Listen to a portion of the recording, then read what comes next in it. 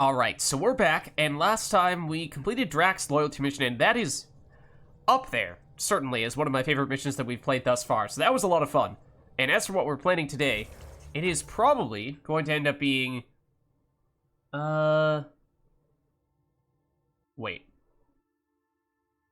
Oh, okay. I was about to say, we finished this. Why is it saying that we still need to do Drax's loyalty mission? And for a second there, I was worried that we had some kind of save issue, but no. I think we're still fine. We just need to report back to the Nexus, basically. And is this actually on the Nexus, or is it a video call? Anyways, we're more or less done with Drax's loyalty mission. Perhaps a small little thing we need to do to conclude it in full. But PB's mission, that is probably what we have lined up next. Technically, this is not yet her official loyalty mission. This is still the lead up to it. I assume, however, that this is going to be relatively quick, and pretty soon thereafter we're going to be able to do her actual official loyalty mission. So that is our primary thing that we are planning today, and depending on how long that takes, we may very well find ourselves afterward also going back to the Nexus to officially check back in with Tan. And it's been so long since we last did this. There are so many things that we could update him on. I'm pretty sure it was supposed to be us saving one of the arcs, but we have since saved basically all of them. So I don't remember which one specifically this is officially in response to. And then also, we're supposed to let him know that we've learned of the location of the Meridian, the Super Vault. So we may end up heading over there as well. And we have waited a very long time to do this. So I'm looking forward to it. We've done basically everything possible beforehand. So that could be very big. Before we do that stuff, though, let's quickly check in on these things over here. Our cryopods, which probably don't have anything we can take just yet. But we actually did not stream last week, so we've gone an extra week since we last redeemed our crates, which means we have a whole lot of rewards here. Twice as many as we would usually have. So this should be a pretty big list, I would think. Uh-oh. And the game has immediately frozen. Lovely. We are stuck on this screen. This has definitely happened to us before, and I'm pretty sure that we concluded there is basically no way around it, other than that if you just wait a little bit, you can be pretty confident that the game will have auto-saved even while this screen is up, and you will still get the stuff that you're supposed to get from these loot crates without having them disappear on you, either the crates themselves or the rewards from the crates. So just going to make sure that this has taken at least a minute, then we'll reload the most recent save. And that should make it so that we still have the stuff that we worked for. Even if it was in between streams, we put in the work. We put in the work to make it happen. Okay, this has probably been a minute, so I think, do we have to actually close out Andromeda entirely? Honestly, we might. Honestly, we might. So, alright. I will just close out Andromeda. And, yeah, as I said, that's happened to us, I think, at least twice. That might be the third, if not possibly even the fourth time that has happened now. So, thanks, EA. No, EA. Okay. Just go away. Dismiss. Okay. Go away, EA. Okay. Let's jump back in, and theoretically, we should still have the rewards from those boxes we just redeemed. Won't see them pop up in the bottom left corner, but should be pretty clear what is new. So we'll probably have a fair bit to sort out, just because, as I said, it's been 1 week more than we would usually have worth of stuffs in that set that we just got. But once we've done that, we'll head over to, I think it's EOS, is where PB's mission is. And I suspect her actual official loyalty mission may very well be there as well. Oh, okay, there it is. It's popping up in the bottom left corner, even now. So once again, it was all gold missions, so you'd expect that most of that stuff is relatively high rarity and what have you. Although at this point, I mean, as we've said many times before, we more or less have all the items and resources and credits that we realistically will ever need. So not really sure that this stuff matters all that much as I believe it gives us some kind of currency every time we finish one of these Apex missions toward multiplayer, which we have finally gotten confirmation. We can proceed with multiplayer without having to worry about spoilers on that. And I have made some progress on planning when our first Mass Effect Andromeda multiplayer stream may be, so be on the lookout for that. I think what my running plan is for the moment is that, it's not this upcoming Monday, but the Monday after May, like, somewhere in the high 20s. I don't have a calendar in front of me right now, but is a US holiday, so I will probably end up taking that day, or maybe half of that day off from work, and therefore may very well be able to do some streams of either the Andromeda campaign or Andromeda multiplayer variety, basically by opening up another day to stream Andromeda. That means whichever day we're doing the campaign, the other day we can do multiplayer and vice versa. So that's at least a plan for us to get a relatively, immediate way. Hey, there you are. These things make for a good snack. Or target practice. Mass Effect 2 reference. But that way we have at least one way to have a relatively short-term option to get a multiplayer Andromeda stream going, when otherwise pretty much all of our days when we could stream are currently taken until we actually finish the campaign, and then we could just use this time slot for Andromeda multiplayer. But let's sort through real quick. Not this stuff. This stuff.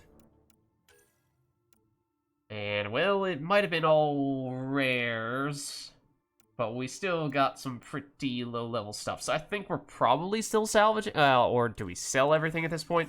I mean, as I said, we basically have both all the resources and also all the credits that I think we will ever really need. So I'm not really sure that it makes that much of a difference here. And even the high-level stuff we're going to end up selling, getting rid of in whatever way we see fit, other than, of course, the ones that we crafted, because we did do a pretty extensive crafting session. Was that last time? Or was that the time before? We did update our gear. We now have both a set for tech damage, which was what we were doing before, but it's an upgraded version of it now, higher level. But we've also now made a biotic setup with our armor, with mods that are more suitable for that purpose. So it does still require that we plan out in advance which one I think we were deliberately trying to save that because we haven't really tried that yet. But it does technically require that we plan out in advance which one we're going to use. Is this going to be a mission in which we go the tech route, or is this going to be a mission in which we go the biotic route? And then we're basically going to have to stick to that. But we also have all these rares as well. I guess we'll sell those too. How are we doing on? Yeah, we actually have a decent number of items in our inventory, even after doing that round of sales just then, so it may warrant us going in and selling a little more here. I imagine a lot of that is coming from all these augmentations. And probably weapon mods as well. So they do certainly start to add up, like here, biotic chest.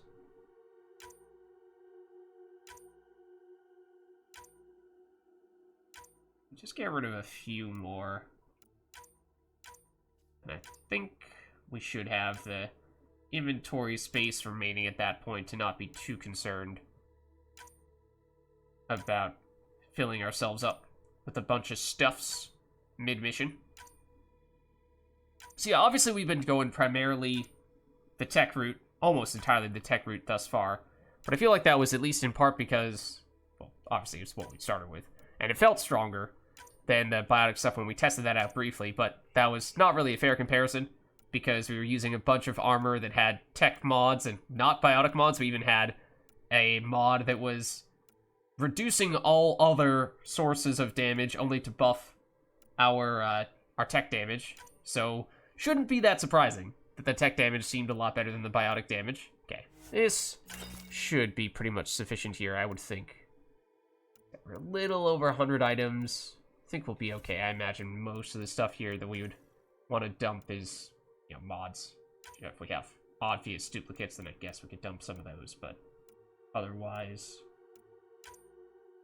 we're probably just gonna sell for that. And you know, obviously these are not very valuable. So if we had any thought that we still wanted at least some additional monies from selling things, then this is not really the way to make a difference in that stuff. Because, you know, 200 credits is not going to make a huge difference when we have 200,000. So this is mostly, at this point, honestly, it's mostly just to give us the inventory space and not be concerned about running out of room to pick up other stuff that could be more valuable or significant than what we have here. Are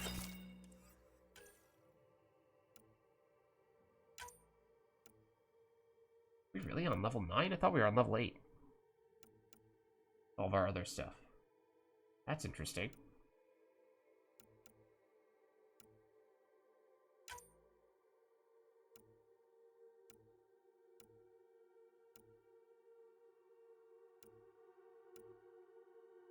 Okay, I wasn't paying close enough attention to see if we had lower level duplicates. Alas, I think we're pretty good now to all that stuff. So why don't we take a closer look at what exactly it is that we're trying to do for PB here. As I said, it is basically the prelude to her loyalty mission. So find a rare remnant, find some rare remnant tech on Eos so PB can perfect her scanner.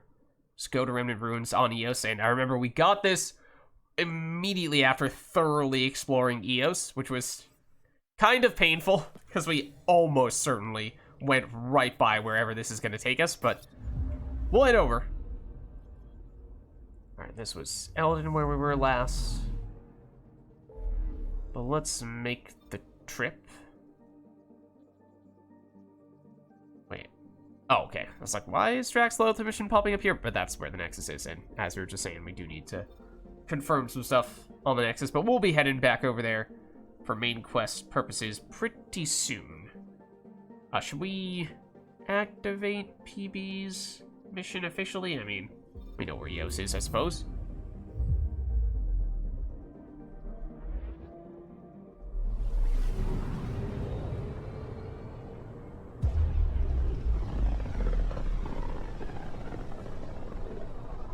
Pythias system, home of Eos and Prodromos.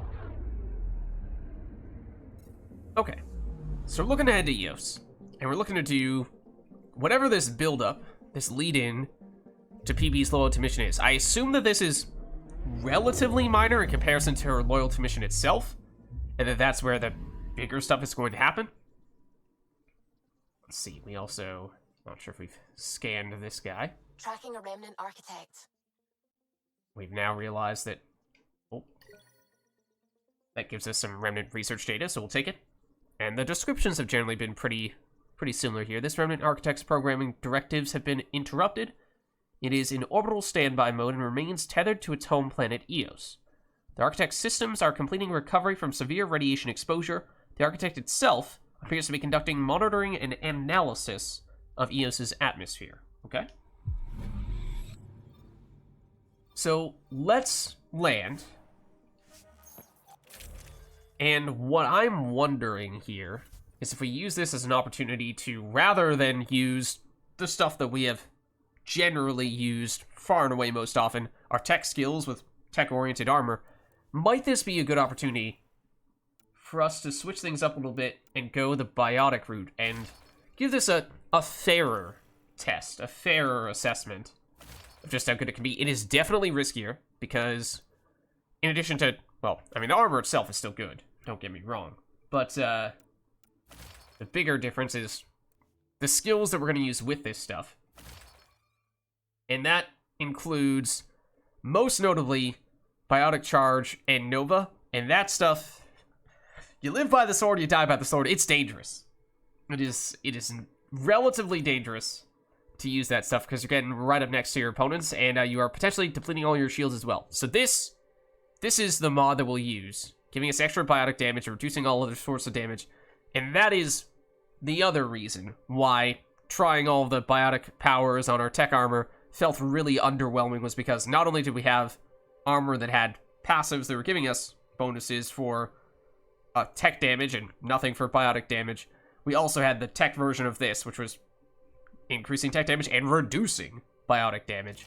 So that's why I think that this is going to be a much better way of telling, are our tech skills truly that much better than our biotic skills, or when we set up our biotic stuff, is it still pretty decent and we just needed to give it a chance? So this is us trying to give it a chance. Now, we should take PB. In fact, I assume we probably are required to take her. And in that case, obviously, she's going to be one squad mate. Is it Drac for the second one? I mean, PB is one of the 3 squad mates that we have established is among our favorites for, most importantly, not constantly dying. Drac is another one, and Vetra is the other. So it's mostly a matter of, is it Drac or is it Vetra here? I mean, Drac does also get up... does PB get up close to enemies? Not necessarily, I suppose. We certainly will. Maybe that is a reason to use Drac, so he takes a little bit of the aggro off of us. Alright, I suppose we can do that then. Okay.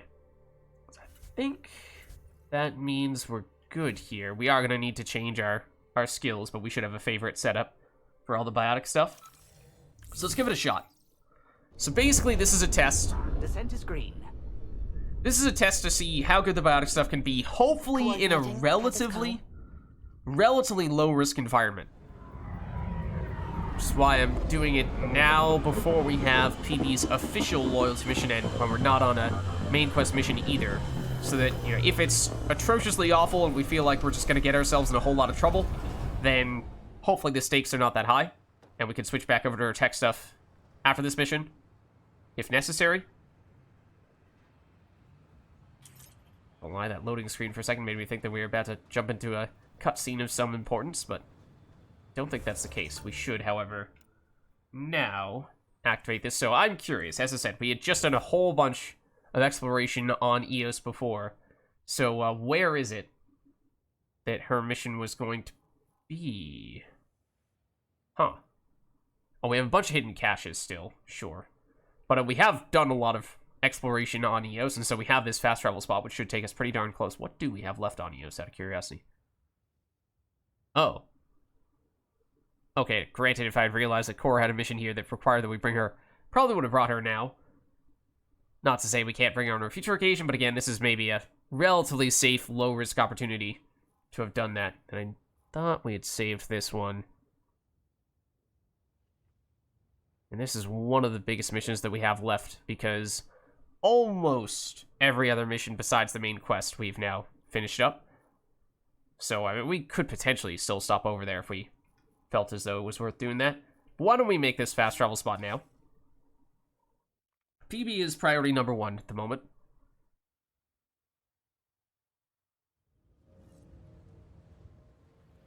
Okay. Let's also, before we forget, switch our... where is it? View favorites. Let's see, so we have... it's this one. Okay, so we shall see just how effective this is. I'm hoping that whatever enemies we run into, at least initially, are not that strong. Simple way to know you did good.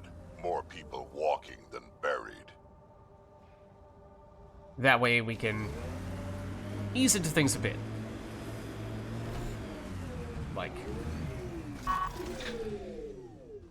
this one, dude. We do still have cloak. Okay, also would help if I remembered. Okay, that one's charge. That one's Nova. Okay. Charge, Nova, cloak. Gotcha. But that may still take a little bit of time to ingrain that in my brain. There is, theoretically, a cache somewhere in this general area. And again, we have been here before, because we've explored pretty thoroughly previously. Oh, there's a lot of stuff happening here. This isn't the... I mean, that is the PB area. Cache is also technically kind of, sort of, almost right on top of us. So I guess we'll just walk this. Oh, well, here is the cache. I thought we ran into a few of these on Eos already, and they seemed to be considerably worse than the caches on other planets, and it sort of made sense, because we were, I think, acting on the assumption that... oh, remnant cores, nice. We were acting on the assumption that basically the way that that is balanced, all the hidden caches, is there's an assumption that if you were to unlock that early, since Eos is the first planet you can go to, you can't give good stuff from the caches on Eos, otherwise you could just steamroll the rest of the game. You dead? Oh. Okay. That damage seemed decent. Granted, those are not very big enemies, but still. But they did kind of just immediately die. So that's, you know, you can't really ask for any more than that. You know, we might have even given ourselves a little bit of extra power force to stagger enemies more easily. Make ourselves a little bit safer when we're running right in like that. Okay, so this... what, it's probably going to make a bridge over to that area over there or something like that? We'll see. That is exactly what it'll do. Well, kind of, sort of. Okay.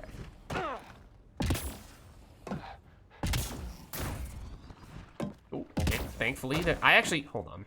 I think we were asking ourselves this question before, but I don't know if we ever confirmed. Does this water hurt us? Can we swim? No, we cannot swim.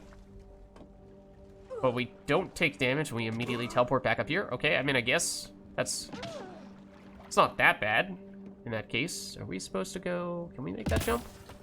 Just barely, kind of, sort of.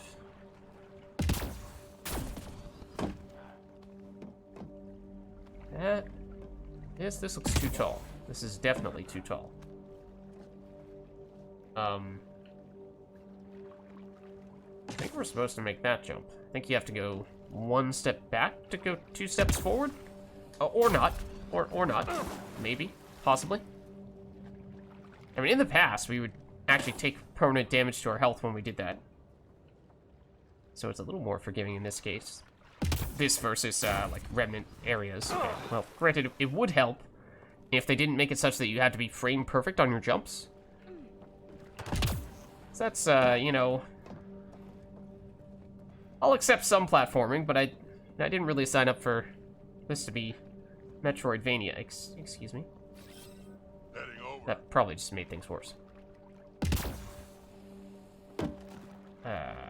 Yeah, that might have... speaking of making things worse, that might have made things worse as well. Yeah, so, like... I'd just like to make it through here without having to worry about perfectly timing and positioning our jumps. That's just not really what I'm interested in doing right now. It's like that jump, for example, we technically didn't get high enough to make it all the way up in one fell swoop, and yet Ryder just kind of leaped over the lip, the edge nonetheless, which is kind of what we need to have happen here, but for whatever reason Ryder is insisting in not doing that. Is that slightly lower on this side? Okay, like this, like, really? You're really gonna make me do this?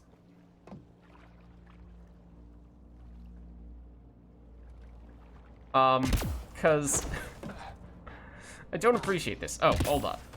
You do it this way. I see. I see. Now this should be doable. Right? Right? Okay. Okay. Shieldy things, that means we're probably about to run into enemies. We definitely are. Oh, that's gonna be a bridge. We could also just charge you. We could also just charge you. Like a true Vanguard. This is also, a good example of why Vanguarding is a little bit risky. But you know what? This is what we signed up for, right? This is what we signed up for, isn't it?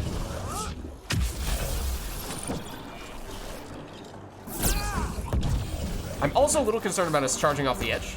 That is a concern that I do also have.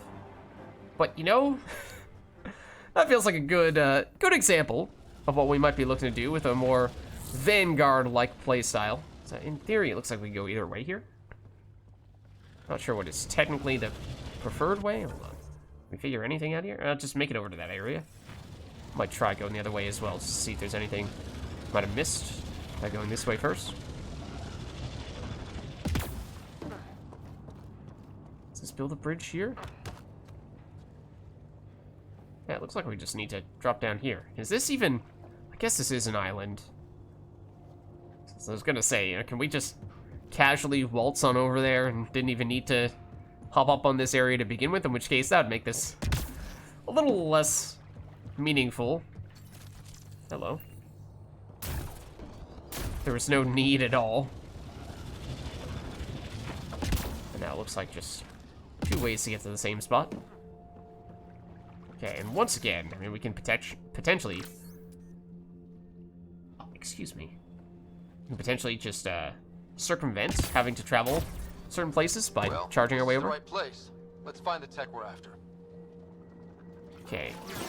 So I imagine at some point we're gonna have somewhat difficult enemies, right? So thus far, it's not been that much of a challenge. Hello, he says as the enemy sneaks up on him.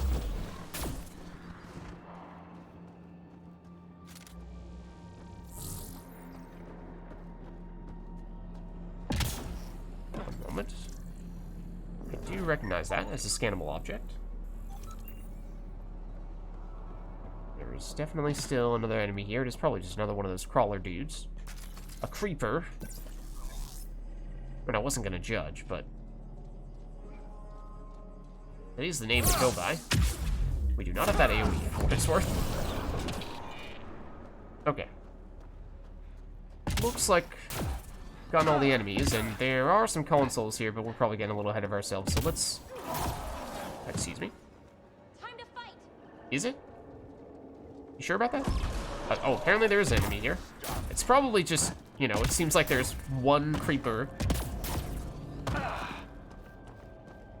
every time you travel a little bit of a distance around this perimeter.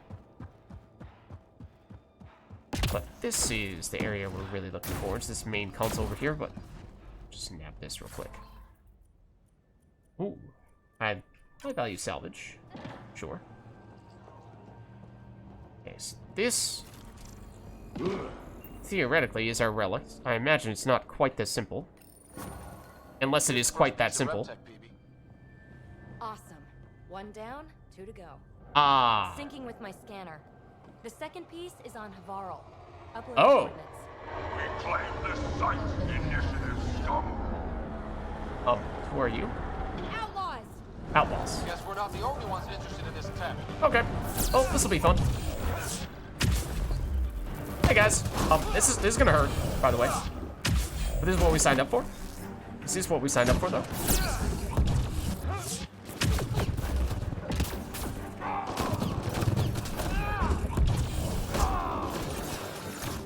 Yeah, this Krogan dude is causing some trouble. He's probably not the kind of enemy you would typically want to be in melee range against all that often, I'd imagine.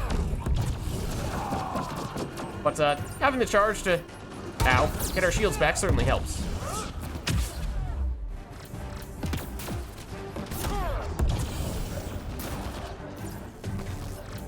Oh, excuse me.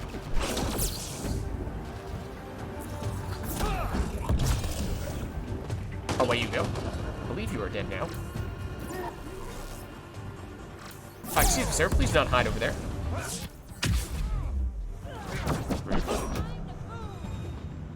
They wanted the REM tech. Wonder why. We got the piece we came for. We can move on. Yeah, that is a little strange. If anything, I would have expected it to be the cat who would have tried to disrupt us, because we know that they have an interest in remnant technology, but I don't really think we've heard much of anything about the outlaws and outcasts and whatever else you want to call them being in the business of acquiring such stuffs. Or we have not tried activating this thing yet, but I also have no idea what that did. Besides, oh, wait, what? Okay, we might need to check that out in a second, but yeah, I mean, I guess we've basically done everything else here, so I don't know what else there is to check. But yeah, apparently the other remnant thing we're supposed to pick up is on Looks like a Havar. remnant container. Container, you say? Okay, I mean, I guess we'll check it out. As I say, it seems like it's the only thing left. I mean, usually these are just at vaults, and not really anywhere else. So what the heck? So what exactly is going on here? It's just teleportation back to the mainland, if you will. This alien tech comes in all shapes and sizes. But what's it for?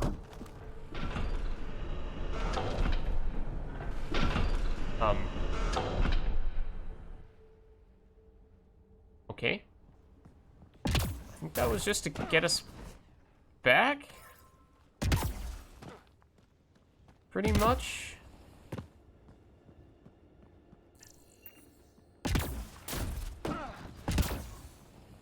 Because I'm pretty sure, yeah, we're back on the mainland now. So yeah, it's just a way to have a bit of a faster travel between those spots. So now I guess that leaves us with the question of, I assume we can't do this when Core isn't here. This is where...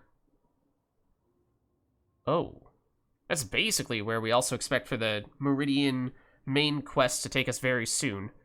So I'm not sure if we'll just be able to head over here before doing that, or if we're going to be so preoccupied with other things that this is going to have to, despite being right next to that, still have to wait. But then we have this, which I'm under the impression, I mean, that description we're just reading for the other spot sounds kind of significant, but this also seems kind of significant as well. So it may be worth doing this now. It may be worth doing that now. Sam extracted a nav point from the Remnant cores. Following it may provide insight on the Ket's plans for the Remnant. I mean, that sounds like a big deal. So, you know, we weren't necessarily trying to do every single mission before we took on the next main quest, but, I mean, we could. And as I said, these two things are among the very few things we have left. And while we're here, especially since we're apparently going to have to head way over to Havarl, maybe it is worth doing this now. While we're still in the area. I mean, in this case, obviously this is way on the opposite side of the planet from where we expect for that main quest to be taking us, so this will take a concerted effort, I think, and so why not make that concerted effort happen now? Probably still far enough away that, yeah, we're definitely going to want to take this.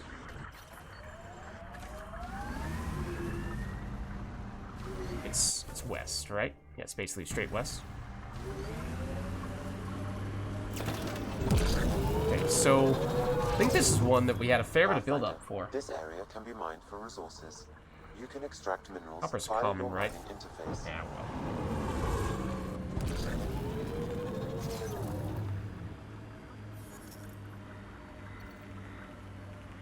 I think aluminum is as well.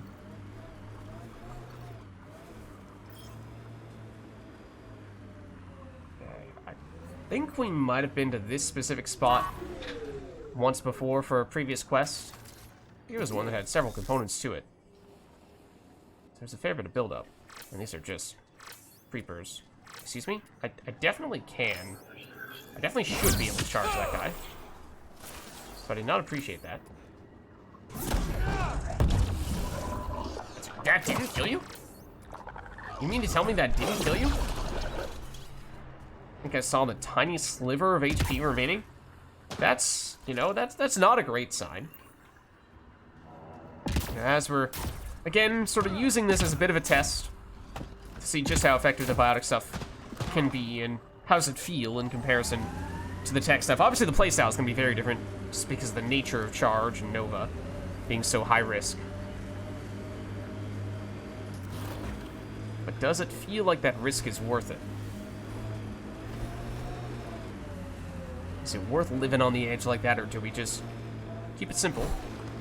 The tech stuff. I assume we still have to go for south now, basically.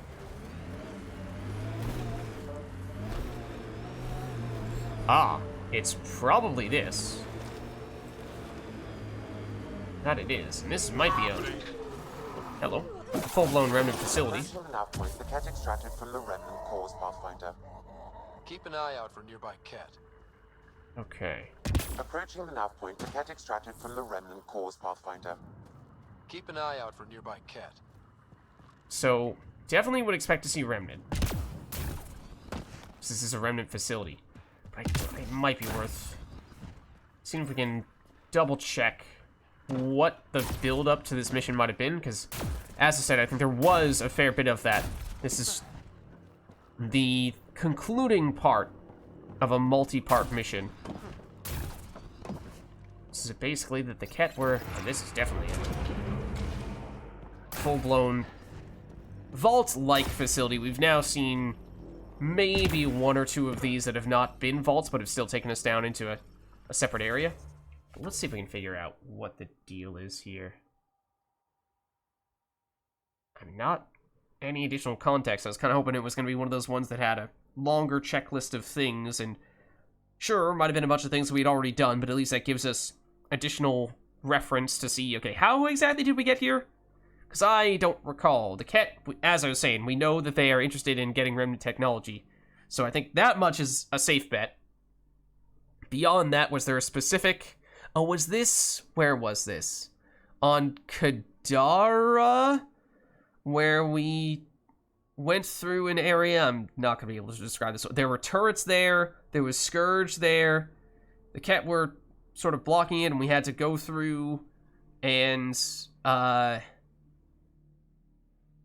That's not a very specific... I can picture the area, but that's not a very specific description of it. So I'm not... I would understand if you're like, Lids, that describes basically everything. There's like narrow pathways. There's sort of like a bunker with a turret or multiple turrets in it. And that was one of the few times we've seen turrets. And I think it was Ket.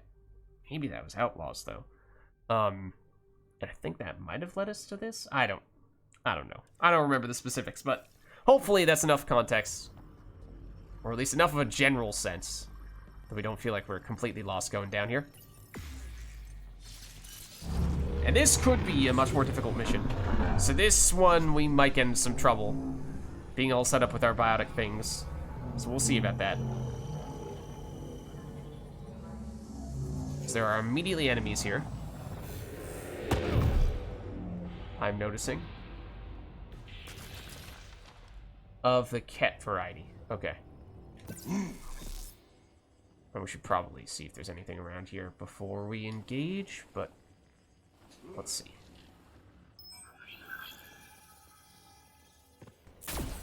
Like this, for example? Oh. Well, that's gonna be a little bit tough to decrypt. Looks like it isn't filled in yet. Wonder if I'd get anything on the scanner. Not from that.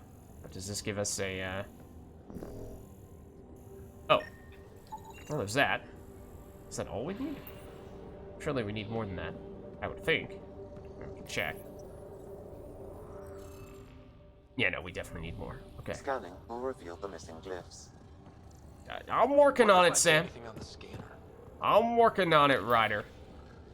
Usually these things are scannable, but that doesn't really seem... Hello, Drac. Doesn't really seem like the case here.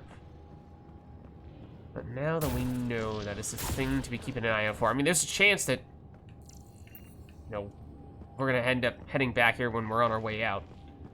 And only after going through this entire area are we going to have all the information we need to get those glyphs and complete that. But that is scannable. Okay, so that's encouraging then.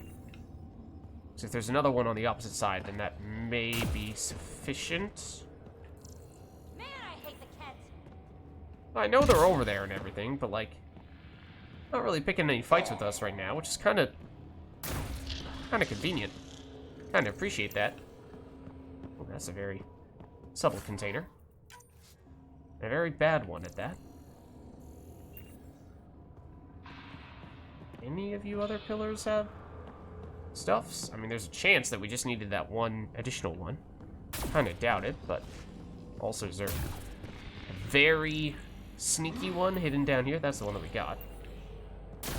Initially, let's check. Okay, I imagine that we will need more. Also, Ryder / Sam tend to say when we have all the ones that we need to scan something, or to do one of these things, but let's see. Yeah, we still need probably one more. It seemed like each one of those that we scanned, we got a couple of question marks filled out.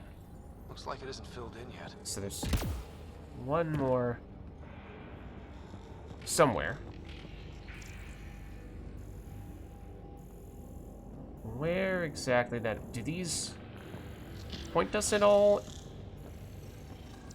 in any directions? I mean, as I said, these have usually played some sort of role in these types of encounters in the past. I'm a little surprised that they don't seem to be here. Other side of that had a scannable thing. What's that one? Kind of hoping it's not on one of these, because it's close enough to the cat that we might actually get their attention. I'm trying not to do that just yet, because I get a little distracted once that happens, and may not remember to come back around here to get this thing all sorted out. Huh. At this point, not sure where else it would be. So we may not really have any alternatives here, but to proceed and hope that we find that last one. Hey guys! Oh, that was the wrong one.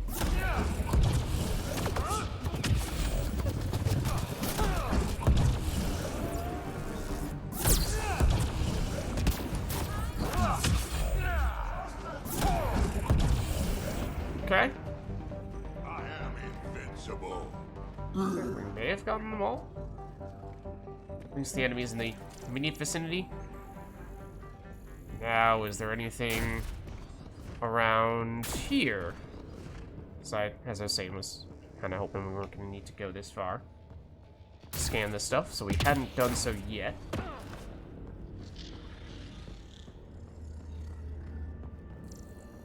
What's that? Gives us data. I don't think that was a glyph.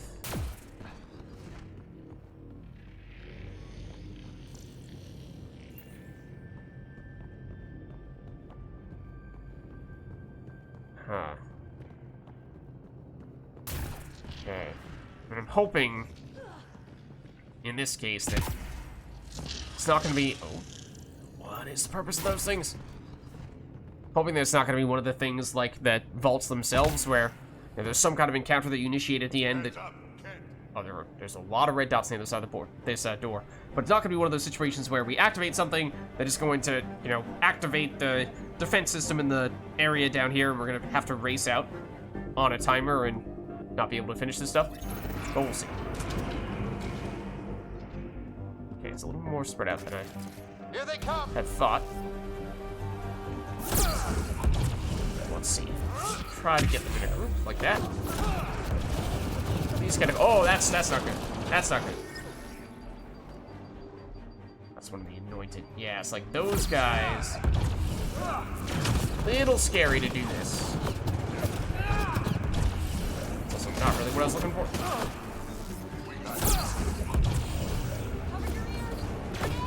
That is a grenade. You're right, and we are kind of surrounded.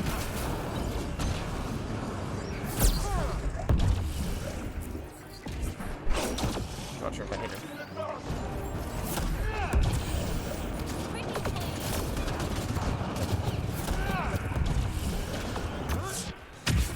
Bada boom. Health restored. That's very nice. Oh, you, the cloaky dude. Okay. You're the one causing trouble. I forgot we can technically know him more than once. In fact, we can know it 3 times instead of shields.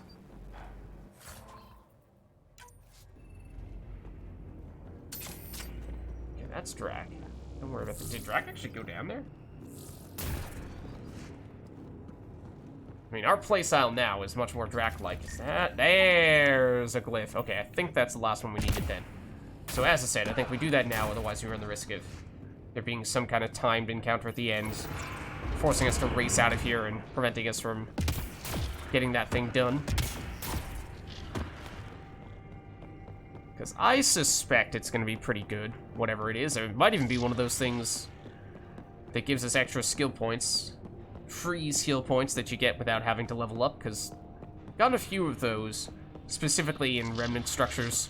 Sometimes in vaults, but possibly on an occasion or two in a remnant structure that was not a vault, kind of like this. I'm hoping this is enough. No! We do still need one more.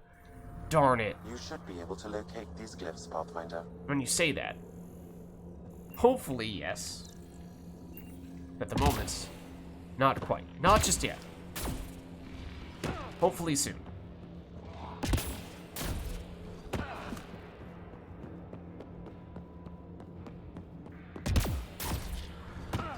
And hopefully we didn't, you know, accidentally run past one of them. But I think we've been checking pretty consistently, pretty thoroughly. So I'm hoping that's not the case. I'm just surprised how far away we need to go to find them all. But perhaps you are truly supposed to just keep an eye out for all the glyphs on your way through here, and only on the way back at the very end before you head out do you actually complete that thing. I was gonna say, if there's another one right next to it and we just didn't notice it, that would be kind of sad, but might still be in this room somewhere.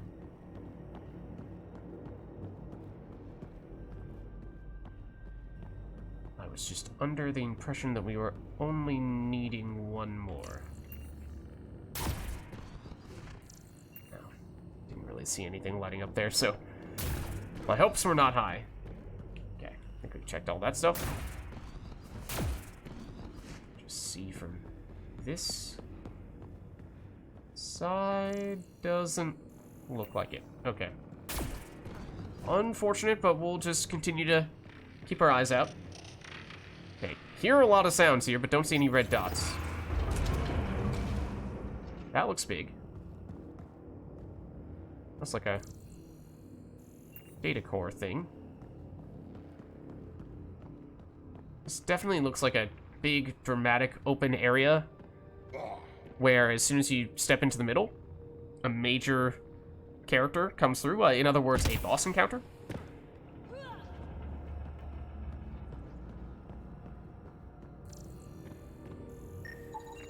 Because that just looks like a trap. That's what we're looking for. Okay, that should be the last one. There we go. And that's the confirmation we're looking for as well. What do we have in here? A little bit of Inzo, disruptor ammo.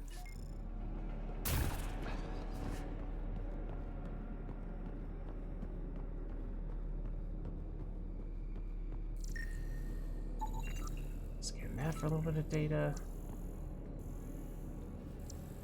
That's gonna be our way through. There is a device there, but right now that we have our confirmation, just curious to see if there's anything else over there, but I don't really think there is beyond the device we already scanned.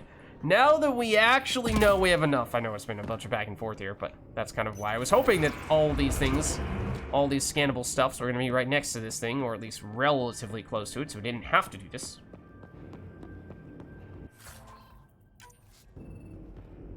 But alas, was reasonably spread out. But we have found it. Like I was saying, I'm hoping this is actually a pretty significant container.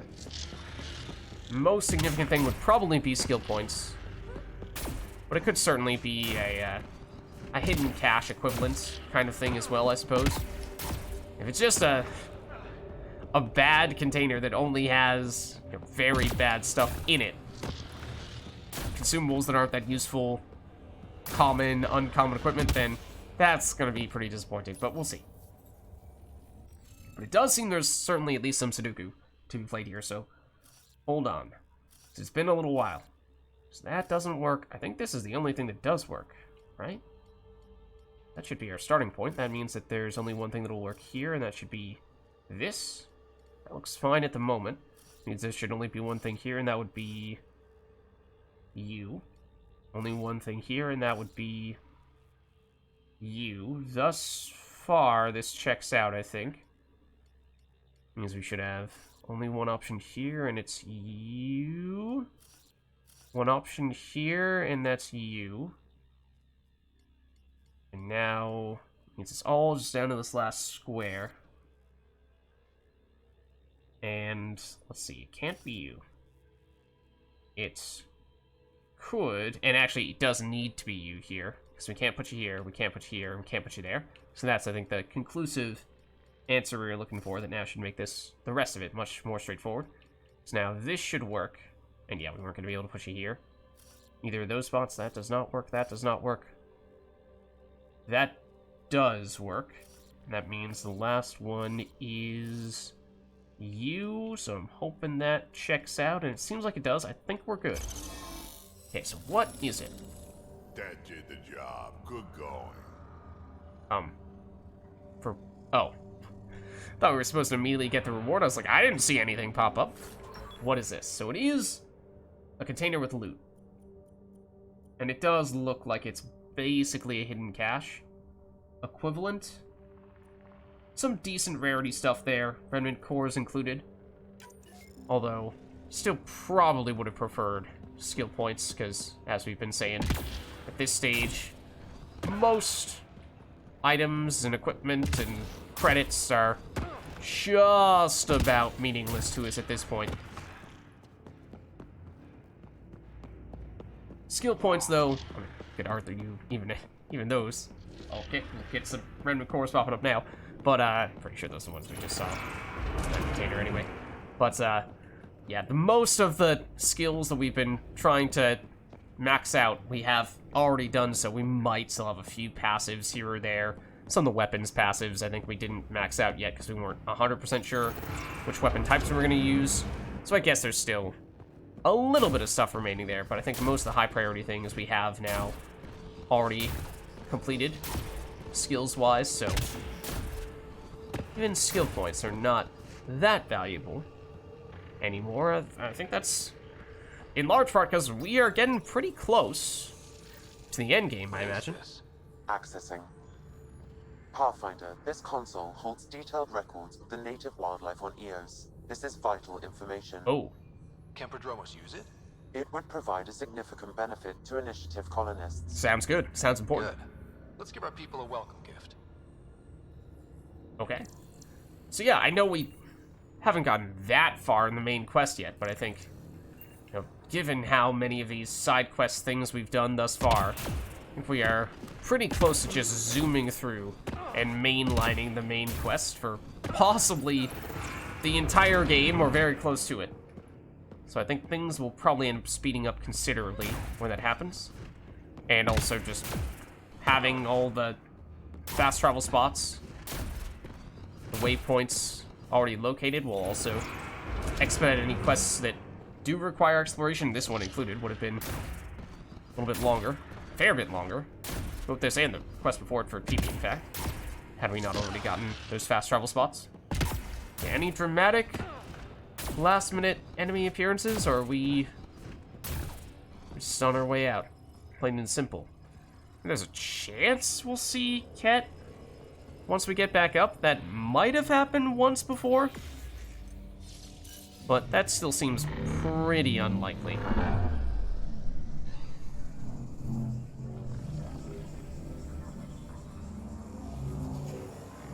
Welcome. And Comic Nerd, thanks for the follow. Hope you're enjoying the stream. We're doing some Andromeda. We're doing it blind. We don't know what's gonna happen. Approaching the nav point, the cat extracted from the remnant cores Pathfinder. Oh, thanks, Sam. Yeah, we definitely weren't Keep just an in eye there. out for nearby cat. Yeah, I'm hoping these are just creepers out here. I think we did see some of those on our way in.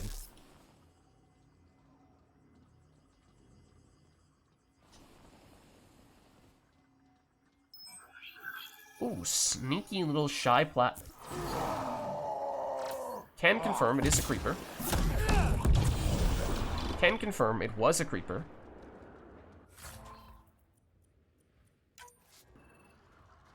Oh, hello.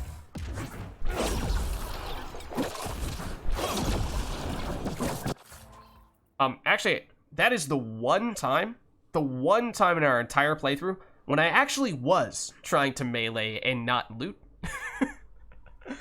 And we have done that many times before, accidentally meleeed when we've been trying to loot. Not this time. It was actually the other way around. This game is good. Glad to hear it. We are, actually, I'm kind of curious. I think the game said, last I checked, we're somewhere around 70% of the way done with it. That is in large part because we've done Approaching the nav point, the cat extracted Alright, Sam, from you the made your remnant point. cores Pathfinder. We've done Keep an eye out for nearby cats. basically every side quest available to us right now. And we've been prioritizing those big time. But that does mean we have a bit of a backlog of main quest stuff, but that probably means we're going to be able to fly through that, doing almost entirely main quest missions, possibly for the remainder of our playthrough here. There is still this one here, the Ghost of Promise. I think at least the description makes this sound like it's pretty important. This is, I think, where we're going to end up heading over very shortly for the main quest. So that gives me some hesitation, because I feel like, well, we might as well just save it for that, especially because there isn't a fast travel spot that's right next to this. It would take still a little bit of travel. But on the other hand, if for whatever reason there is a time-sensitive aspect to the main quest once we officially initiate that section of it, then maybe even just this little thing right in front of it could still cause us some issues.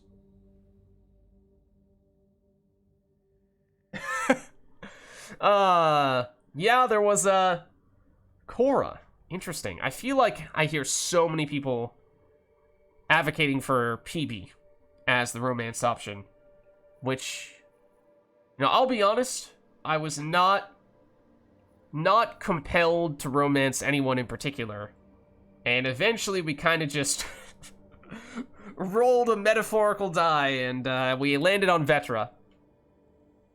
So we are romancing Vetra, but I can't exactly say that with any real conviction.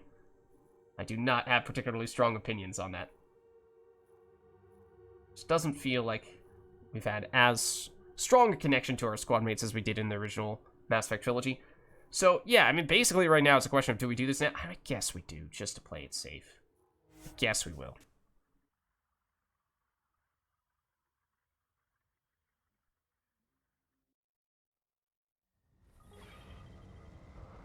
No? What was that? Sound effect. Is that the waypoint? Forward station? That is some cat that happened to be landing here, but as I said, this is still kind of a trek, making it over there. I think we just more or less beeline it. We have been in this area before. Several times, in fact, I think. So I'm assuming, yeah, like this area is depleted.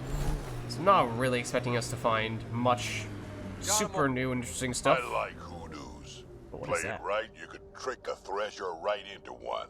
Squish. We know what this is. What the heck is that? That's Elias data. Development failed. I don't think we've ever seen something like this. Modular storage tanks, trace heavy elements, but it's empty. Unable to speculate on the use of these tanks. Possible related topics: dilutions, hydraulic excavation, simple purification. Yeah, that is weird.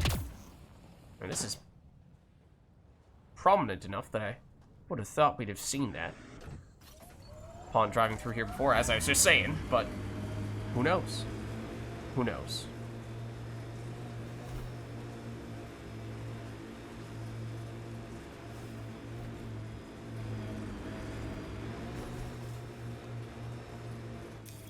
Pathfinder. Let's see. Whoa, don't send us over there. Okay, so basically just hug this wall to the right, This area can be mined for and resources. we should be fine. You can extract minerals via your mining interface.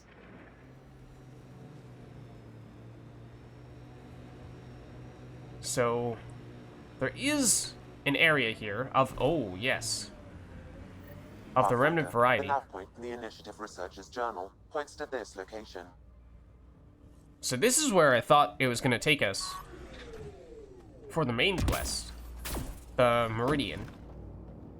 Because we came across this place, we saw the dramatic entrance to it and thought, this looks important. We don't know about a mission that's supposed to send us here yet, but we should probably wait until that happens before we enter. And it seemed like when we learned that the main vault was going to be on Eos, that we assumed it was probably this spot that we stumbled across coincidentally. But I guess it is actually for this quest, and I assume that means the Meridian is actually somewhere entirely different. So maybe we have not found the Meridian. And it was really this all along. I wish I remembered who Anna Carroll was. I think she was just one of the first researchers here on Eos. When the, before, or, as the initial attempts to colonize the planet were failing.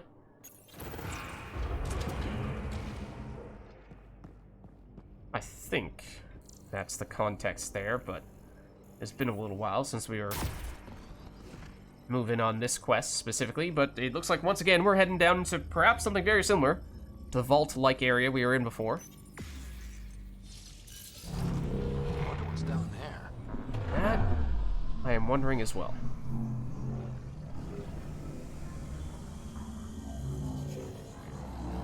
Enemies immediately surrounding us to begin with? Perhaps not this time. Was the case before. But doesn't seem so now. Okay, now obviously last time there was a container that required glyphs to open in this initial area. And I don't know definitively if that's going to be the case here or not, but... Oh, right, it had the area we were in last time had these remnant lights, but nothing that they ever amounted to, which was strange. New journal from Anna Carroll, so she made it down here. Day 8. My food supply ran out yesterday. Not that I can eat anyway. The temple keeps the radiation away, but I can feel myself grow weaker from my exposure to it outside. It's eating away at my insides. 8 days, and the storm hasn't died down. Don't know what I'm going to do.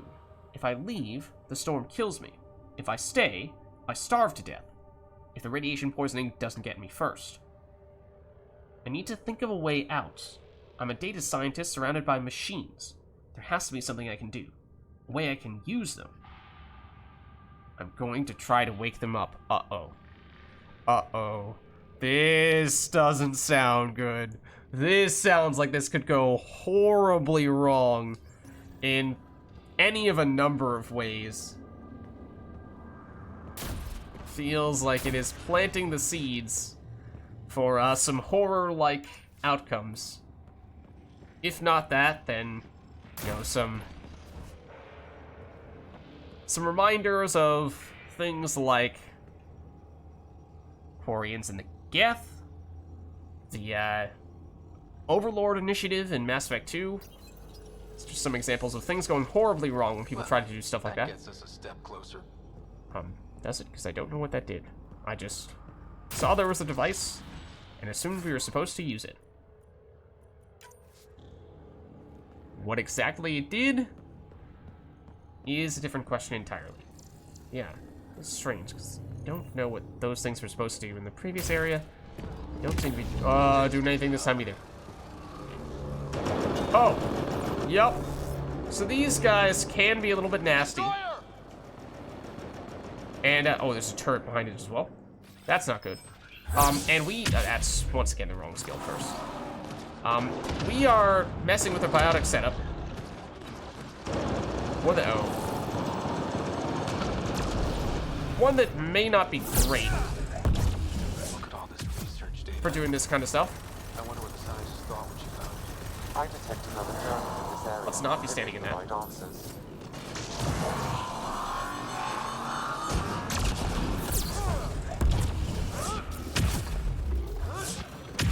These guys sink? Probably. Probably. Not sure we've ever seen it happen, but I assume it can probably happen. I assume that, big guys, generally speaking, can do that. I don't want to be here. I don't want to be here. Although this is the type of enemy that we had some trouble with before when we had squad mates who all did,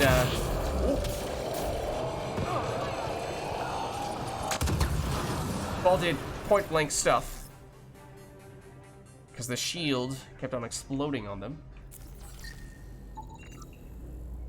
That's a lot of research data.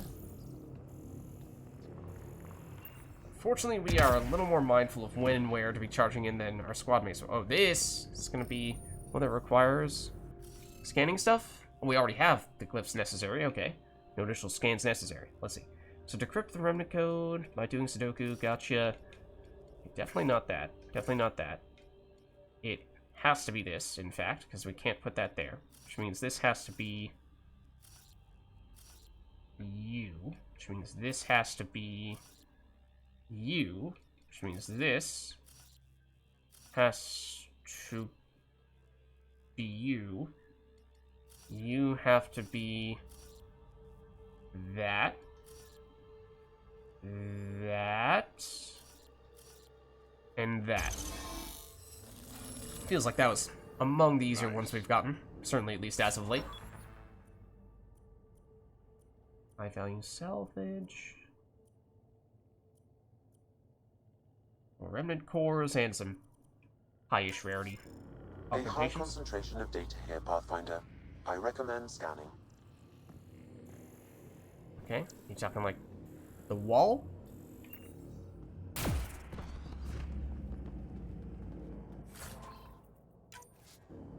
So, I mean, I did scan that. These things seem scannable, although they are not. That is not scannable. What were you referring to there, Sam? I already scanned this.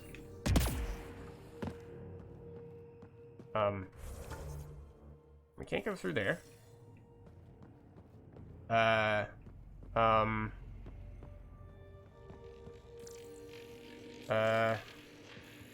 Care to specify more precisely?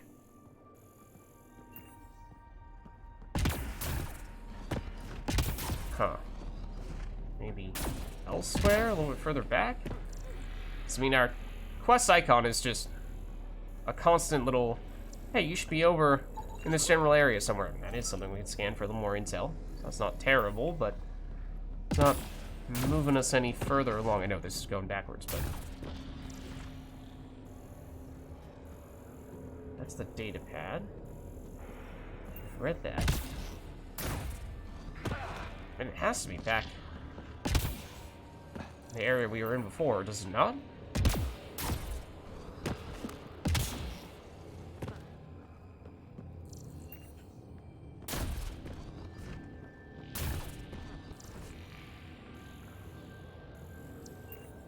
Wait, what was that?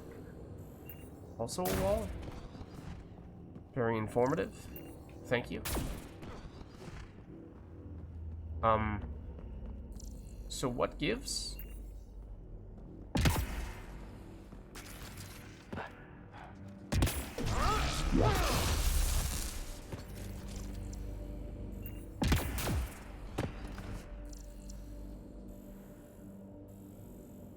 In the correct circumstances, this wall may function as a motion-activated door, you say.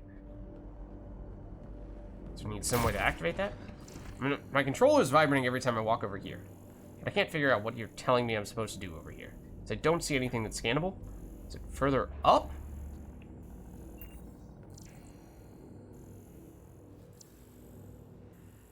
Because I tell you what, chat, I'm about to tell you that I'm going to authorize you to break the no spoilers rule, because the exceptions to that rule is when I cannot find the person or place or door that I'm supposed to interact with to progress, and that is currently the situation that I find myself in. Is I know there's something over here, and Sam is trying to tell us to scan, but I seemingly have scanned just about everything of any significance, and we do not seem to be able to get out of here. Find the final research. I mean, that is very ominous. Every time I walk over here, my controller vibrates. So I assume it's over here somewhere.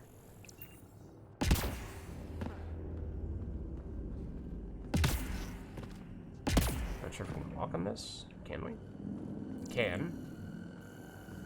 That's a very ominous sound. Not really sure that changes anything. But yeah, chat, I'm gonna say you are free to tell me how the heck we progress here, because at this point I am officially stuck. I mean, maybe it's a bug and this door is supposed to have already opened for us and it hasn't, in which case we need to, try reloading the game or something like that. Maybe not.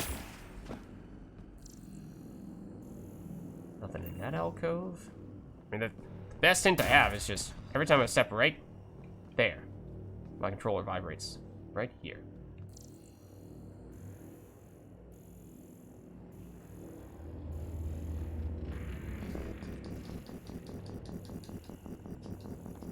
Anything?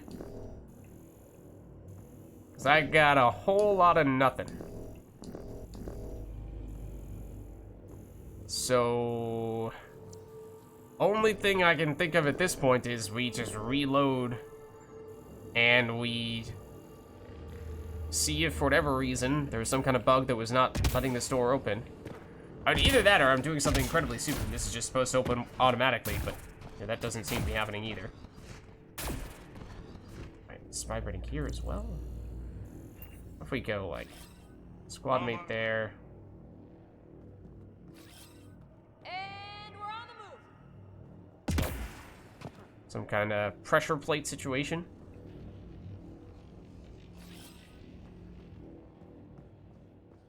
Well, they're both on the what would be pressure plates, places where my controller is vibrating. So that's the last trick I had up my sleeve. I don't think we've ever had an encounter like that before, but I think we have to. We can't save down here naturally, so I'm just kind of hoping that we've auto-saved sometime recently. So fingers crossed, because I don't know how else we're supposed to proceed here.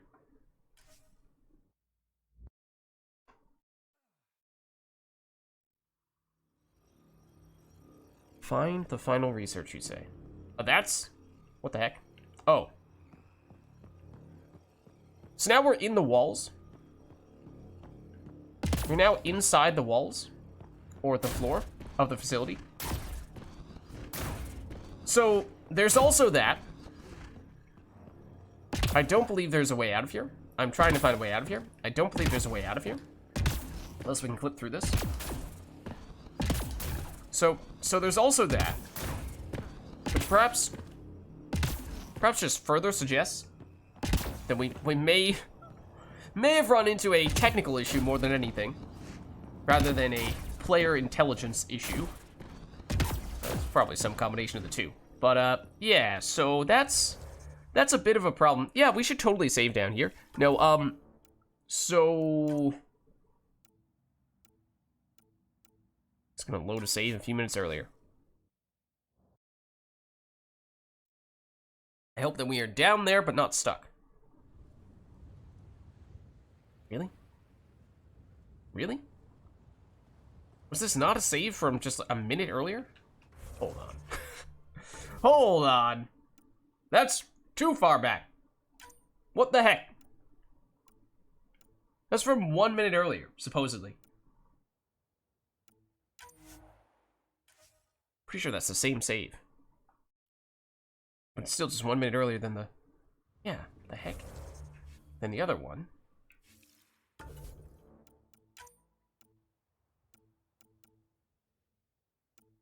Then this one. That says planet surface. Golden waste? Alright, I don't know what's happening here. I think we're gonna have to go back down. And perhaps do that encounter from scratch once again. Oh, we also don't have our ship, our truck, the Nomad. So that's also great. Lovely. This is exactly what this is exactly what I wanted to sign up for. Okay, so let's. I guess we're running east, and we could go back to the forward station to get our car that way, the Nomad. But at that point, we've retraced our steps enough that we then have to double back in the Nomad to head over here, and at that point it may have just been faster to make the trek directly, so I think that is still the way to do this, but yet, needless to say, this is not actually the way that I wanted to do this. Would have liked to have just been able to go through the area that we were supposed to go through in that remnant facility to begin with. Then upon seeing that there was some kind of bug, or at least suspected bug, that prevented us from doing so, would have liked to have been able to reload a save inside that area and just try again immediately afterward and not have to go back out here and do it all again. Also would have preferred to have had the Nomad so we could drive this way and not have to painfully do this. But you know, sometimes beggars cannot be choosers.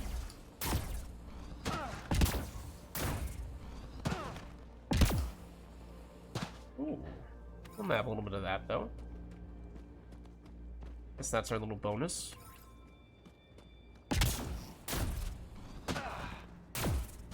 Was a hidden cache somewhere around here. I don't imagine that's it. Imagine it'd be a little bit better than that. I think we've been here before and scanned that, yeah.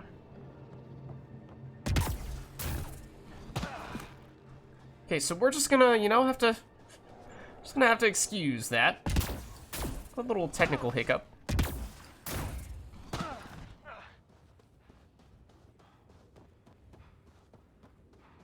Hope for the best this time around. This does make me wonder. As I said, I assumed that this was going to be where the Meridian was.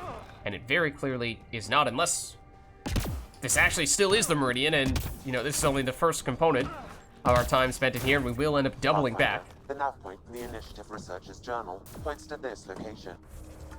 Save here. Probably should have done that last time. So obviously now we have a better sense as to what to expect here from a combat standpoint. And what we think we know what we're supposed to scan, although obviously didn't really work out.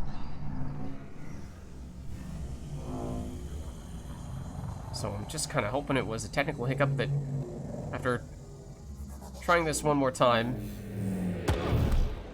giving this one more attempt, it actually will work this go around. So let's see, we know there's a data pad over here. We've read it already, so I won't...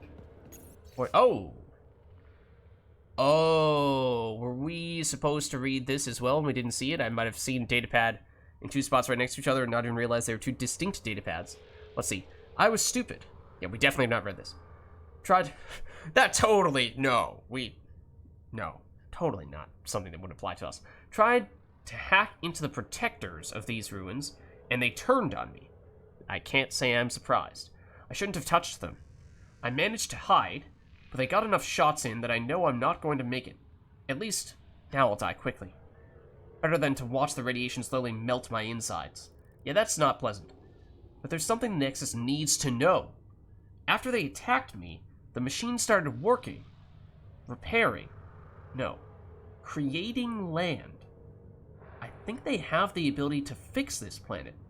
If you find this, upload it to the Nexus. I want them to know what happened here.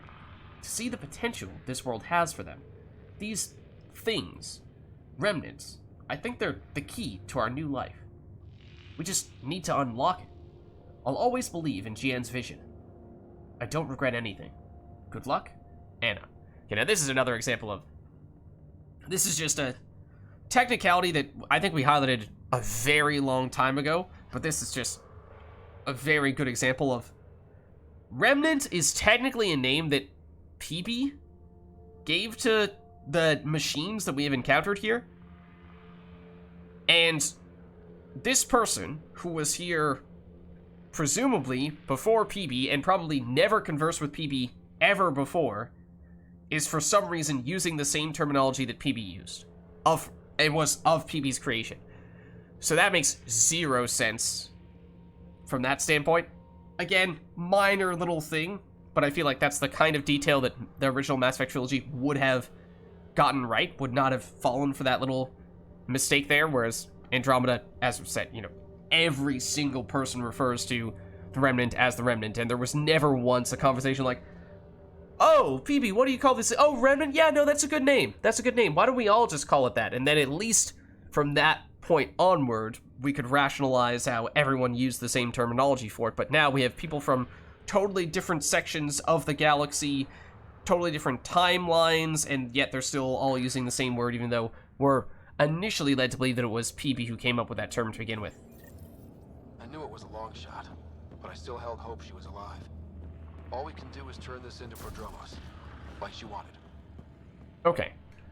So, turns out that's what we needed. It was not a matter of opening some door that we weren't able to access last time because we couldn't find the thing we were supposed to interact with or scan. It turned out there was something we needed to do, but it was read something back here. So, of course, we know there's still a destroyer over there. I mean, there's a chance there is still something you can do beyond the destroyer after you find all that stuff. And I guess there's a chance that that door does actually unlock and reveal the Meridian later on, but we shall see. So, yeah, I mean, I think it's still worth doing. Probably still worth doing. Oh no, it's need to activate the console up here before this opens. That explains what this console did, because I think we just blindly activated it last time without actually understanding what it was going to do for us. Well, that gets us a step closer. Yeah, the door does not show any indication of opening. Backfire. Back then. Famous last words, of course. Okay. So I'd like not to be the one leading the charge here, even if we are basically a vanguard. Yeah, we don't want to be here anymore.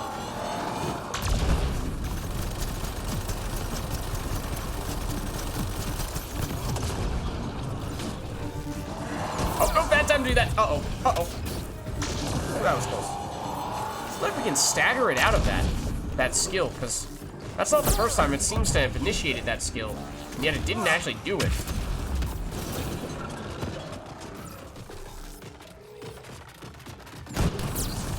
That time we may have wanted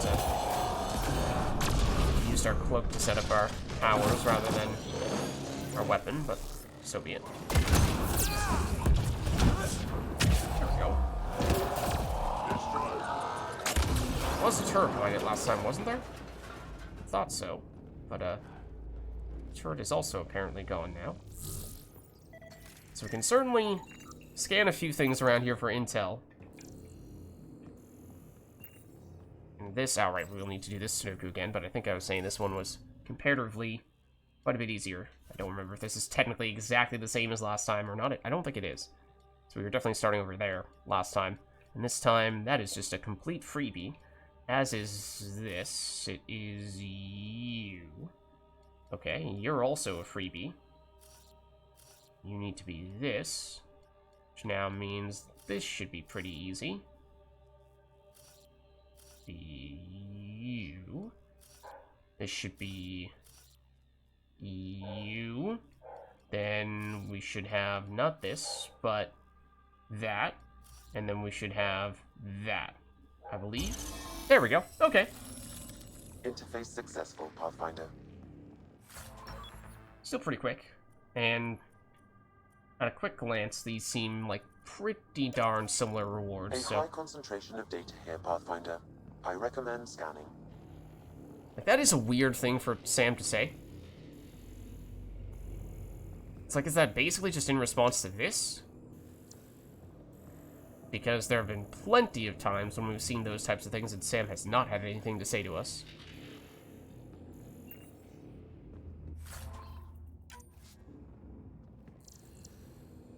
So what I'm wondering is, if we can't get through here now, is there a chance that that is actually going to open up and lead us to the Meridian later on, and our original suspicion that this was going to be the place where the Meridian would be might still prove to be true after all.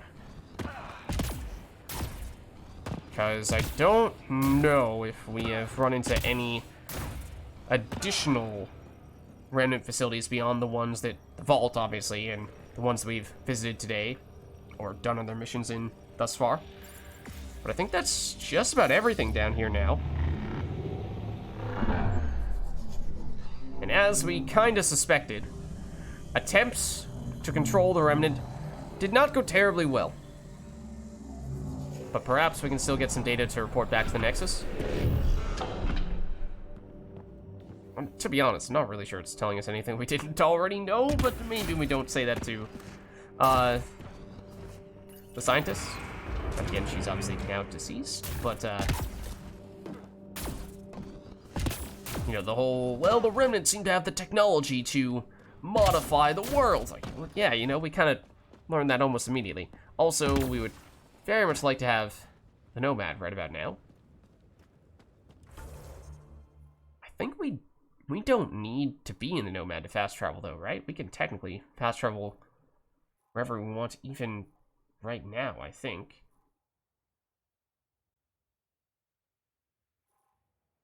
Oh, we need to bring this data actually to Prodromos. Okay, good, because I was totally assuming that we were just going to head back to the Nexus now, but yes, that is a good reminder that we do still need to stop by here.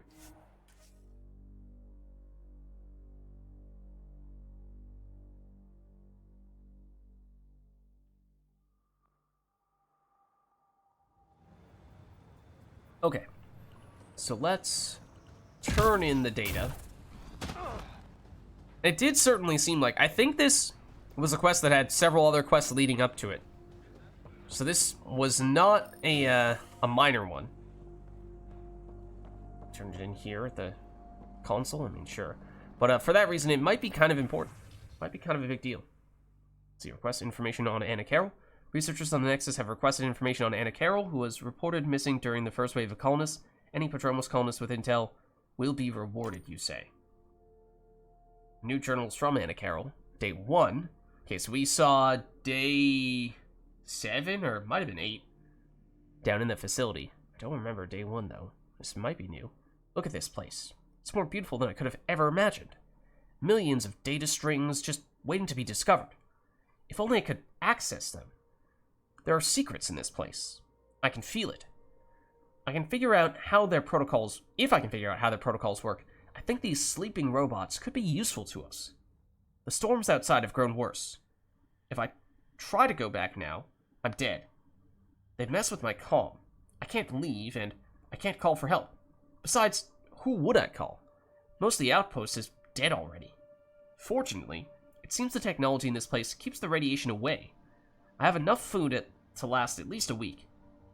I'll attempt to weather the storm and contact the outpost when I get a chance. And day 8... Yeah, this is what we read down below, and here's the final entry as well. Okay, so quest complete, a little more experience. Not really sure there's anything beyond that. I don't remember who Yale is, but I guess we'll chat with you. Pathfinder. Oh, okay. I guess that is the extent to which we will chat with you. Curiosity, how we're doing from a level standpoint. We're kind of close to leveling. Okay. I guess that means we are good to go here. And that means we may be good to go on Eos until we head back here for the main quest, where again the question is, are we going to be going right back to that exact same facility? Because it turns out it's the Meridian, and we just need to get that door open that we were looking at before that was locked for the time being. That may be the case, or it might be in a totally different area that we just haven't even seen yet. But before we do that, I think we are still looking to go to Havarl, because the original reason why we came here was for PB's loyalty mission, and we need to go to Havarl for that. Leaving Atlo. All clear.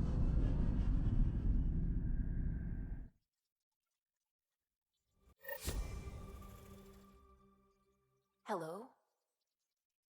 Hello. Okay, I was just kind of looking at how it is now giving us that check mark for the mission that we just turned in on Prodromos, so I'm a little confused as to why it's popping up now that we're back on the ship. Seems a little strange. I thought we had already received that confirmation. And we were also asking ourselves, you know, how does the biotic stuff stack up to the tech stuff? And it certainly does feel very different. It does feel a lot riskier. I mean, we did not have any super difficult encounters there, but we did have a destroyer. Basically a destroyer by itself, so nowadays that's comparatively not that extreme. But, I mean, that was kind of the idea, was test out the biotic stuff in a mission where perhaps the stakes are not as high, where it's not going to be that difficult to make that stuff happen. So that, you know, if it is woefully inadequate, the biotic skill set, then we aren't completely trapped. But maybe we'll still give it another shot on Havarl here, as I think we are pretty much just ready to go straight over there now. So, I mean, my first impression is still that it feels like the tech stuff is preferable. It just feels a lot safer. Maybe it's a little more boring in that way. In that we aren't constantly living on the edge as biotic chargers and Novars do, but yeah, that's why we're at least testing it out now. And as we were saying a little while ago, I am hoping to start up Andromeda multiplayer relatively soon. And that hopefully means that we can mess around with a whole bunch of characters, including some that may focus on things like Charge and Nova. So we can always use those characters rather than our campaign character to test out other stuff.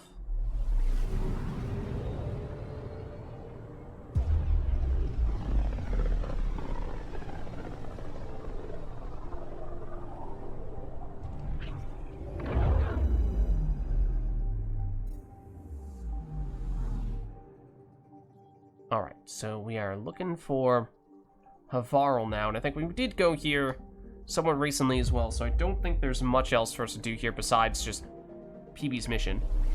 There was one mission that involved some exploration. One of those relatively open-ended, fight a bunch of bandit camp type things that we've seen on basically every other planet, and for every other planet we've completed them, but not on Havarl. So that's a little strange that still exists here. And I don't necessarily know that we're going to make a committed effort to do that right here, right now. It doesn't seem like it's a super important mission, but we could give it a shot. And, I mean, that would probably be a little bit time-consuming. I don't know to what extent. I think we're pretty much ready to go with whatever we have here. I don't think we have any other reason to take people other than the ones that we have. I mean, again, we could swap out Drac for Vetra if we really want to, but other than that, I think it's pretty much identical. No major decisions to be had there. But yeah, in those other LZ in sight. In those other planets with missions like that, we didn't really follow a specific or activate a specific quest to catch all that stuff. It was just we're gonna explore around, and as we're exploring, we're gonna come across the stuff. And those things floating in the sky there, I mean, we saw those earlier before we fought any architects. Then we fought architects and asked ourselves, is that the kind of thing that we saw before? But those do not look like the architects. I mean, obviously they're a little bit similar, but definitely not identical. Okay, so let's see. Not seeing a lot of stuff here right now. Not seeing a lot of icons.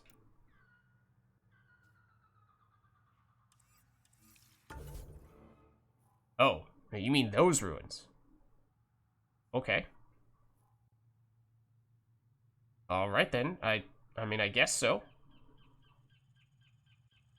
I guess so. I am curious, though. Do we even get an icon?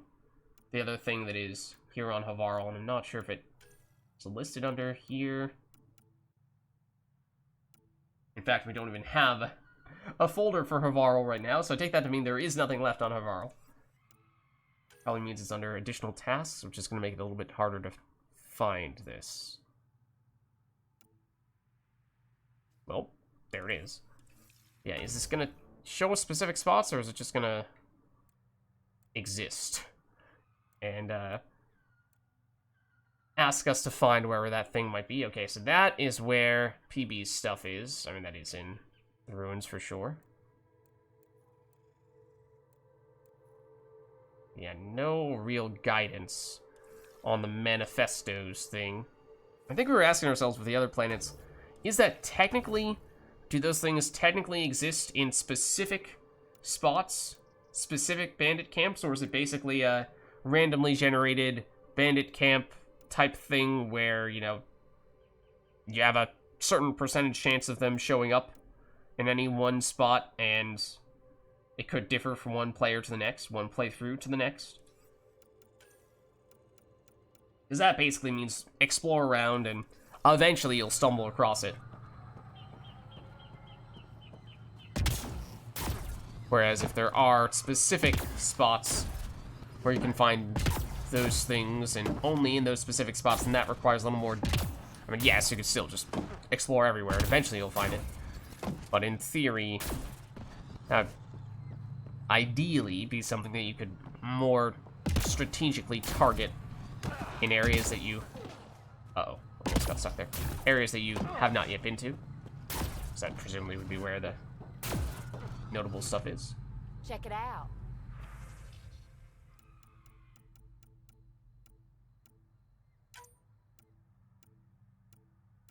I mean, I guess we'll take that.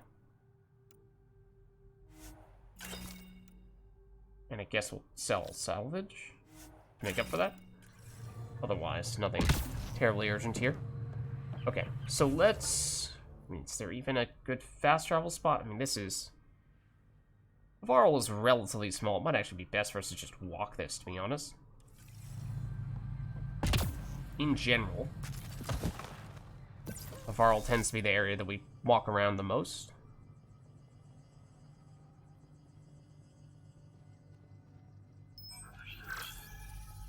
Oh, no, there's an enemy there. I know you know that there's an enemy there.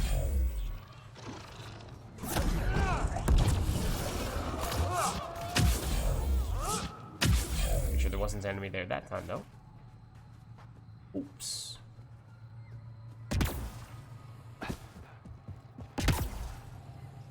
Oh, what's this? We missed that. Hello. Goodbye. There may or may not be more of you. There are. Think that's it? Pretty sure you dropped something somewhere, but probably not that impactful. Okay, is it over here? Technically no. It's in the next alcove over, I believe. Right?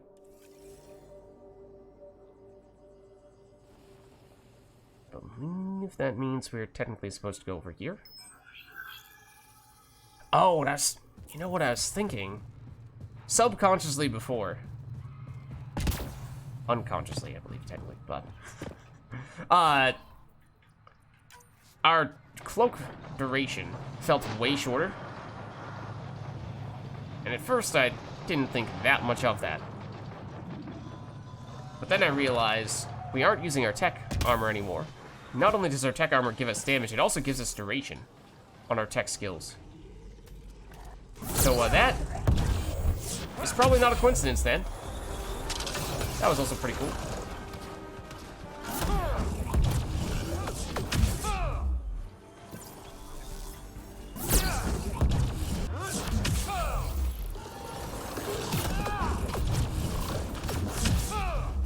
It's kind of cool when you work in not only the charges and the novas, but also the dashes every now and again as well.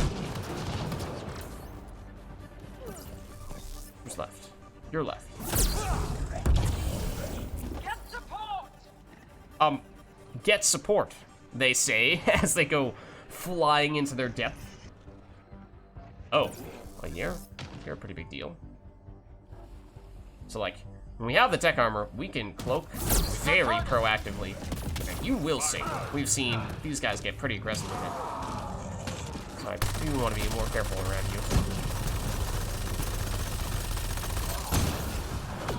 Oh. You're not wrong about that. This time I'll make an exception. Are we standing on some electrical current? What? There absolutely is a target. And they should be reachable. Excuse me, sir.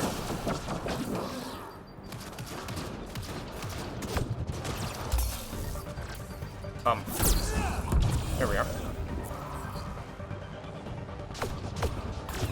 There's a lot more enemies here than I expected.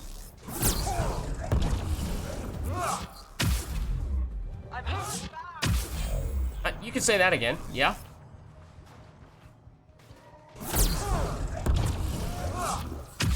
Certainly good mobility with the charge.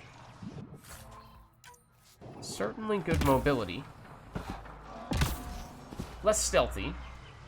The reduced duration on the cloak, yes, but outside of that. Also, apparently, there's a container hiding down here. Or down below. Somewhere. But I guess Drac and PB are just taking care of things over there, as we will eventually find our way back up. Hopefully, apparently we did find that before. Here? Oh wow, we fell way down. There's a lot of enemies here. Again. This time with the remnant variety.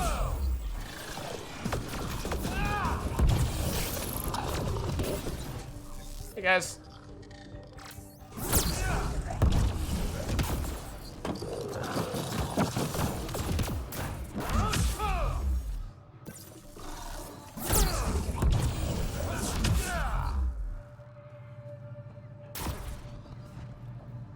Is there really a fast travel spot right around? I mean, down there, and that is the one we were kind of saying we theoretically could have used, but opted not to.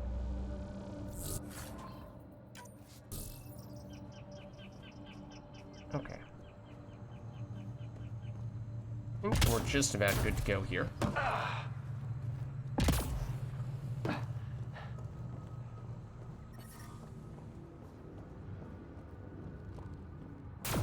Like, I'm pretty sure we went down here for possibly multiple missions before.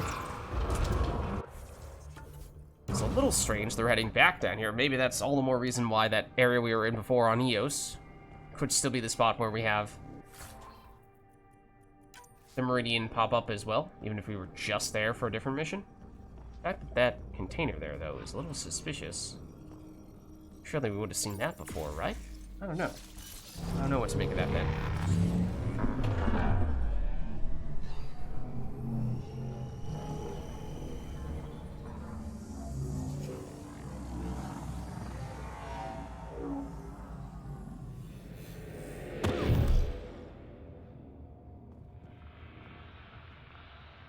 Okay.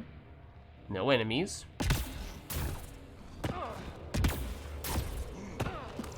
Yeah, this has been scanned. Okay, so there's your confirmation. We definitely have been down here.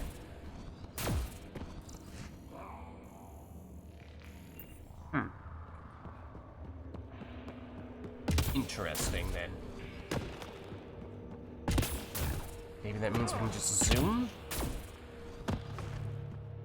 As long as we don't get ourselves into too much trouble combat-wise. Yeah, because I remember this general layout as well. So we need to take a side area. Not sure to what extent our experience may differ, depending on which side we choose, but I guess we'll go here. But there's a chance that this area is almost completely empty, both from a lootable things and scannable things standpoint. Oh. But also from an enemy standpoint, since we have been here. But this may very well be new, and in some ways seems kind of similar to what we've been looking for PB.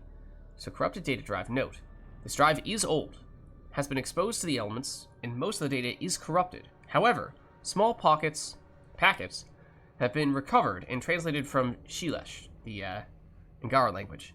The data appears to be a series of journal entries. Okay, stories told by grandfather of how the gauntlet came to him. Is this a physical or metaphorical gauntlet? It should have been his sister's to hold. She was the oldest of all their siblings, direct descendants of Zerai. This... We might have read this before, and it might be... yes, a physical gauntlet. We would have seen this a very long time ago. But she had no interest in the stories of the ancestors or the remnant.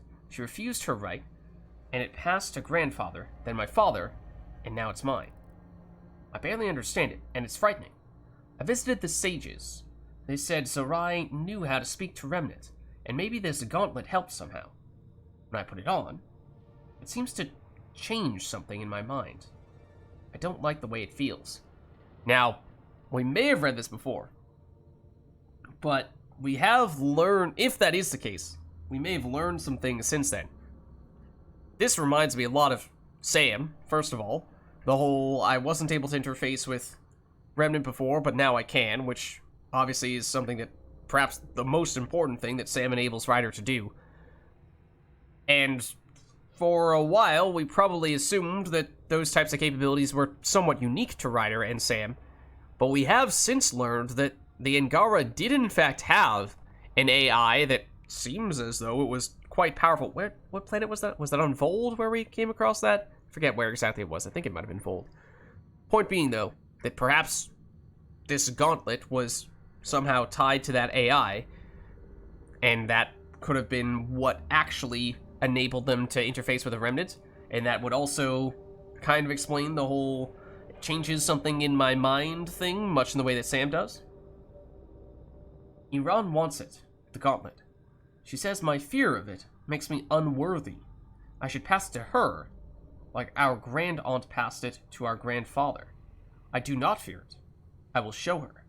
I will use it on the Remnant, like my ancestor did. So I think that's all. Yeah, like we scanned that. It was the, was this not the area where we originally went through with one of the Rokar guys? It wasn't Aksul, but it was pretty high-ranking Rokar guy, if I recall correctly. Was the ancestor of some very famous Angara, and for that reason they were capable of, maybe it was that gauntlet, using that gauntlet to get us in here in the first place. And as I say, that was a while ago, so my memory on it is a little fuzzy, but my controller is vibrating now. May just be because we are drawing near, but also there's a container that we may have missed before. That is strange. I feel like I would have seen these types of things. Vibrating here again. And it may just be because we're technically now in this circle. Find rare remnant text so PB can perfect her scanner. I imagine this is going to be a destroyer, plus probably a few other enemies as well. This might have even been one of the first places where we saw it. Possibly even the very first place where we saw a destroyer. Obviously, we did just fight one. Dead outlaws. Hope the piece of Remtech I need is still here. Okay. And I see you. You're a mid-tier enemy. Not a super big one. Not need to do that. Does raise some questions about whether there will be any of those bigger enemies. So much violence. Oh. Well, they're the dead outlaws. You weren't wrong about that. Okay, it might have just been those guys. We did get the experience from killing that last one. Yeah, the thing that we tried to focus on... Ooh, another data pad. The thing that we tried to focus on with our biotic setup was getting a good enough set of recovery time, of cooldown reduction, that we could charge Nova, and we should be able to Nova twice, which I've started to do a little more diligently, but I wasn't always doing it at the very beginning. But by doing a couple of Novas, I think that might buy us just enough time that by the time we're done with that animation, we can go back into another charge. Because if you are constantly Novaing and charging, then you should be still pretty safe. It is the brief moments in between Novaing and charging where you're most vulnerable, because that's when Nova spends your shields and you have not yet gotten them back from the charge. So by double Novaing, hopefully that buys us just enough time, or very nearly just enough time to be able to immediately charge. Personal log. Ha, we're in. Found a broken access point into this remnant structure. We're gonna get the piece the bosses are after, and I'm gonna win that bet after all. End log. Okay, doesn't really tell us all that much, other than that perhaps this is... Huh? Who said that? Sounded very close to us, but they're not on this side of the wall, so I assume they're through the door. They're all dead. And now you're here. I'm screwed. Greetings. Yup. Don't worry, we come in peace, question mark? Maybe, possibly, sort of. You'll be okay. Oh, really? We were supposed to clean out this site before you got here, but there were too many damn bots. This outfit doesn't care a lick about any of us. So, I'll be honest, I don't immediately recognize, I believe she has some kind of symbol on her chest plate there that indicates what kind of outlaw she is. I feel like we might have seen that once before. But I can't make any sense out of it at the moment, so I'm not really sure who she's representing here and whether that automatically makes us immediate sworn enemies and there's no way of getting past that, or if we can perhaps excuse whatever it is that she and the rest of her teammates here were trying to do. Tell me about them. Just joined, so I can't tell you much. The Krogan's name is Crank, or Crankit, or something. He runs the field crews. That's all I know. Here, take the choice piece from this site. I'm officially retired. Bet this is the second piece you need, PB. Yep. And the last one's turned up on Kadara. What? Coordinates uploaded. I bet this is the second... First it's, we only need one piece, and then it's, oh, turns out there's a second one over here. Okay, second of two, right? No, it turns out there's a third on Kadara as well, alright. You know, apparently we've seen this stuff already. It's kind of funny. Apparently we've been into this spot. Sure, but we did still get the stuff for PB. So, I mean, just tell us from the onset that there are 3 spots. I would appreciate that, rather than slowly leading us along like a carrot on a stick. Because then it feels more like a fetch quest.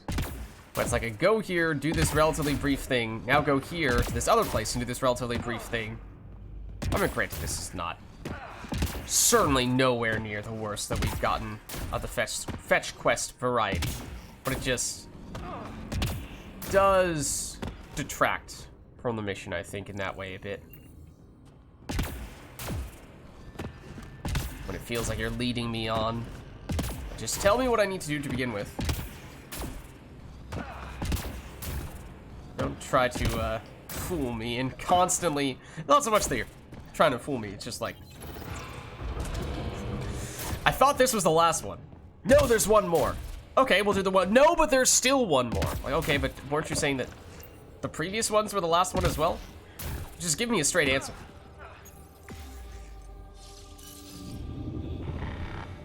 So this was an area that we've been in before. And I'm wondering if that's going to end up being the case in Kadara as well. That may end up being the case. So obviously there are only so many of these types of remnant facilities. And it seems that we have now very much established that it is possible that you will find separate missions taking you to the same areas for different reasons. Even within these, what initially seemed to be pretty unique, pretty special remnant facilities. Like, obviously, you know, relatively generic spots on the surface. You'll definitely have spots where you'll go multiple times, but I had thought that the vaults and things of that sort were going to just be a one-time deal type of thing.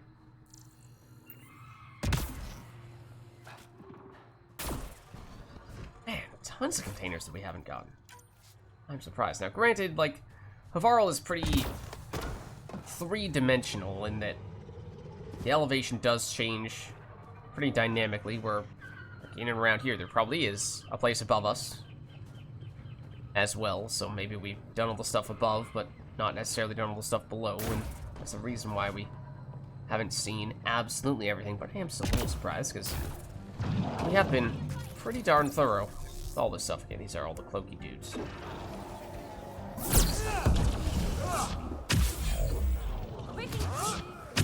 Nova.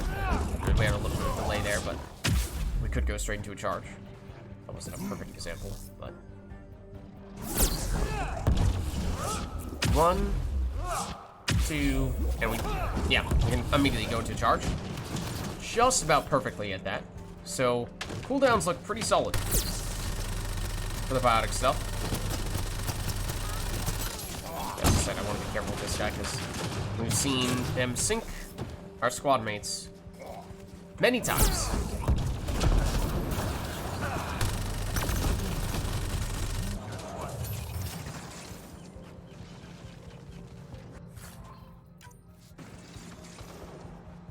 Okay, so technically speaking, as we were sort of saying before, we do know of some other things that we need to do here on Havarl. They're a little bit open-ended. Namely, the whole find the whatever it is from the Rokar stations, outposts and what have you. We don't have a well-defined location or locations where those ought to be located, which makes that relatively difficult to target it. Kind of feels like it's going to necessitate that we just have a very loose agenda, or, you know, basically just come to Havarl and say, we are just gonna explore this whole place. Top to bottom, left to right, east to west, north to south, and we're just gonna eventually happen across all of the Rokar facilities that we can find, and eventually we'll find enough of the places with those quest items that we'll be able to finish it. Because otherwise we're just gonna be wandering aimlessly and hoping that we happen across some of them, and it'll be hard to keep track of where we have and have not definitively checked, because obviously we've done some of them. So there are going to be some places where, you know, that they're already complete, and we found the quest item, but obviously at this point that was a very long time ago, so I have no idea where those spots are. So we functionally, for all intents and purposes, probably need to approach this as if we're starting from scratch, which kind of stinks, but alas. I don't really think there's any way around that. But, I mean, as I was saying, I don't really think it's super high priority. I doubt this is a quest that has long-term implications, or one that I'm hoping is not one that's time-sensitive either. So maybe we can still carry on with PB stuff and maybe even do main quest after that if we have time, and whenever we next find ourselves on Havarl, we can just make a more committed effort to doing this, because still trying to focus on PB for the time being. Let's, actually... Guess that means we're on our way out.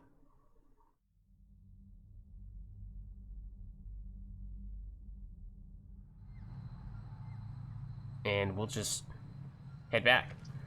And at this point, I'm half expecting for Ryder / PB to go, oh yeah, no, we've, yeah, sure, maybe you got that one on Kadara. Reg is yours, Pathfinder. But, don't forget about that one on Eladin as well, right? You know about the other remnant data on Eladin, don't you? It's like, really? Is there a remnant thing on all of the planets, and you're just gonna string me along one at a time? Hello? Hello? How's it going? Just wanted to say, hello. I should get back to things. Sounds good.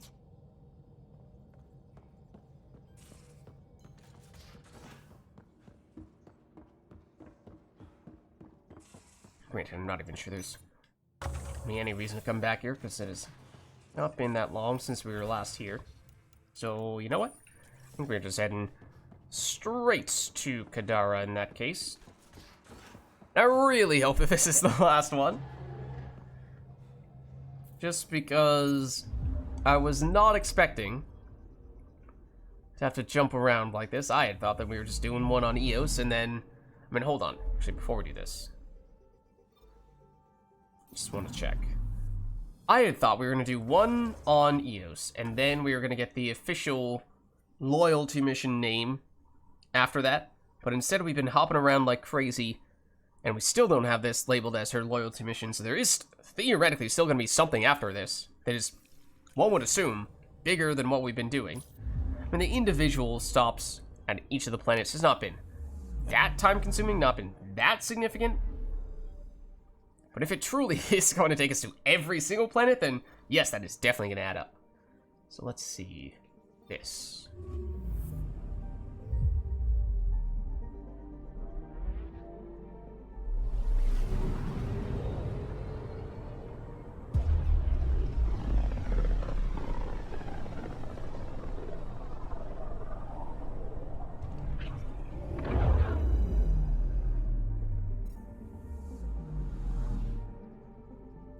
Okay.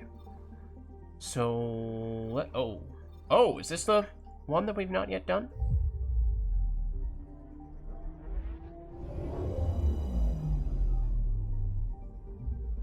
Hold on. No, we have. Okay, I thought there might have still been one of those next to one of the major planets that we'd not yet gone to, and just we had never really made the committed effort to checking which one it was that we still had left. We may have already done that, I'm just forgetting. So let's head over. Let's hop in.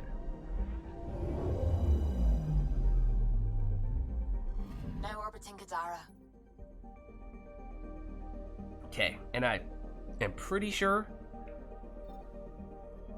But maybe we haven't done this architect scan yet. Tracking a remnant architect.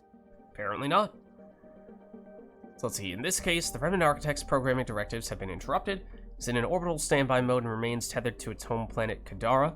The Architect's armor suggests multiple self-repairs due to sulfuric acid exposure.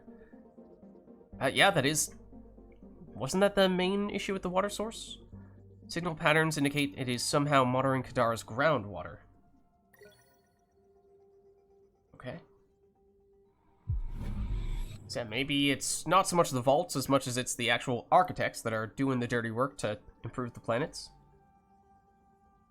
And... Huh.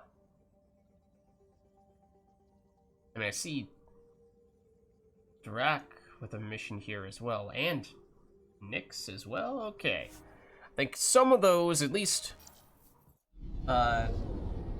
Vetra's is a follow-up to the loyalty mission, so I assume those are not as time-sensitive. We've done, I think, at least one of them with Jal, but I'm not sure we've done any of the other ones yet. We saw one for Koran, Eos that we've not yet done. So I assume that we don't need to rush into those as much as we do the loyalty missions themselves. So I think we'll still hold off, although it does still make you wonder a bit. So let's go to slums.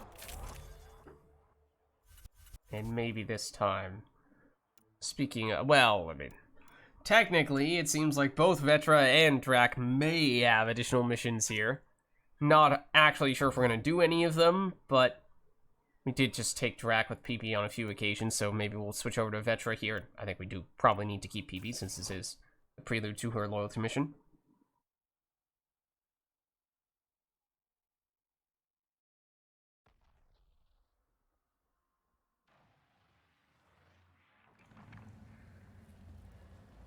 Getting a little nervous there. For a second, I thought the game had crashed.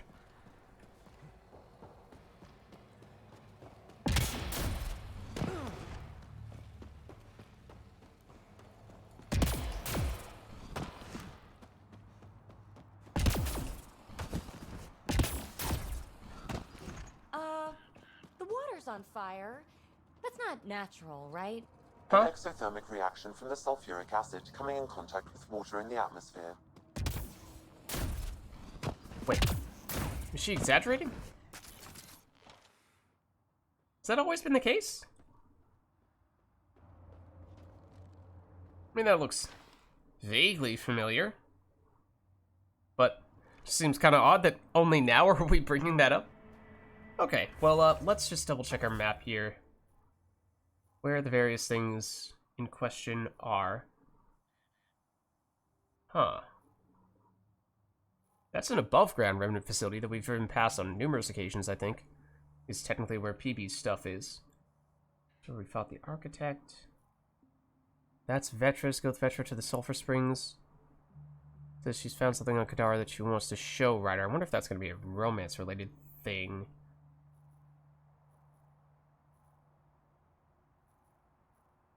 It kind of sounds like it's supposed to be a romantic getaway type of setup. In which case, PB, get out of here. Stop third wheeling, PB. I mean, either way, they're kind of sort of in the same general direction, but again, we might just do that later on. This might be, we might just hop into the Nomad and drive there.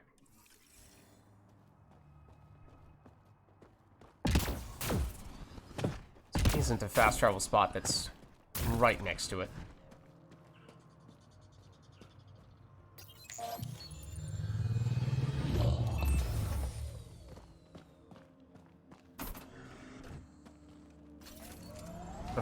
Maybe it's to the west.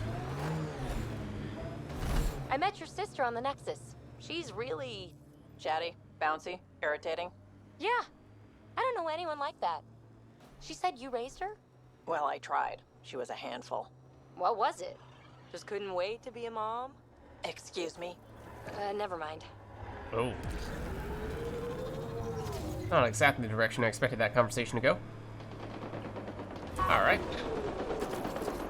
Well, it wouldn't be a Kadara expedition if we didn't have a bunch of random enemies popping up here. Come on. Oh, you are an ally? Question mark?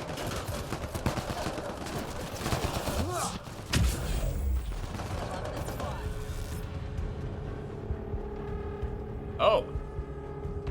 That's weird.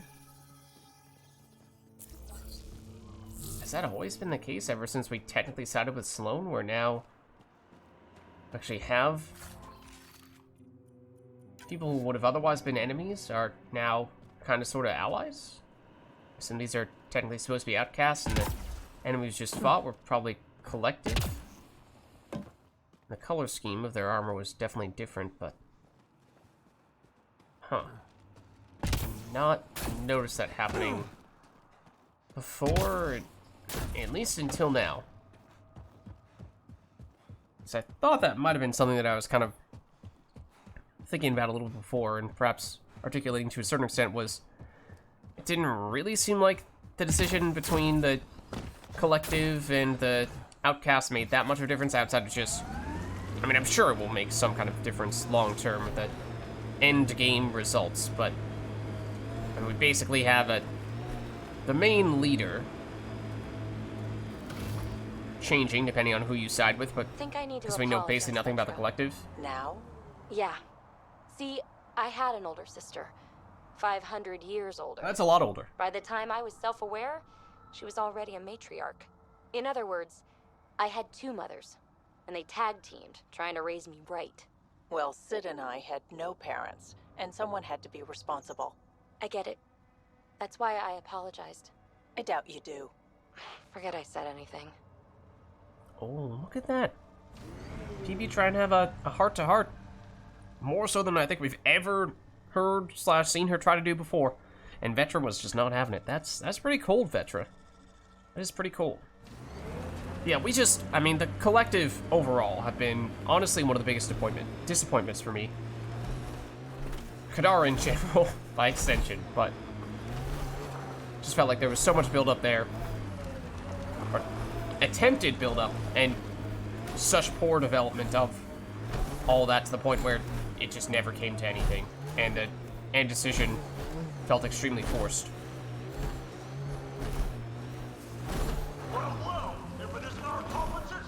Oh. Defeat the outlaws? Looks like outlaws are camping this site. Whoa. Hold on. What the heck? First I thought that was Hey, Pathfinder, looking for these ruins? What? Who said that? Who said that? Who? What? When? Where? Why? You sounded like you were right next to me, but I don't see you. Who said that?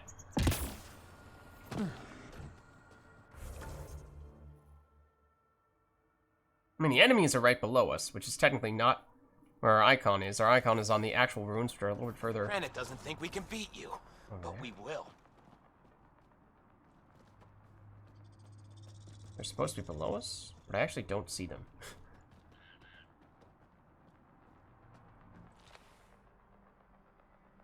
Do you see them?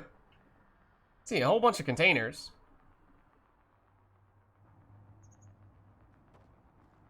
But I see no enemies. I mean, I guess we'll still go down there, but...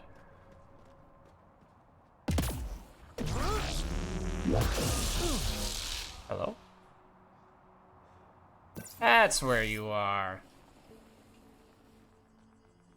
Oh, there are also some explosives there. Lovely.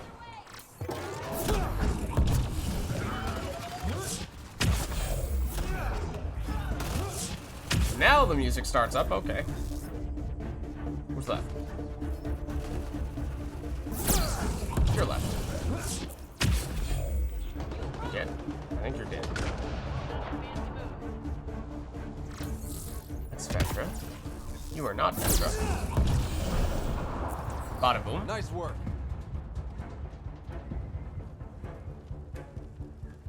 Okay, and for what it's worth, yeah, I think this whole area, or at least this encampment, is new. And probably only shows up once you initiate this section of this mission. So we've driven through here many times before and definitely did not see this. But there's a good demonstration of how biotic charge, not only does it deal damage and have a lot of force, so it can stagger enemies pretty reliably, and detonate explosions. Those were not combos that we saw from those explosions. Those were explosive containers that we blew up when we charged near them. And usually those would hurt us a lot as well. But charge also has a somewhat significant number of invincibility frames or invulnerability. You know what I mean. Iframes. So we didn't take damage for that reason. When otherwise that probably would have been pretty painful. So what I don't get is who was talking to us and from where exactly? Not gonna lie, that looked like the Statue of Liberty from over here. Before we zoomed in, that looks a lot like the Statue of Liberty.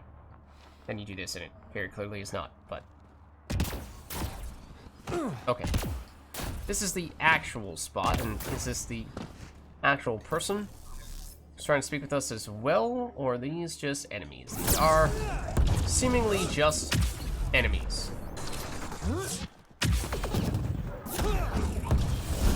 Turret we currently find ourselves standing next to. Oh, hello. How's it going? Who's left? You're left. Okay, no, don't hip hop around. All right. Let's find the piece of tech PB needs. Okay, is everything here new? No, so we've seen that before.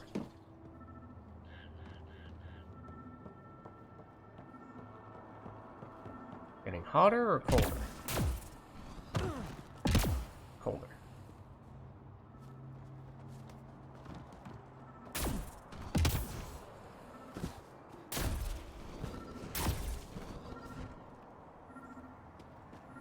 Okay, Checking it's this here. container. But also this.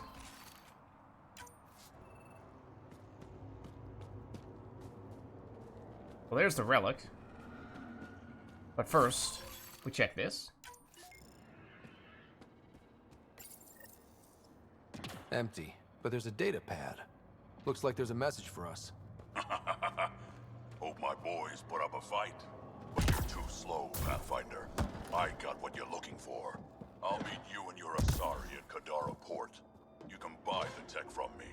Out. I need that piece, Ryder. Guess we've got a date with an annoying outlaw who fancies himself a rival. Alrighty then. Okay. In that case, and again, we could go here, but I think we can probably hold off on the post-loyalty mission stuff, and again, there's a chance that that's romance-related. Alright, and we can...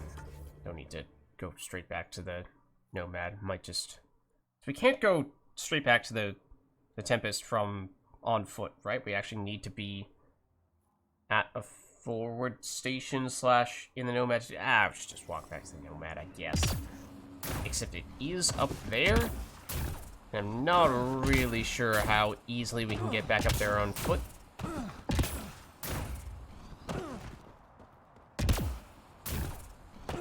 Check this area for goodies. We looked in here, right?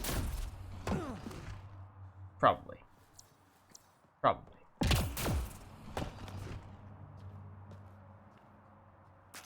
So, like, charging those things, for example, would blow up. But our iframes might keep us alive. It did, in fact, keep us alive. Several occasions, we took no damage after doing that. Or minimal damage when we did that during that previous encounter.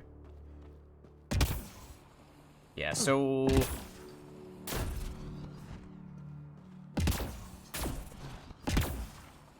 Oh, okay.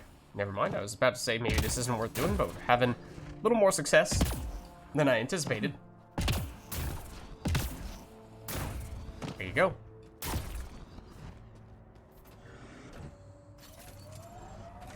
Because now we can just do that. So can you do that? Oh, we did technically one. Alright, yeah, we should have gone to the fast travel spot so we could have gone back to Kadara Port. I guess we're just gonna immediately land back on Kadara in that case. My bad.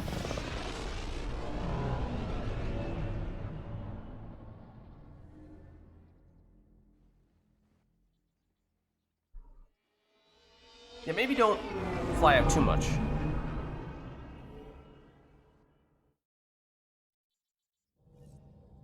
Must we Hello? got a email here, but it doesn't seem like we're getting any from the intermediary steps from this mission. So, hold on. Back we go. Back Now orbiting Kadara. we go. I mean, this will obviously take us to Kadara Port specifically, so in that sense, at least, it's not that bad.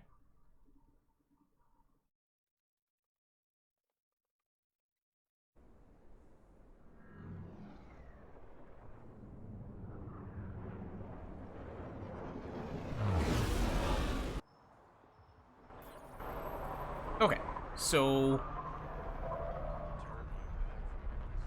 where is this specific individual? Kadara 10 months ago. If people knew it was possible to build a life here, maybe the uprising wouldn't have happened. Where is... Oh. Right over here. What's going on? This dude? Or...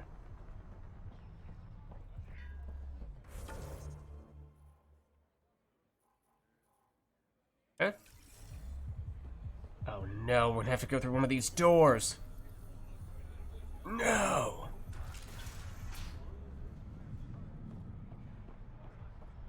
Okay, we just... I'm flattered, really, but your breath blew it. Okay, I mean... Not that we're about to do you a big favor, but... Waiting for that Krogan to show? Just need to buy the Remtech piece off him so I can perfect my remnants. Solely about to try to snipe us? He and his crew keep showing up at sites we're targeting. It can't be coincidence. I think they could be following us somehow. Do we have stealth technology on the Tempest, don't we? So that would be pretty difficult to do just by, conventional ship tracking radar means, although, if we're doing something to tell them where we're headed to next, then perhaps they can beat us to that spot. That makes sense. It would be nice to know for sure. I'm working on it. Ryder, come in. We've got a problem. Go ahead, Callow. We've had an intruder. Got on board and into PB's quarters. Her bot is gone. Pock? Uh-oh. Uh-oh. Any other areas compromised? We're doing a full recon, but I don't think so. They left an impressive piece of Remtech and a recorded message. Relaying it now. Ryder, it's Kalinda Tarev. Pelisari is, well, whatever she calls me these days. Please tell her thank you for the nifty bot. Oh, that's PB. I trust the Pelisaria. Remtech piece my crew took will be adequate payment. Oh, and no need to wait for my Krogan friend, Kranet. He and his outlaws work for me. Shit. Why can't she just leave me alone? Yeah, sounds like this may have been your significant other once upon a time. This does seem personal. Why does she have it in for you, PB? She shouldn't. I'm the offended party. Ugh. To complete my scanner, I need access to the storage device in POC. Kalinda's always been a troublemaker. Anything for a rise, and if there's a profit in it, all the better. I'm sorry you're catching her crap now, Ryder. You don't have to deal with this. I'll take care of it on my own, I promise. Okay, so that, to me, sounds like this is where the line gets drawn between lead up to loyalty mission and loyalty mission itself. Hey, we're in this together. Thanks. When I have a lead on getting POC back, I'll let you know. Bitch stole my bot. That feels like that's probably a famous line that people like to refer to, or at least a very memeable line. Okay, so in the past, for loyalty missions for other characters, we've seen this type of thing where it says, wait for the person in question to tell you they have follow-up, and more often than not, we go back to the Tempest and we immediately learn that we can do that thing. So I'm guessing that's what we can do here, is just head back and people will basically immediately say that we can progress further. Once again, we get the notification sound that there's something for us to scan here, and once again, I still have no idea what it's trying to direct us. Oh, it's totally this thing, except that it's not that thing. You would think it'd be that thing.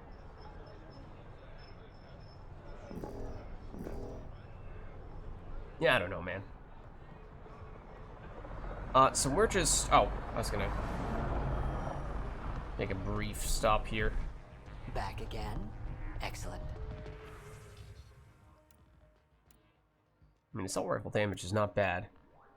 At the highest level that we have available to us right now, I don't know definitively if we've stumbled across one of those at level 8 just yet.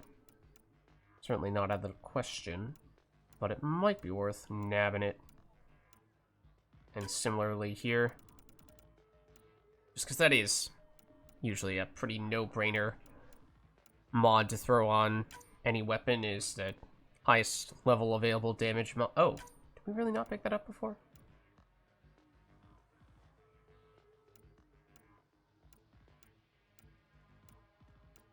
While we're at it, try to get the equivalent. Yeah. For any other weapon type here.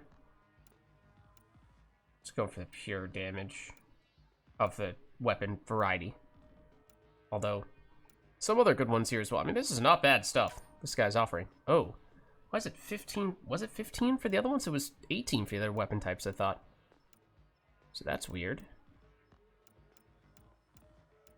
Why do shotguns get less? Because shotguns are so strong that you're concerned will be too OP. Too strong if you let us have that. And we're also like one experience away from leveling up, but okay. Oh, is this it? I found it. I finally found the thing that has plagued us, the notification, every time we go anywhere near this thing, most notably when we walk up the stairs, so it was very well hidden for what it's worth, but yeah. Okay, this also is a datapad that we probably have not read before. Note, Myra. As you've noticed, Sloane's upped security in Kadara. It's no longer safe to complete transactions in the port. Got a new spot in the slums. Merch is still good. Is that a lead for something? Obviously we can go to the slums, and we have spoken to many people there before, but I'm not sure that... we didn't get any notification that gave us an official quest.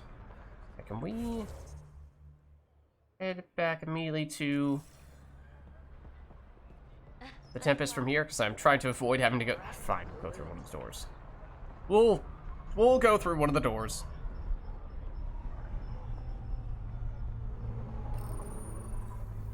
If we have to.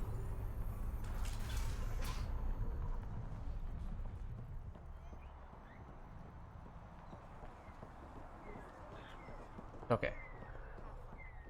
Hands off. Those are mine. Oh, Petra. Easy. Okay.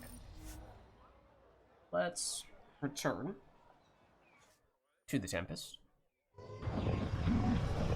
Now we actually do want to return to the Tempest, and again, I highly suspect that PB is about to say that we can immediately go into the official loyalty mission, which at this point, I mean, since we've been on almost every planet for the lead up to our loyalty mission, I would think, what?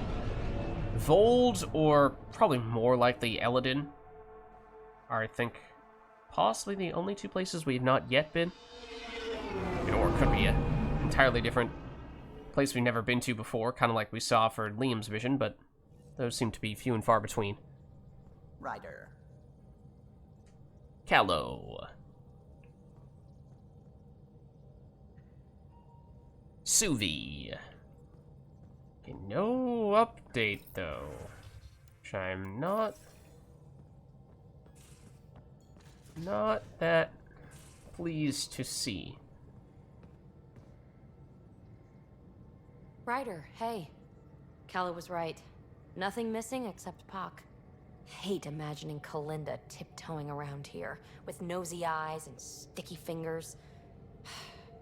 Is there anything you need? I just wanted to see what she had to say to reflect upon those things, and maybe that's all you need to do to move forward. Thanks for chatting. We'll talk again later. You know it.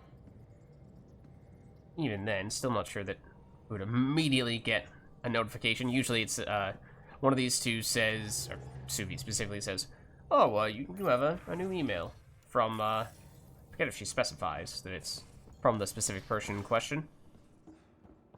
But it seems like more often than not we need to leave/return to the Tempest, and then that will do the trick. I was gonna say, I felt like we were pretty close to getting this ready, and yes, we were. So jumped the gun ever so slightly. But yeah, so it might be that briefly going somewhere else and then returning might be all it takes to get PB to give us whatever it is, or, you know, tell us what we need to know. Do her loyalty mission. So as I said, you know, the whole point of doing this was to ideally make that happen before we made any progress on the main quest, because that might begin some hidden timers of sorts. Is a concern that we have. So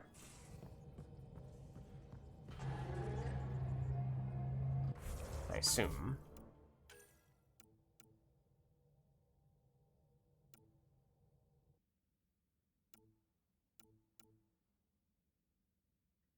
Pock has been stolen. Must be recovered. Wait for PB to contact you about Pock. Yeah.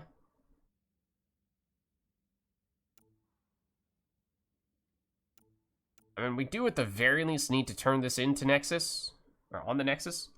I assumed that we were gonna combine that with the main quest, which also requires reporting into Tan on the Nexus.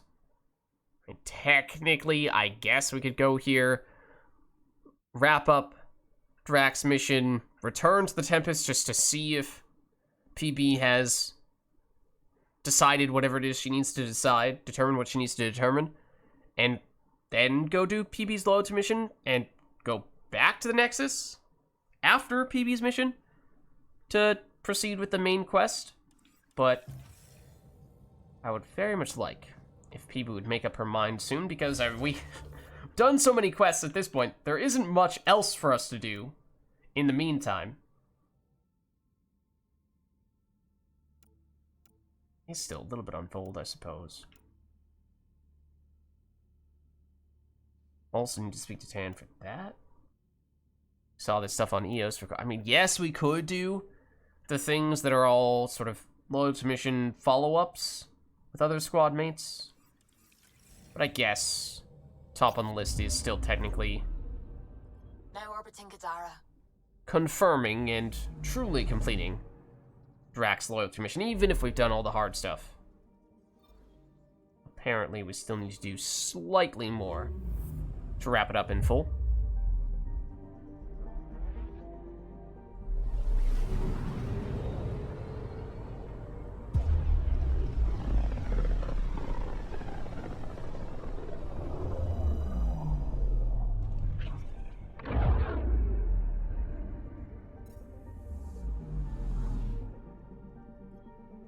So yeah, I was trying to minimize the amount of hopping around we were going to need to do, but at this point it may be a little bit unavoidable.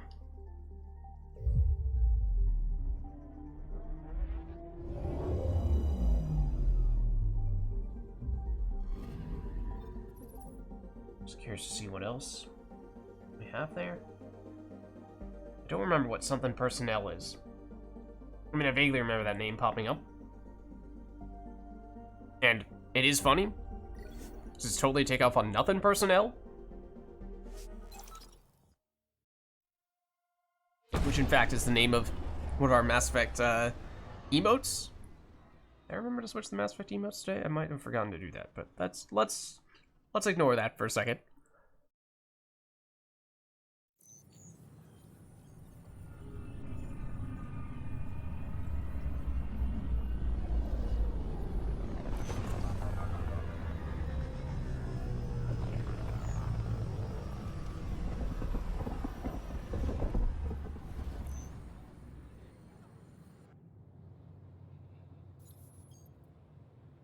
Okay.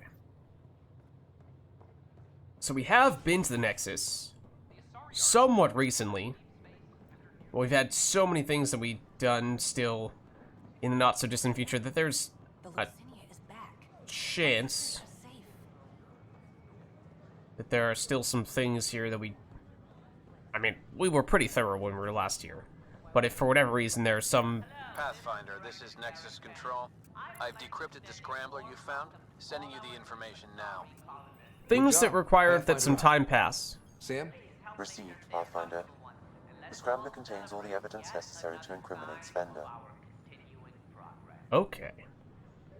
Interesting. Now, we did go to Spender's room, and that's where we first learned about much of this stuff. His room is somewhat close by. But, we didn't do everything there because there was some stuff that required that we have a password that we didn't have. And we couldn't use Sam because the scrambler was preventing us from using Sam. Wait, hold on. Is that an important conversation over here? Thanks for nothing, education.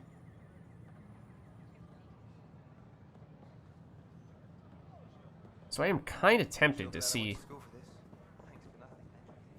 Kind of tempted to see if we can go back in there and still see if there's anything else that we can do now that we've figured out how the scrambler works and we've removed the scrambler, because we removed the scrambler and then we didn't immediately try to do check out the thing the scrambler was blocking, which made me think that maybe we kind of missed out on some stuff. Yeah, this is the room and we can't go back to it at all. Okay, so we technically might have missed out on some things there. So I imagine it was not just a matter of you have to blindly guess correctly the password or whatever it was that was preventing us, or that we need to do to actually gain access to some of the detailed documents that Spender had. I imagine you had to remove the tracker, or rather the scrambler, and then immediately afterward, before you left, go in and check that stuff out, which we didn't do. So let's just double check where exactly we need to do this stuff. Is it under Alias Assignments Nexus? No.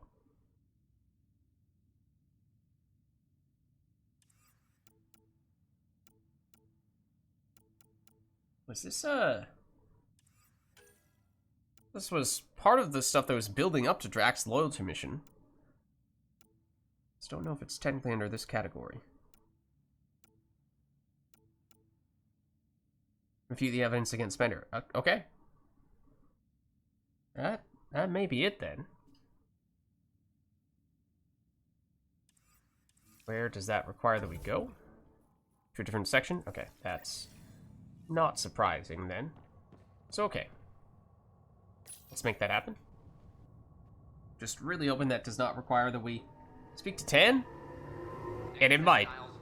But we're trying to avoid speaking to Tan for the time being, because we don't want to progress the main quest.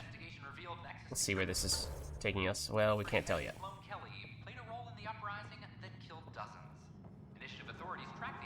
This does not look like Tan. This looks like Tandros. Or, no, security. Okay. Let's see. Unscrambled exchange. Spender, I armed you. gave Calyx the chance he needed to take down Tan. What have you done for me? That sounds already pretty incriminating. A Tau. I covered your tracks? You made Calyx think you were with us, but you were the one who woke up Morta.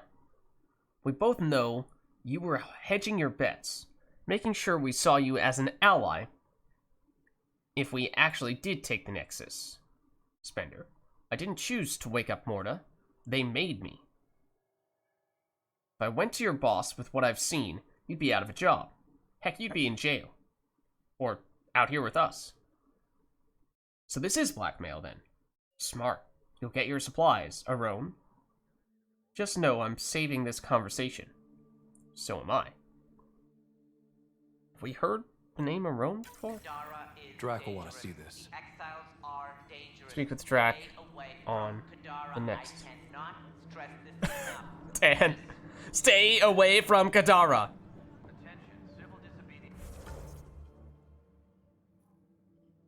Yes, we don't want to do that. But those are all the things that we need to do with Tan, which will happen eventually. Oh yeah, Drac is in there with his granddaughter.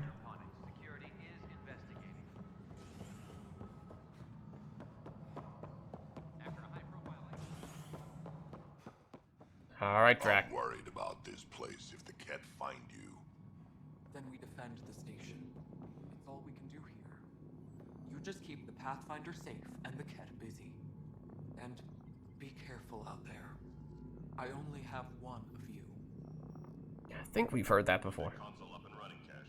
Understood. We've got everything we need on Spender. I've been waiting for this moment for nearly a year. Ready? Yeah, I guess so. Let's go confront Spender.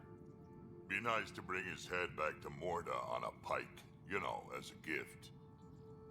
I'm trying to remember who Morta is. I'm pretty sure we just heard the name thrown around a little bit in that exchange just then. It's one of the Krogan, right? Is that the leader of the Krogan on New Tuchanka? It might be. It's one way to handle this. Do this by the... Let's try to do this the clean, diplomatic way, even if that's probably not what Drac would prefer. He's Nexus personnel. Addison and Kandros will decide what to do with him. Spoil sport. I didn't have a choice. Aron said they'd kill me. You helped the mutineers, Spender. That was a choice right there. All you had to do was ask for help. Instead, you put everyone else at risk to save yourself. Actions do have consequences. He's trying to play innocent, and he's definitely not innocent. People died because of you, Spender. They said no one would get hurt. I didn't hurt anyone. It's not my fault. You're done now, buddy, and with any luck, they'll give you to me. Everything the Pathfinder's saying is true. Here's the proof. A scrambler packed with logs and credit transfers to exiles. This has been going on since the mutiny. He's been altering files, stealing supplies, communicating with them. We have a confession from Aron, one of the exiles. Aron. On the record this time. We've been working with Spender since the mutiny. He armed us, and now he keeps us supplied. As long as we keep heat on the Krogan. I don't know why he hates them, but he really hates them. I can't even begin to fathom the damage he's responsible for. Like your hands are clean, Kandros? We all wanted the Krogan gone. I just made it easier. The exiles think I work for them, just like you think I work for you. That's what real politics looks like. Right under our noses. God damn it, Spender. Oh, God. Look, guys, I know what I did was bad. Like, really bad. But I swear, you guys also have done some bad things before, right? One moment while I totally try to change the subject. Yeah, this is... As much as I may hate on Addison, this is still on Spender. The Krogan left. Spender played both sides just to get a promotion. You couldn't have seen that coming. No. No, I was given ample reasons to suspect something. I just chose not to. You brought it to me, Pathfinder. I should have acted then, but Tan wouldn't shut up about the Krogan. You're getting a chance to fix this now. Let's start with taking our side when my clan tries to negotiate a better deal with Tan. You need us, and frankly, we need you. You're right. I'll back you up. We'll do it right this time. So, what about him? Jail? Exile?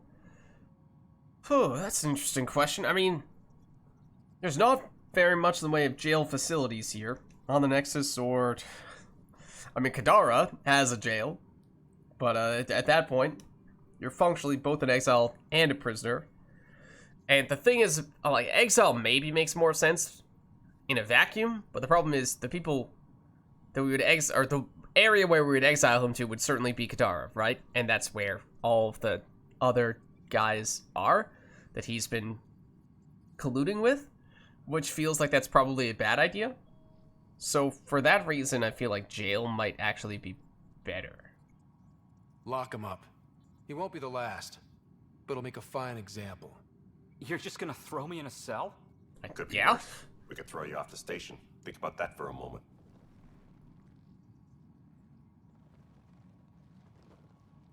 Thanks, Ryder. You have no idea how glad I am this business is settled.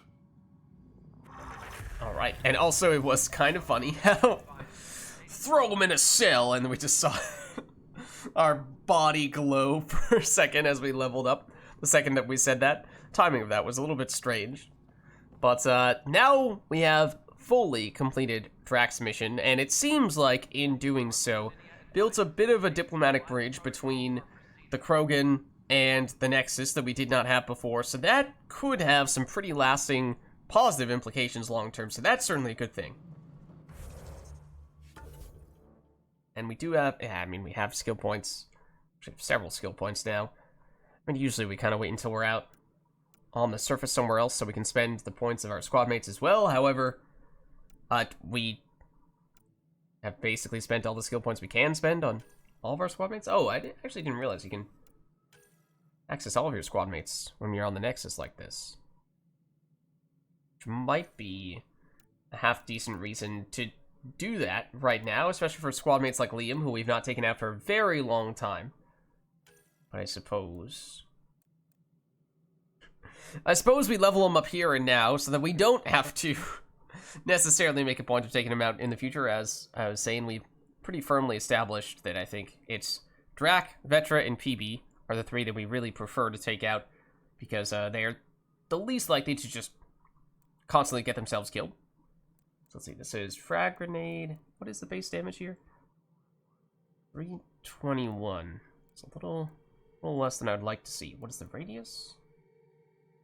5 meters. Okay, decent, but not amazing. I think you've got to go damage then. Damage force. Damage per second. That's actually really similar to the frag grenade upgrades in Mass Effect 3 then.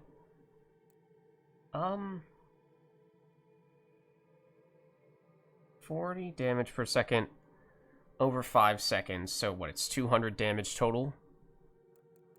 Which...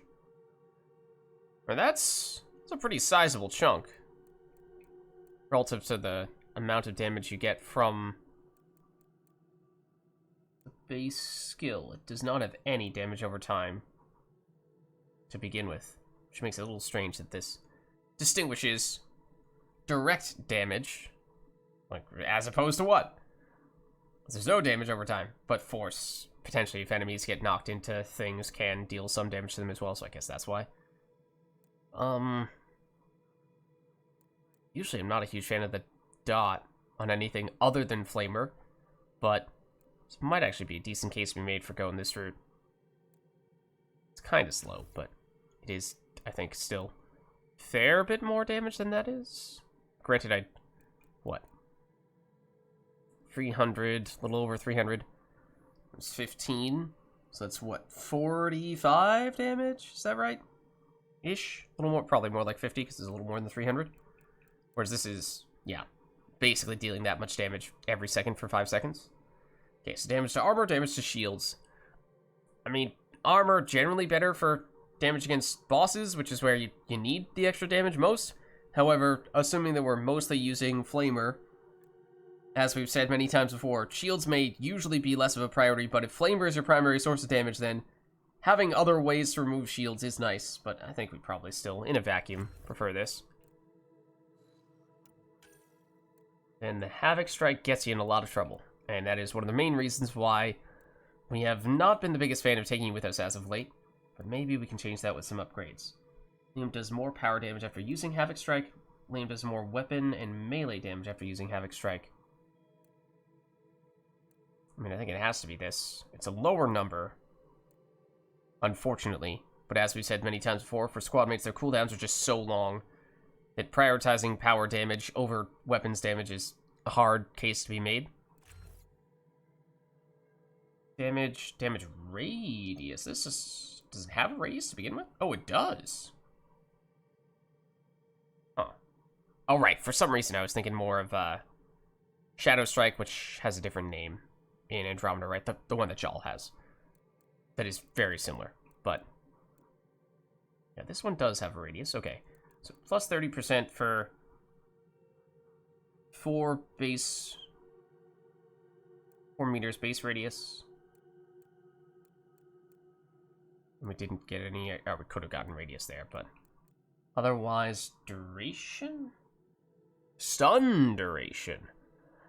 Does it only stun basic enemies? Charging their power, stun all nearby enemies, and prime them for combo detonations. It also does prime, which is kind of nice. Does mean more radius means more enemies you can prime, but... as I was saying, the main reason why we've not been a big fan of taking Liam with us has been because... he does this ability, and then he gets himself killed, because he's right next to powerful enemies. And he's not smart enough as an AI to get himself out of harm's way. But increasing the duration of the stun might change that ever so slightly. Does it say how long the stun duration is? 3 seconds. Turns it into 6 seconds? 6 seconds is a long time. I think we give that a shot. It's definitely... it might be a little bit gimmicky.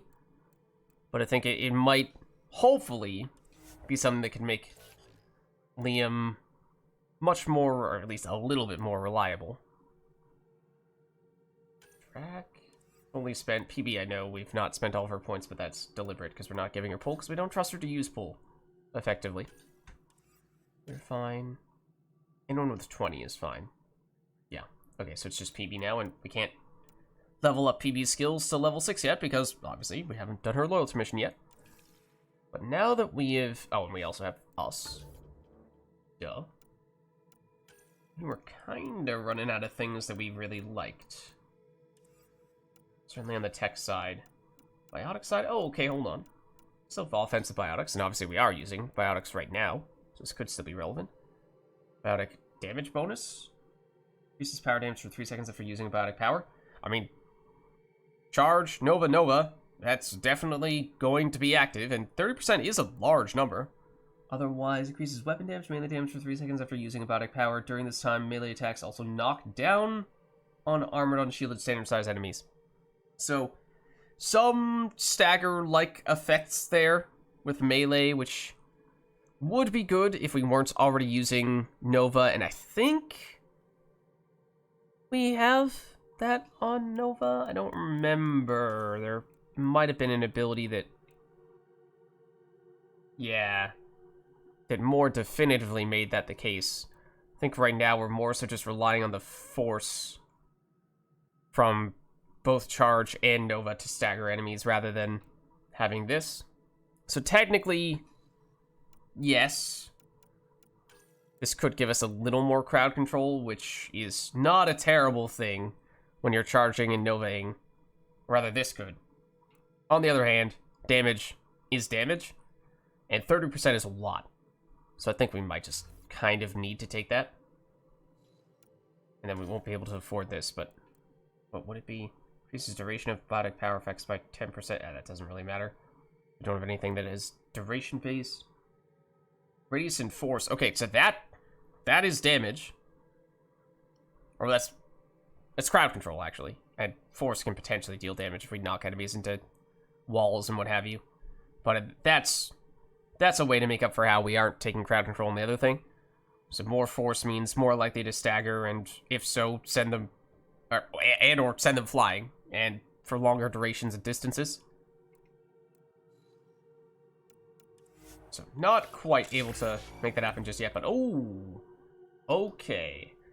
At least when we were doing the tech stuff, Sentinel was definitely our profile of choice. So to level that up is very nice. Granted, technically speaking, if we are messing around with the biotic stuff, then maybe we would prefer to switch over to Adept. That might make more sense.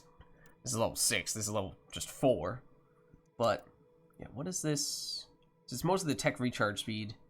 Was the reason why we really liked this. And the, well, the tech armor for absorbing damage that gets past shields. It's a nice way to make up for our vulnerability after using Nova. Our power restoration and defense. Oh, that is useful for charge. And power shield cost reduction is also helping up. Yeah, I think we probably stick with this. We get more force, we get more damage and radius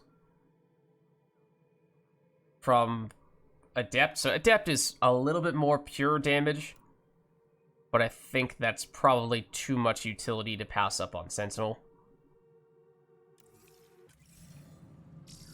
Because again, like, damage is really nice, and I was kind of just saying damage is everything, but damage is not quite everything. Usually damage is best, but we did just prioritize damage on some of our skills, so maybe getting a little more utility from the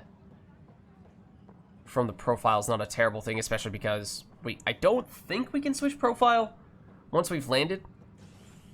Once we've landed anywhere, and that means, you know, if we ever do find ourselves trying to switch between a tech setup to a biotic setup while we are on the surface somewhere, then we find that a little less effective if we were locked into Adept. Granted, we would also be locked into armor, which is very specialized as well, but alas. You get what I mean, nonetheless. So, I think at this point we might just head back to the Tempest and kind of cross our fingers. Can we only go back to the Tempest when we're in the docking bay area? I don't remember. But we might just head back, cross our fingers that PB is going to be ready to introduce us to the official loyalty mission. The collective leader known as the Charlatan has now been identified as Reyes Vidal, a notorious smuggler. Vidal was on the run as Kadara security tightens under outcast leader Sloan Kelly. This is Agent. Residents are still mourning the loss of Okay. So let's see. I'm hoping that's the case. So we are running low on other missions to do in the meantime for people to make up her mind. Yes, technically there are still some post-loyalty mission things on various planets that we could resort to doing. I was kind of thinking those would be among the few missions that we would save for post-main quest. So we've delayed that for so long now, but we could do those if we absolutely need to. Ryder. Still waiting for PB. Unless you're saying there is an email? Oh, yeah.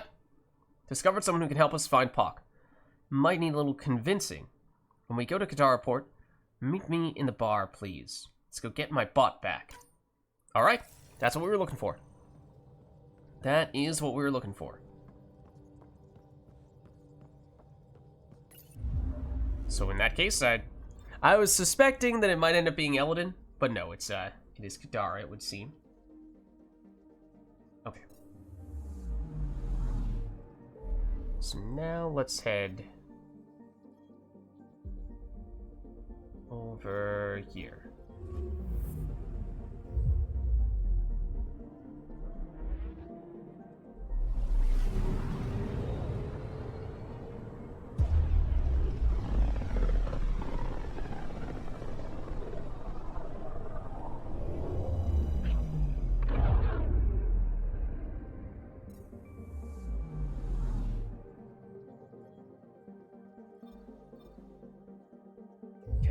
Should pop up here.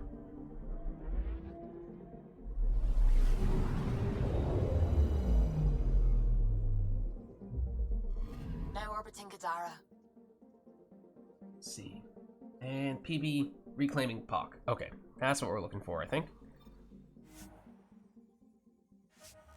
I mean, technically we didn't double check, but I have to imagine that is now officially her loyalty mission.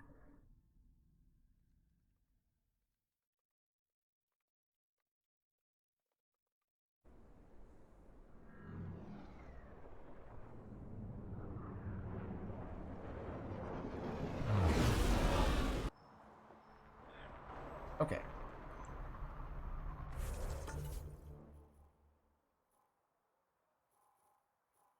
Send meet her at the bar, and there she is. What is this?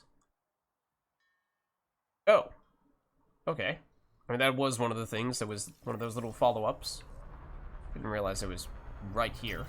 So maybe we can make that happen right now as well.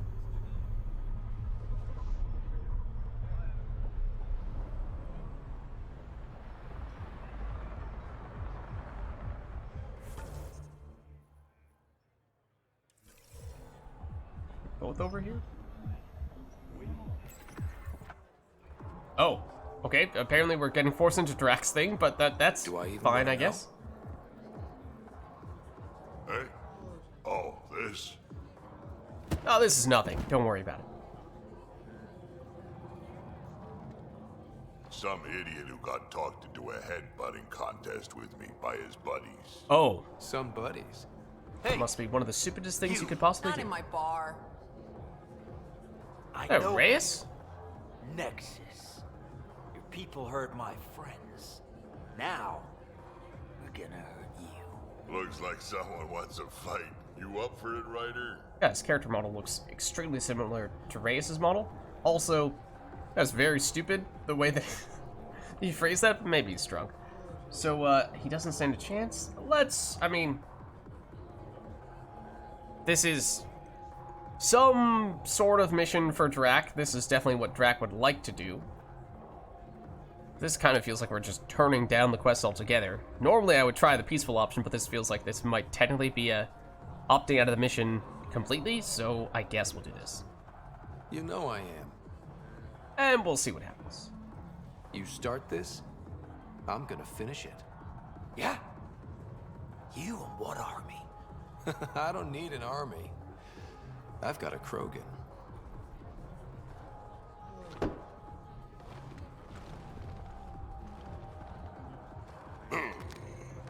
Also, might have missed out on this. Just what do you think you're doing?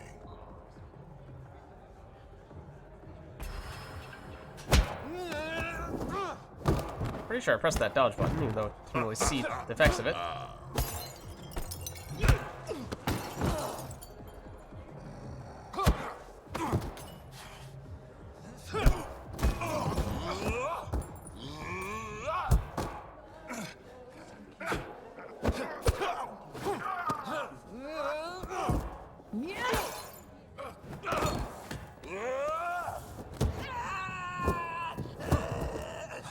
Chill, bro. Chill, bro Baggins.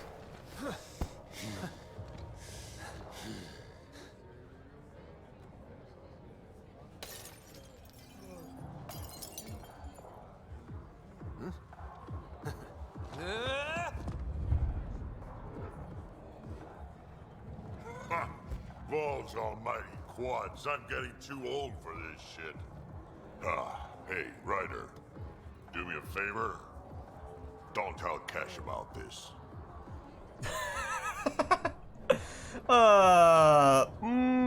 Well. Alright, Drac. We'll make an exception on this occasion. I got you covered. That you do, I just don't want her to worry. Goodness.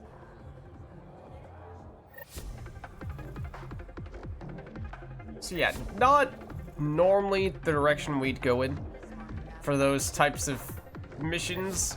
Just generally, we'd try to go the more peaceful diplomatic route. But, you know, then again, that was a fair bit of fun. Hopefully nothing too serious in the negative variety happens there. But, I mean, surely that doesn't have any super significant implications later on. That fight was a riot, huh?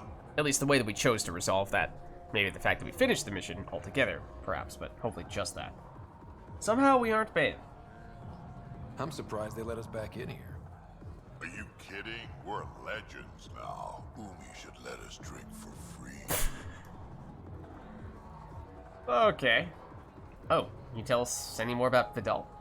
So Reyes was the charlatan. I don't like anyone I can't trust, but he seemed to be doing some good. Kind of a shame. Yeah, I mean, as I said at the time, I actually did like him more than I liked Kelly Sloan, but don't have too much fun. It's early. Just the execution on that mission is among the worst that we've ever seen. And it's a pretty big mission at that, so I think that's one of the main reasons why I think Kadara is, unfortunately, a pretty big low point for Andromeda. You are my new best friend. Ah, Ryder. I'd like to introduce you to my new best friend. What's your name again? Samrick. Right. Everyone has the same Samrick hairstyle here. here's been so sympathetic about Pock being stolen. He used to run with our pal Kalinda, and he knows where her crews congregate. Safe houses, rallying points, etc. And why is he being so helpful? That's a little bit odd. I trust he's telling you what you need to know? Well... Look, I appreciate the drinks and the flattery and all, but Kalinda doesn't take kindly to people discussing her business interests. She busted me up pretty bad when she kicked me out of her outfit. I don't really want to repeat.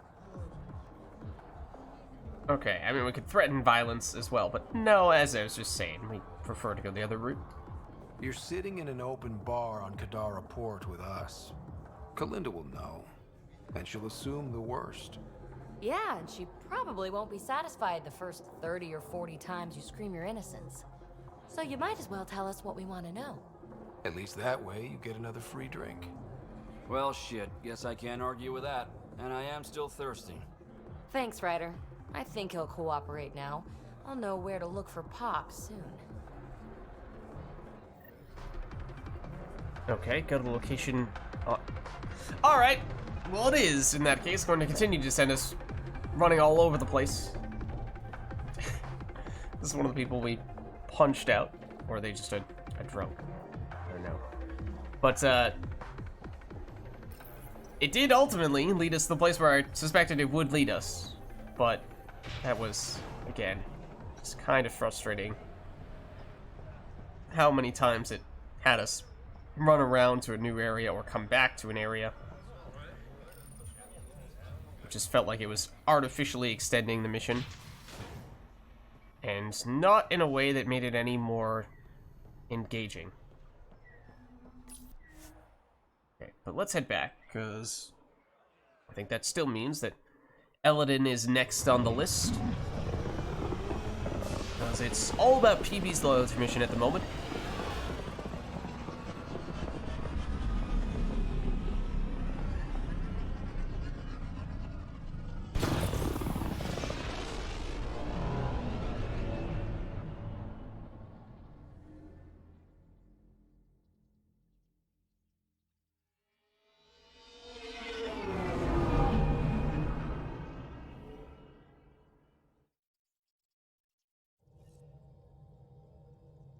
Okay. I think Lexi wanted to speak to you. Lexi? Pathfinder, you have new email. What? More stuff from Drac? Huh? Concerned about Drac. Oh. Uh-oh. Did Cash find out? We tried to play it on the down low. Okay, well, Ryder, I'm worried about my grandfather. He likes sack tough, but he's still an old man and he's been through a lot. We just talked. He said he's fine, but I could tell he's hurting. After I nagged too much, he promised to go see your ship's doctor. Can you do me a favor and make sure he does? I need him alive a little longer, please. Okay. That at least explains how Lexi plays into all this, as we had not really talked to her or done any missions for her in quite a while. So that did very much seem like it came out of nowhere.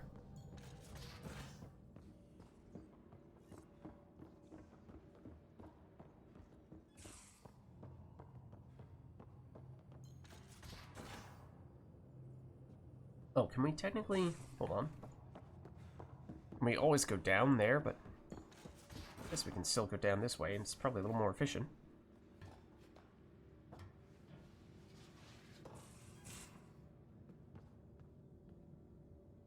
Okay, which one is the... Oh, no. Red Bay? To our left. And by that I mean... this left. Move your arm again? Readings won't change, Doc. Your prosthetics are syncing properly. Your neuropathy-induced pain levels are consistent. Hey, I'm used to it. It's okay. No, it's not okay. You keep fighting smart, you hear me? You don't have much left in terms of organ redundancies. Nah, it's fine. I don't mind. Hey, what's up, guys? How's it going? What's going on? What's all this about? Follow-up scans. I keep a close eye on him. What do you mean? He's fine, just old and missing too many parts. And too stubborn for his own good. You love me just the way I am, Doc. Don't get off that table until the scan is done. Can I ask what happened?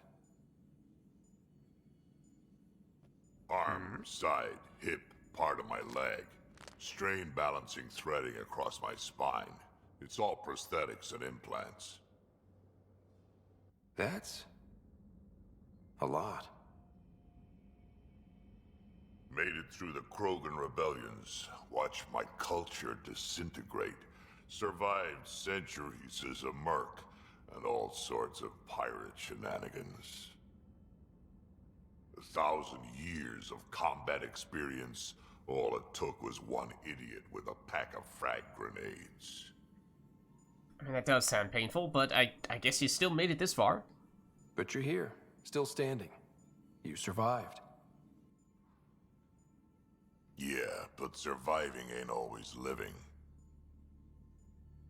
I hit some dark moments. Implant rejection after implant rejection. Prosthetics not syncing properly. Everything hurt. A lot. All the time. No purpose to anything. How did you deal with it? I didn't. I fell right into that pit. Almost. But then some shaman shows up. Drops the tiniest little baby girl in my lap. Cash? This one's dying, he said. Not worth the trouble, he says. Useless is what he meant. Oh, that does sound pretty horrible. Oh, whoa! No, that's not cool. That's awful. It's practical. Krogan gave me a purpose again. Wasn't just about me anymore, so I got help. Learned how to take care of myself, take care of her. And she took care of me. You found a way to live again. We sure did. Wasn't easy on either of us. I'm old, stuck in my ways, and Cash has wanted to change everything since she could talk. Raising Cash taught me an important lesson. And so, obviously, he didn't necessarily directly link, oh yeah, the person that I was talking about before is Cash, so that's why no longer I'm speaking about this person abstractly and I'm referring to Cash by name. But that seems pretty clear that it is Cash. So, what kind of lesson, I guess? What was it? Took me a while to figure it out, but it's important. Parents aren't meant to be a goal or a finish line. We're the starting line. Where you go from there It's all you. Remember that. That's good advice. Good perspective. Oh, that's a double missions completed there, apparently. Maybe Lexi has something to say on that. Also, Lexi was, wasn't she saying how she's kind of obsessed about specifically Krogan biology, because that is what she wrote her thesis on? And so she was looking forward to getting the chance to do some, work with Kesh as a, with him as a patient. So I guess that's kind of fitting for her. Need something? New memory? I didn't remember that we could ask you about this, but I guess. I saw another memory that Dad locked away. The day my mom died. I'm sorry, Ryder. Let's see, she's why Dad came here, couldn't let her go. And guess both things are kind of true. We each have our reasons for coming here. Mom was his. Her death fueled him. Grief can be a powerful motivator. If you can't run from it, use it. Guess that's what he did. Okay. And on that note, see you around. I'll let you get back to it. Catch you later. I'll be here if you need me.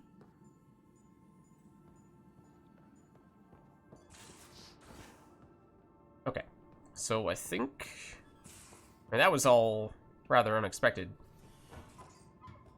So I think we're just heading back up, and now we are doing what we thought we were about to do, that being PB's loyalty mission, although I guess we could check back in with her here one more time, see if she has anything new to say. Hey, yeah. But the answer is no. Thanks for chatting. We'll talk again later. You know it. Okay. So, in which case, we could check our journal, but I'm pretty darn sure it doesn't say loyalty mission yet. What? What?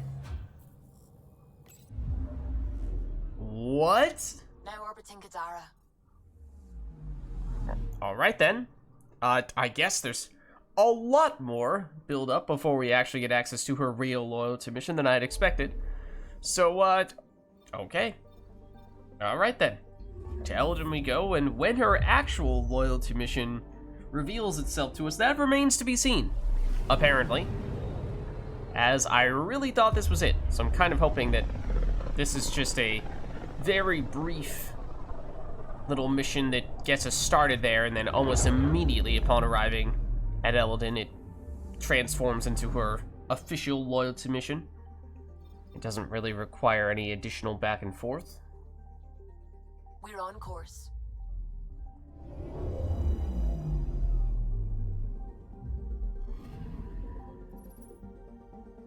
Only one way to find out, though. Oh, wait. I don't remember reading this new analysis. Let's see. So Eldon is home to the Apus New Tuchanka, which is a cooperative venture between the Initiative and the Krogan colony, founded by Nakmor Morda. Yeah, and that's the name that was coming up before, and as I said, I suspected that that's who that was referring to, and so good. I think my memory was serving me right. Pathfinder Ryder, Major Cariste Arcana elected.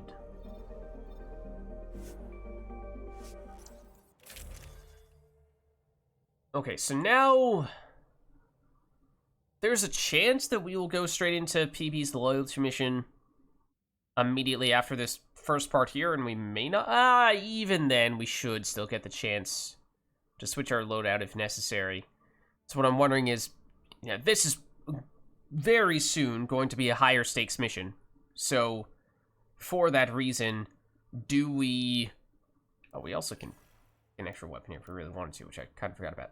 But, do we switch back to tech, or do we stick with biotics here? Because biotics is still a little bit riskier. I mean, we've done so much of the tech stuff. Maybe we do stick with the biotics. And it'll be, sure, I think still a little bit more difficult.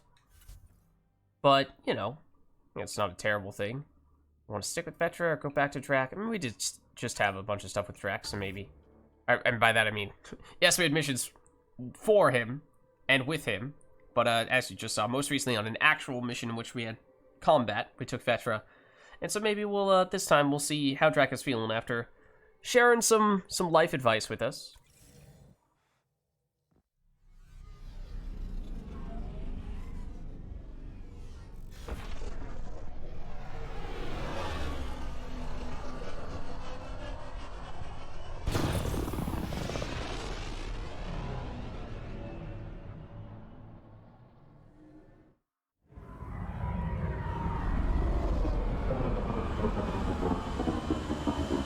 Wow, those bird animations were bad for a second there. They are still very bad.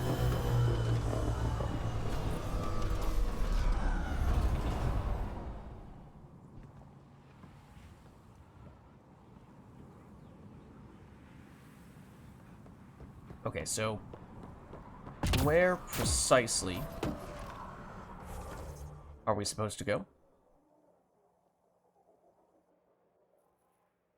Whoa. To a very remote corner. We were here, I thought, once, but oh, this is right around where that base was, wasn't it? Is it this far in that direction? It might have been. There isn't a great fast travel spot. I guess it's here?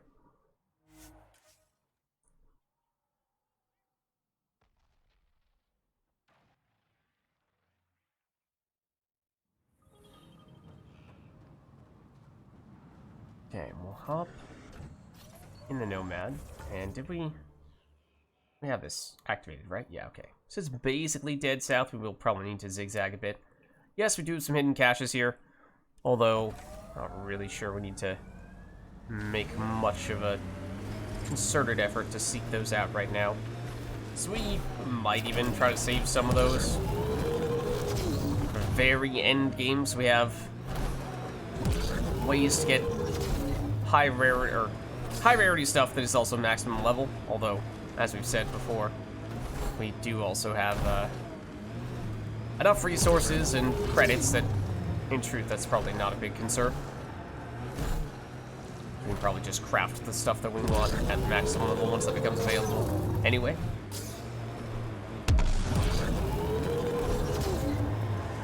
This around where we fought the architect, wasn't it? Or at least something like this. No, that was further north, I thought, and closer to all the outposts over there. But okay. I assume we've gone around and explored all that stuff. There's definitely lots of Remnant and Ket, though. We might want to get a little closer in the Nomad than this. Oh, then we'll have to come all the way back up there. Well, there's a lot of stuff here. Scourge around it. Careful. You're not wrong about that. In fact, that does make it very difficult. Well, that's the wrong skill. It does make it very difficult to do the charging that I was hoping to do.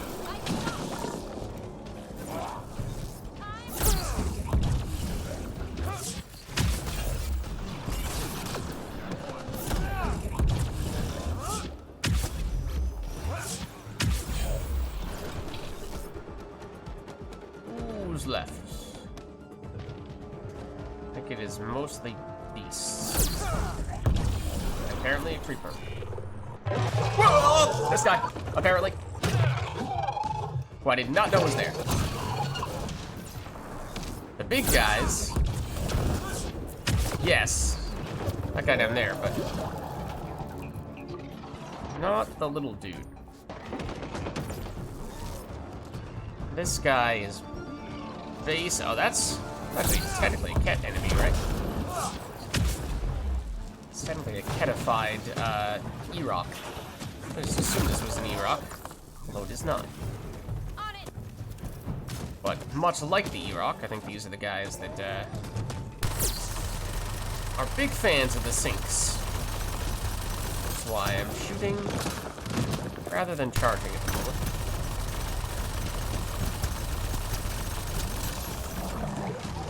Let's try. Nope, not that. All right, I can't switch weapons without doing this. Okay, outlaws are here as well now, apparently.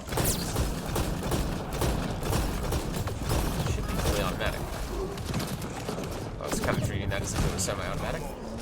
You are dead. Yeah, you guys are sniping us from far away.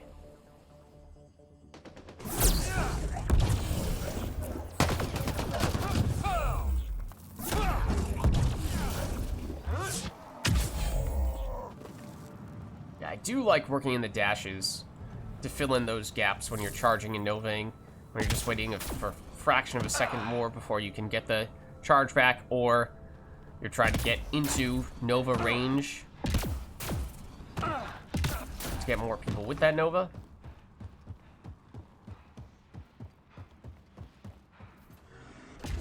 Okay, now we're back to accidentally meleeing stuff. Knew it would happen sooner or later. And I assume, though, that we've done whatever looting there is to be done around here. That looks like metal of some variety. Maybe see if we can mine it. It'll tell us one way or the other. Yeah, so we've already extracted that, which suggests that we have explored and looted whatever there is to be looted in this location.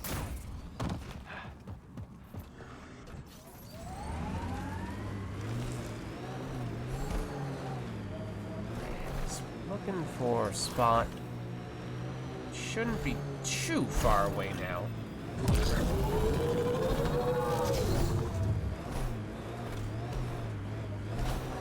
Is it that base that we've been to a few times? The Flop House, right? Isn't that what the name was? Damn it, abandoned. They scuttled everything. Or not? While we're here, might as well search it. Yeah, we have been here for other missions before, I believe. Including one where I believe there may have been a lot of enemies that spawned here. And we immediately... And there were a bunch of explosive devices right next to them as well, and we immediately blew it up. Maybe that was in a place adjacent to this, not that far away. I mean, that looks pretty significant. That looks a lot like POC.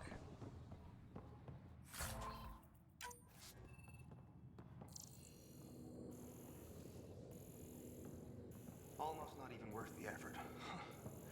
And obviously there's this dude. Ryder, he's got POC. It is POC. She's broken, though. Guess Kalinda didn't take very good care of her. Hey, I don't want any trouble. I found the site abandoned. By scavenger law, it's all mine. And that is kind of nonsense. Yeah, right. You made that up. Scavenger law? Scavengers get to make up the laws? No, then you could just make up new ones. Well, I'm a businessman, you see, so I'm willing to sell if you see anything you like. Okay, so definitely we want POC, of course, but we do have other questions, too. Did you see where the crew that used this site went? No. They were trouble, though. Led by a pain-in-the-ass Asari with the meanest spit Krogan toady. They've been picking remnant sites clean all over. Never leave anything worthwhile behind. But, they screwed up and left some choice items here, though. Yeah, that is very odd for that reason. And what about Kalinda, the leader? You ever hear of an Asari named Kalinda Terev? That's the, pain-in-the-ass Asari I stupidly mentioned. Please don't tell her I called her that, or next time I see her, it's my ass. Yeah, you, Yeah? So you better do right by us. You're a lot more closely affiliated with them than you're trying to lead us to believe. How much for that broken observer? What, this thing? Yeah, it may look trashed, but I assure you it's easy to fix right up. In fact, I could do it myself and make a killing, so no discounts. Right. This guy's gonna put her back together. Let's get down to business. Okay, look, what do you think is fair for the Observer? Take this, and consider yourself lucky. Yep, that'll do.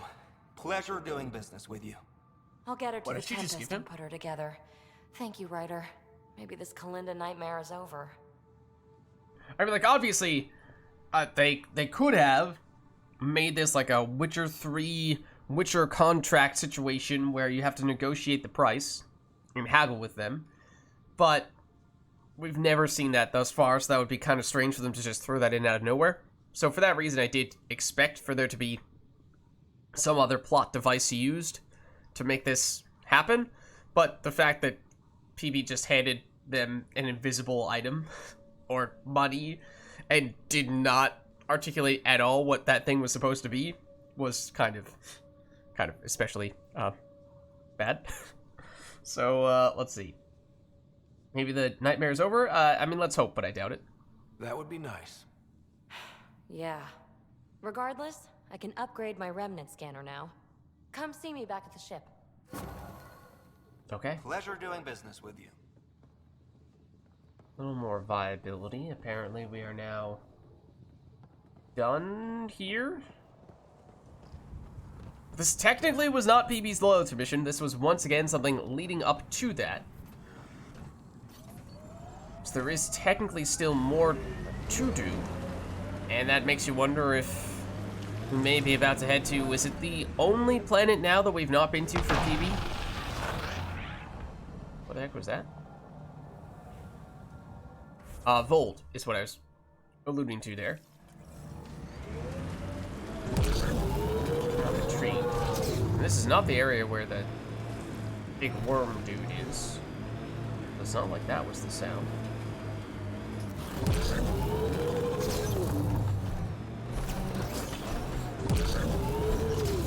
This might have been the spot with all the explosives. There is a, hidden cache around here. I mean, as I said, we may even deliberately not get it right now. Well, then again, as we were also saying, there's no really reason to hold out getting the caches now, because even if we would like to get the maximum level loot from them, we can still always just craft really good stuff at the end.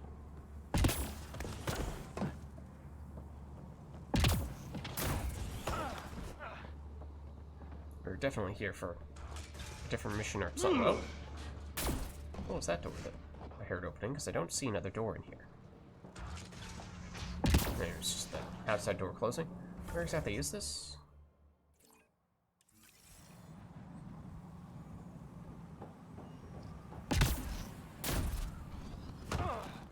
Up, you say. Oh!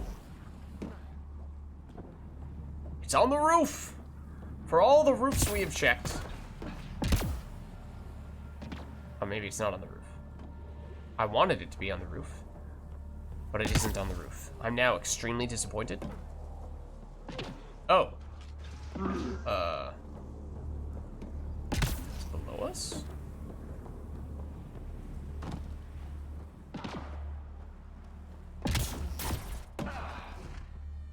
Huh? Behind us, theoretically? Now it says above. I mean, it seems like it's in that locked room.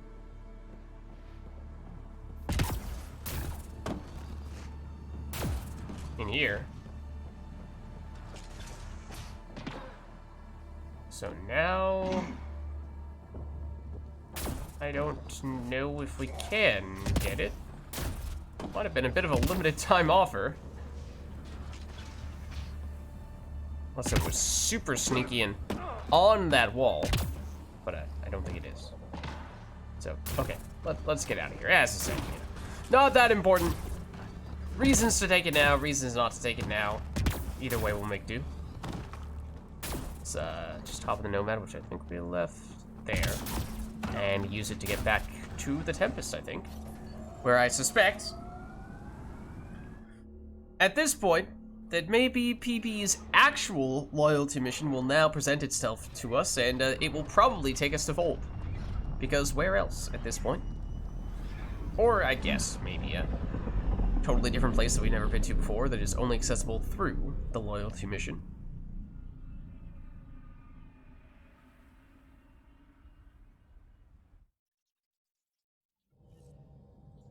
Okay. PB's been looking for you. That is not surprising. There you are. Hi. Okay, so Pak is back. Wait, what? Where's Pete? What? Okay, I will admit, I was glancing away for a second there, And why are we asking where's PB when I'm pretty sure PB is standing right in front of us? Unless this is actually not PB and the Kalindra person?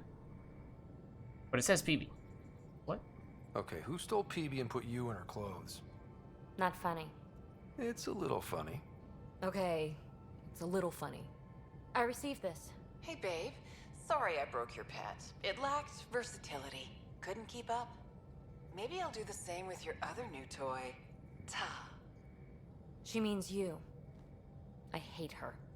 Ah. Okay. Do you hate her, though? Really? Are you sure about that? Oh, I don't know. It's not that she took my bot and broke her. We got Puck back and I repaired her. Better than ever. Now my scanner's fully upgraded and sweeping the cluster for remnant signals. We won. So what's the problem? It's just drummed up feelings I thought I'd put behind me. Turns out I just buried them.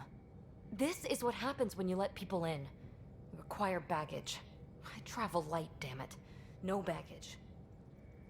Okay, so no, we are not about to romance you, but that's the wrong lesson, or I hear you. I mean, I think that is the wrong lesson. You just have to let the right people in. Right can turn wrong. Good goes bad. I let Kalinda become important to me. Look where that ended up. Now you've become, or you're becoming, important. But you need to know, I resist checking out of this hotel every day. Okay, I mean, maybe it's not the best hotel, but it would also be kind of nice if you give us a little more confidence that you were a committed member of the team. With accommodations like these, I don't blame you. You are funny. I just need a little space. Time to think. Hopefully, my now RemTech-infused scanner will pick up something amazing and make all this Kalinda trouble worthwhile. Okay, we are once again on hold, waiting for that scanner to find something, and once again I suspect that traveling anywhere and then immediately coming back to the Tempest should do the trick. But if we are going to travel somewhere, then I guess we might as well make that meaningful. So, waiting for this, and I think that this will finally be her loyalty mission. I really thought that we were about to begin it way back when we were doing that little bit on EOS, and much has happened since then. But I guess we could do this stuff with Veteran Kadara, stuff on EOS with Korra, that facility on Vold. As I said, you know, I kind of think that it's going to end up being on Vold where we go next, but I can't say that definitively, of course. So, let's see. I mean, I guess we'll do this one. I'm kind of assuming that any of these post-loyalty missions are going to be on the relatively quick side. I mean, we just had one with Drac that was funny. There was actually a very long cutscene for it, but there wasn't much that we were actively engaged in. So overall, it was still relatively short. There's no combat at all. And then we had the post-loyalty mission with Jal, which was meeting his family, which was also a long cutscene, I think, or at least fairly extended conversation, but again, no combat. So that's kind of what I'm expecting here.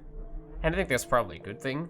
We aren't about to set ourselves up for another really long mission so that we can pretty soon after this check back in with PB and see if she's ready to go with the loyalty mission.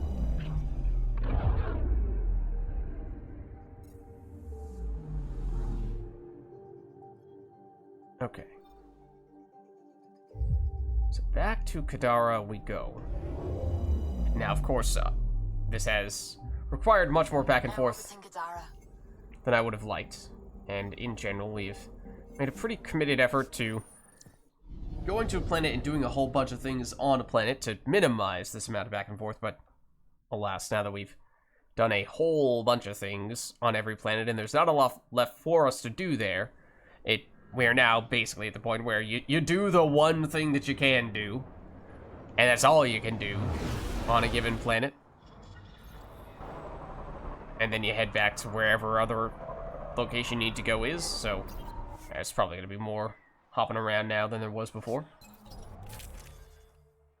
Okay, so I'm not really sure that this is going to matter too much, but we'll see. Let's just make sure that we bring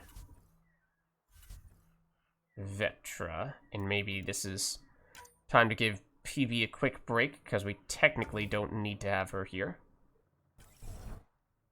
But obviously, if we're about to get her a loyalty mission, we definitely will need her then.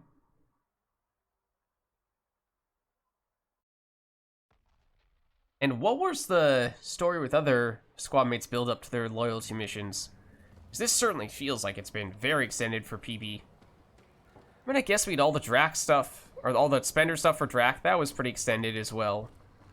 We had some somewhat significant Rokar-related things for Jal, and then obviously the loyalty mission itself was very significant in that regard.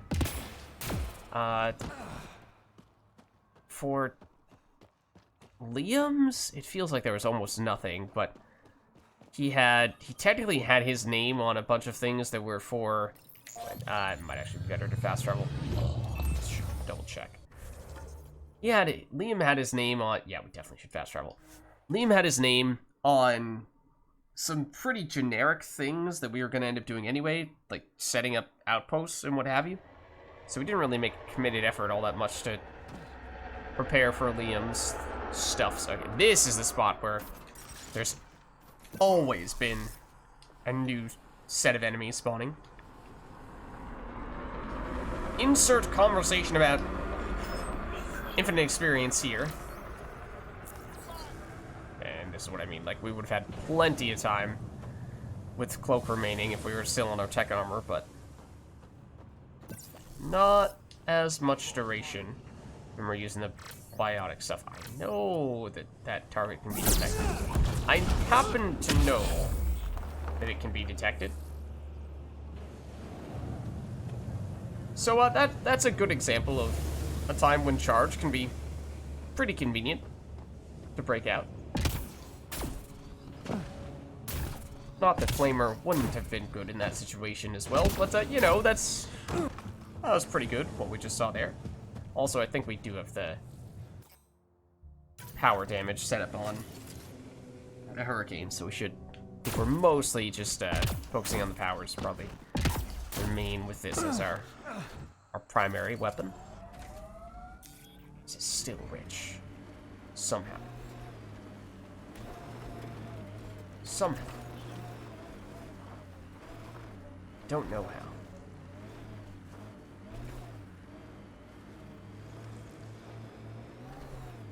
Here we are. You ready? I mean, there is an enemy here. Of some variety.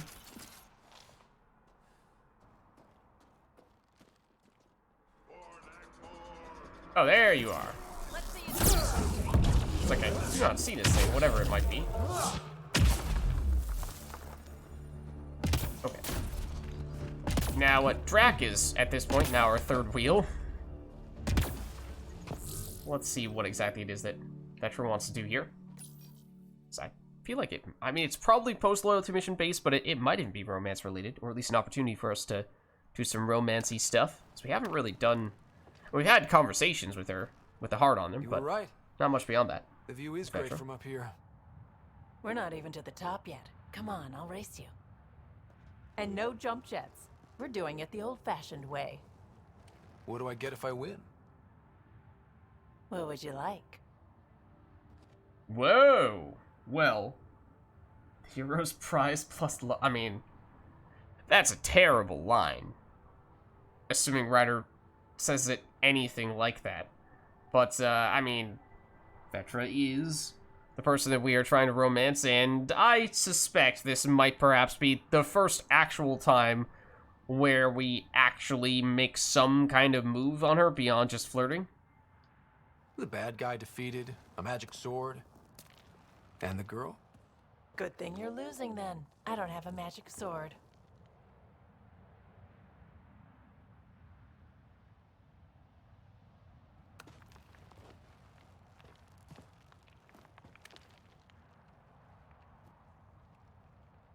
Oh. Nah, no cheating. We're a man of honor.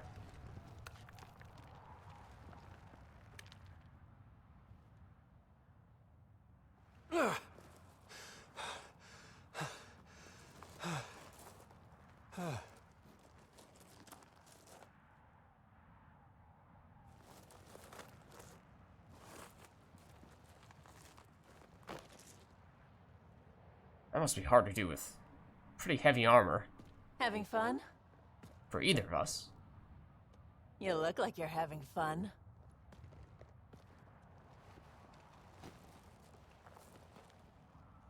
Hey. Is this real? Yeah, I think the sky's real. That's No. not what she means. This. How you are towards me. It's like you care more than a friend. Oh. I don't mind if it's no. I just want to be sure it gets messy otherwise.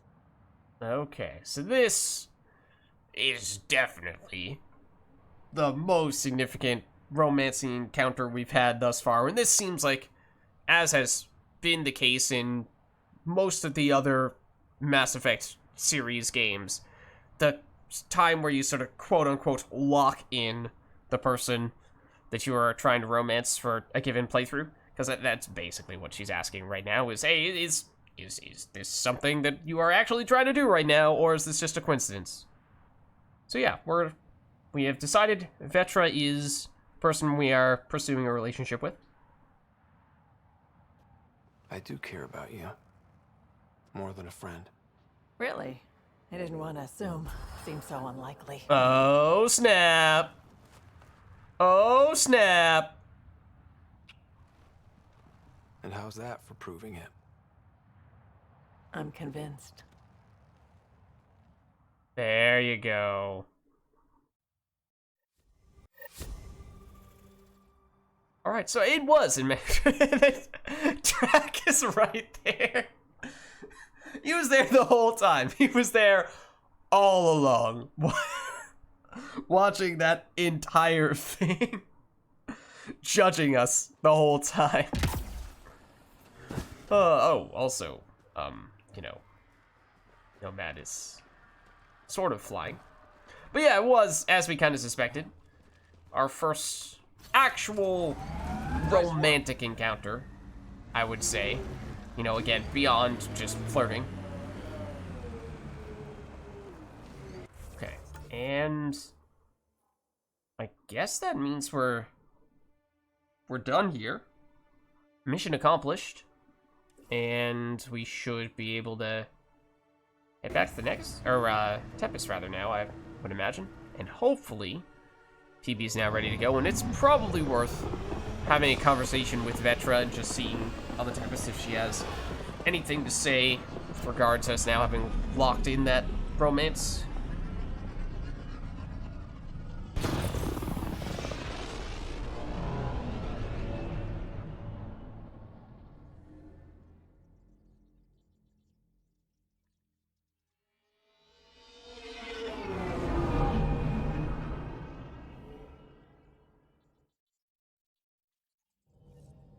Okay. PB's been looking for you. Okay, that's probably a good thing. And then I was also asking myself, is someone about to tell us that we have an email from Vetra? Because yes, I would like it if Vetra had something else to say about that little, I guess you could call it a bit of a date that we just had with her. But, you know, if it were an email that she chose to follow up with, then that would feel very meh. Like, some things are much better in in-person conversation than they are electronically, and that's definitely one of them. Okay, so from PB, no time to type. Come. Okay, so definitely a well told Sid what? What did she have an email of exactly the variety that I was just describing? Which may have been the worst thing I've ever done because she won't shut up about it. She thinks it's the cutest because you're so tiny. I mean, in the original Mass Effect trilogy, Turians are not necessarily any bigger than humans. They're roughly the same size. Obviously, you know, the way in which their anatomy is a little bit different, of course. They're different species. But it is a little strange how, yes, in Andromeda, the Turians are distinctly taller than certainly humans. They might even be taller than the Krogan. So that's okay. Fair enough. Apparently, for that reason, humans, especially Ryder, at least in this circumstance, are seen as tiny. At least you got the Ryder path found the way out, or the way to your heart, and other things joke out of the way early. Okay. Worth it though, because of you. Aww. Okay, so I think it's probably worth quickly having a chat with Fetra, seeing if she has anything else to say about that stuff. Maybe, you know, when ideally Liam is not right next to us, but what can you do? Hey, Ryder. Okay, nope, nothing here. You probably have work to do. We can chat later. You know where to It's all in the email, man. Never voice your opinions, your feelings to your significant other in person. No, never do that. Why would you ever do that when you can just email message them and text them? And that's definitely the best medium to do all that stuff. Hey there, what's new? Huh, funny you should ask. I need to know, if I had something really important to do, could I count on you to help, to come along? Okay, now, obviously, this is now the loyalty mission, right? You are excited. If it's as exciting as you make it sound. It's pretty damned exciting. Thanks to my newly remnant augmented scanner, I'm onto something big. Hear that signal? Best I can tell, it's coming from a piece of raw remnant programming tech. A building block in an unused state. My eyes bulge thinking what we might be able to learn from it, or do with it. It's like a rem tech wildcard. The kind of mystery I live for. I have to get it. There's no time to waste, right? Any sense as to what the implications might be? What are the implications of this device, whatever it is?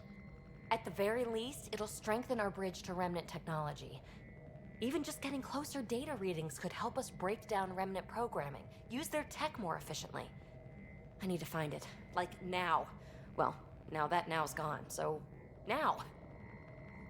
Okay, just hold your horses. No, we're doing it. It's important. Okay. That's it? No preamble, no further interrogations, just okay? You're in? I'm in. Yes! That your game means the world to me. Loading the coordinates into the galaxy map. Consider me primed and ready. Alright. Mysterious remnant signal. Go to past 10. Is that the planet that is now an asteroid? Because, I mean, technically speaking, I guess that is also a place that PB's loyalty mission had not yet taken us.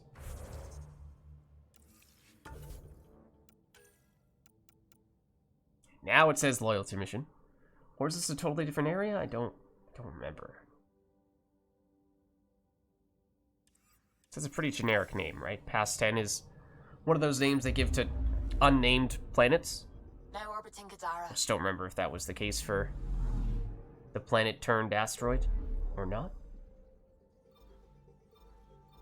So yeah, it was over here. Except that says 0%, which suggests we've never been here before. All right, that's cool. Looks like totally new place. Very nice. In fact, did Liam's give us a totally new galaxy? Were we not seen until that mission became available? Or is PB's the only one that fits that description? Lara system. Was that someone's name, Joel? Lara is a virtue. To know your map, your course, right down to the blood. It's a good name for the brink of the unknown.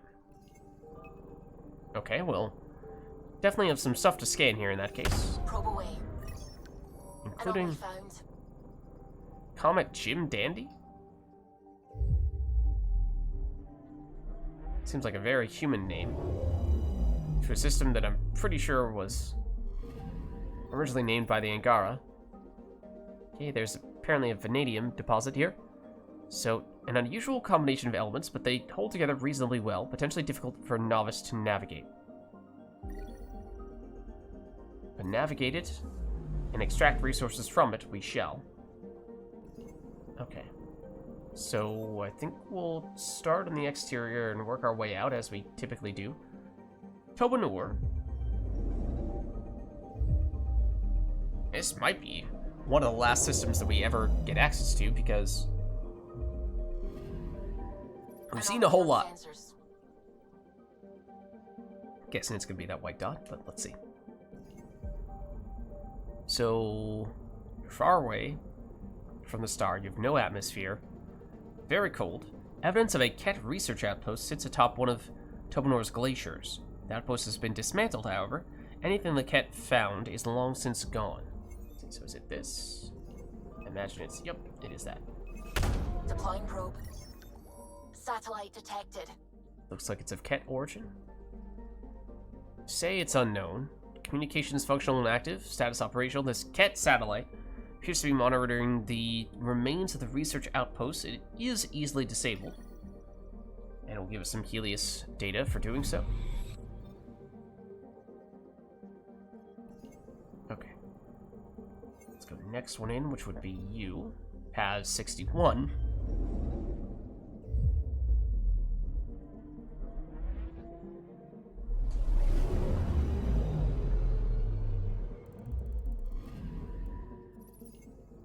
Nothing to scan here.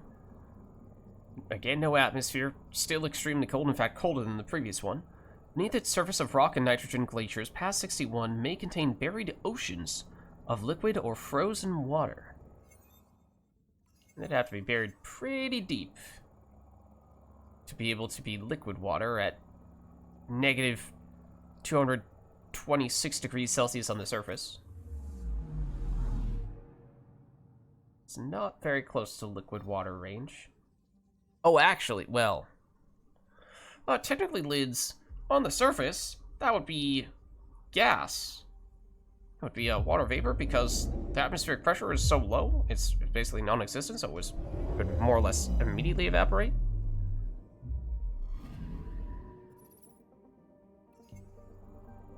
Okay, Nova Lori. In this case, you have an atmosphere. Its bright and sinister coloration earned it the name of a mythical Angaran boogeyman. Bogeyman. Multiple ships have disappeared in its vicinity, adding to its mystique.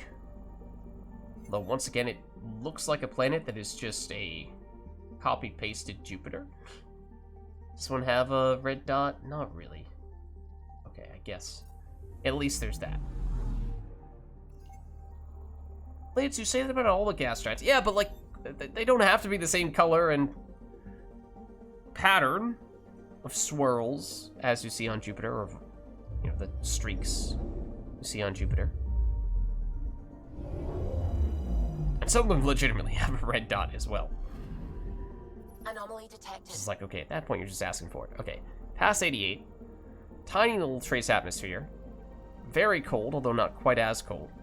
The dominant life form of past 88 appears to be a finger-length worm that thrives in the thin nitrogen and xenon atmosphere. That has to be a pretty extreme worm to be able to live in such a tiny, thin atmosphere. Getting a scan.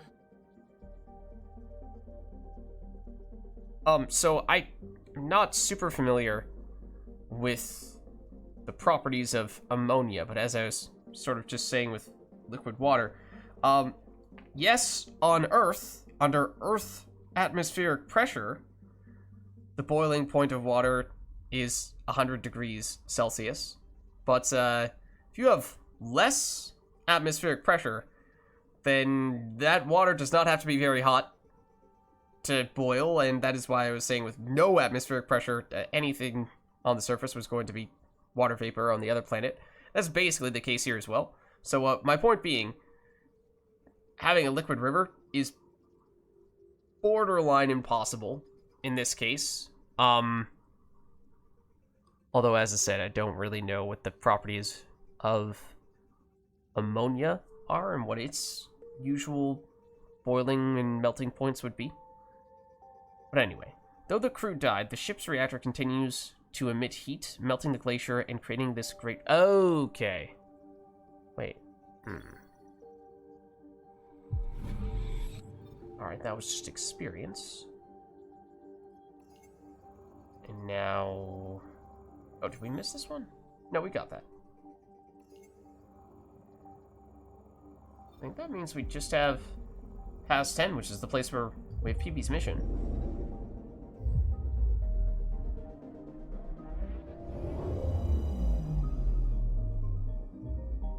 Ryder, signal source is near a volatile volcano.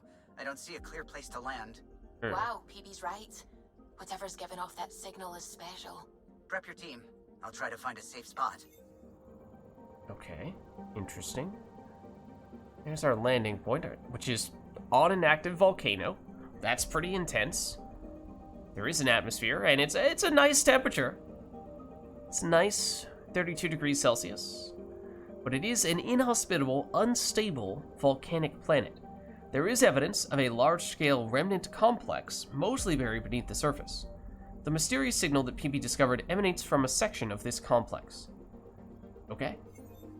I mean, I think we're just jumping in here. So, let's make it happen. And very exciting how this is in an area that we've never seen before. And seems to be unique to PB's loyalty mission. I think, Drax mission... Well, I forget. Was that on a totally unique planet? Obviously, every mission of the loyalty variety at least is in a unique subsection of a planet or station or whatever, even if it is already a planet that we can usually visit for other stuff. But, okay. This and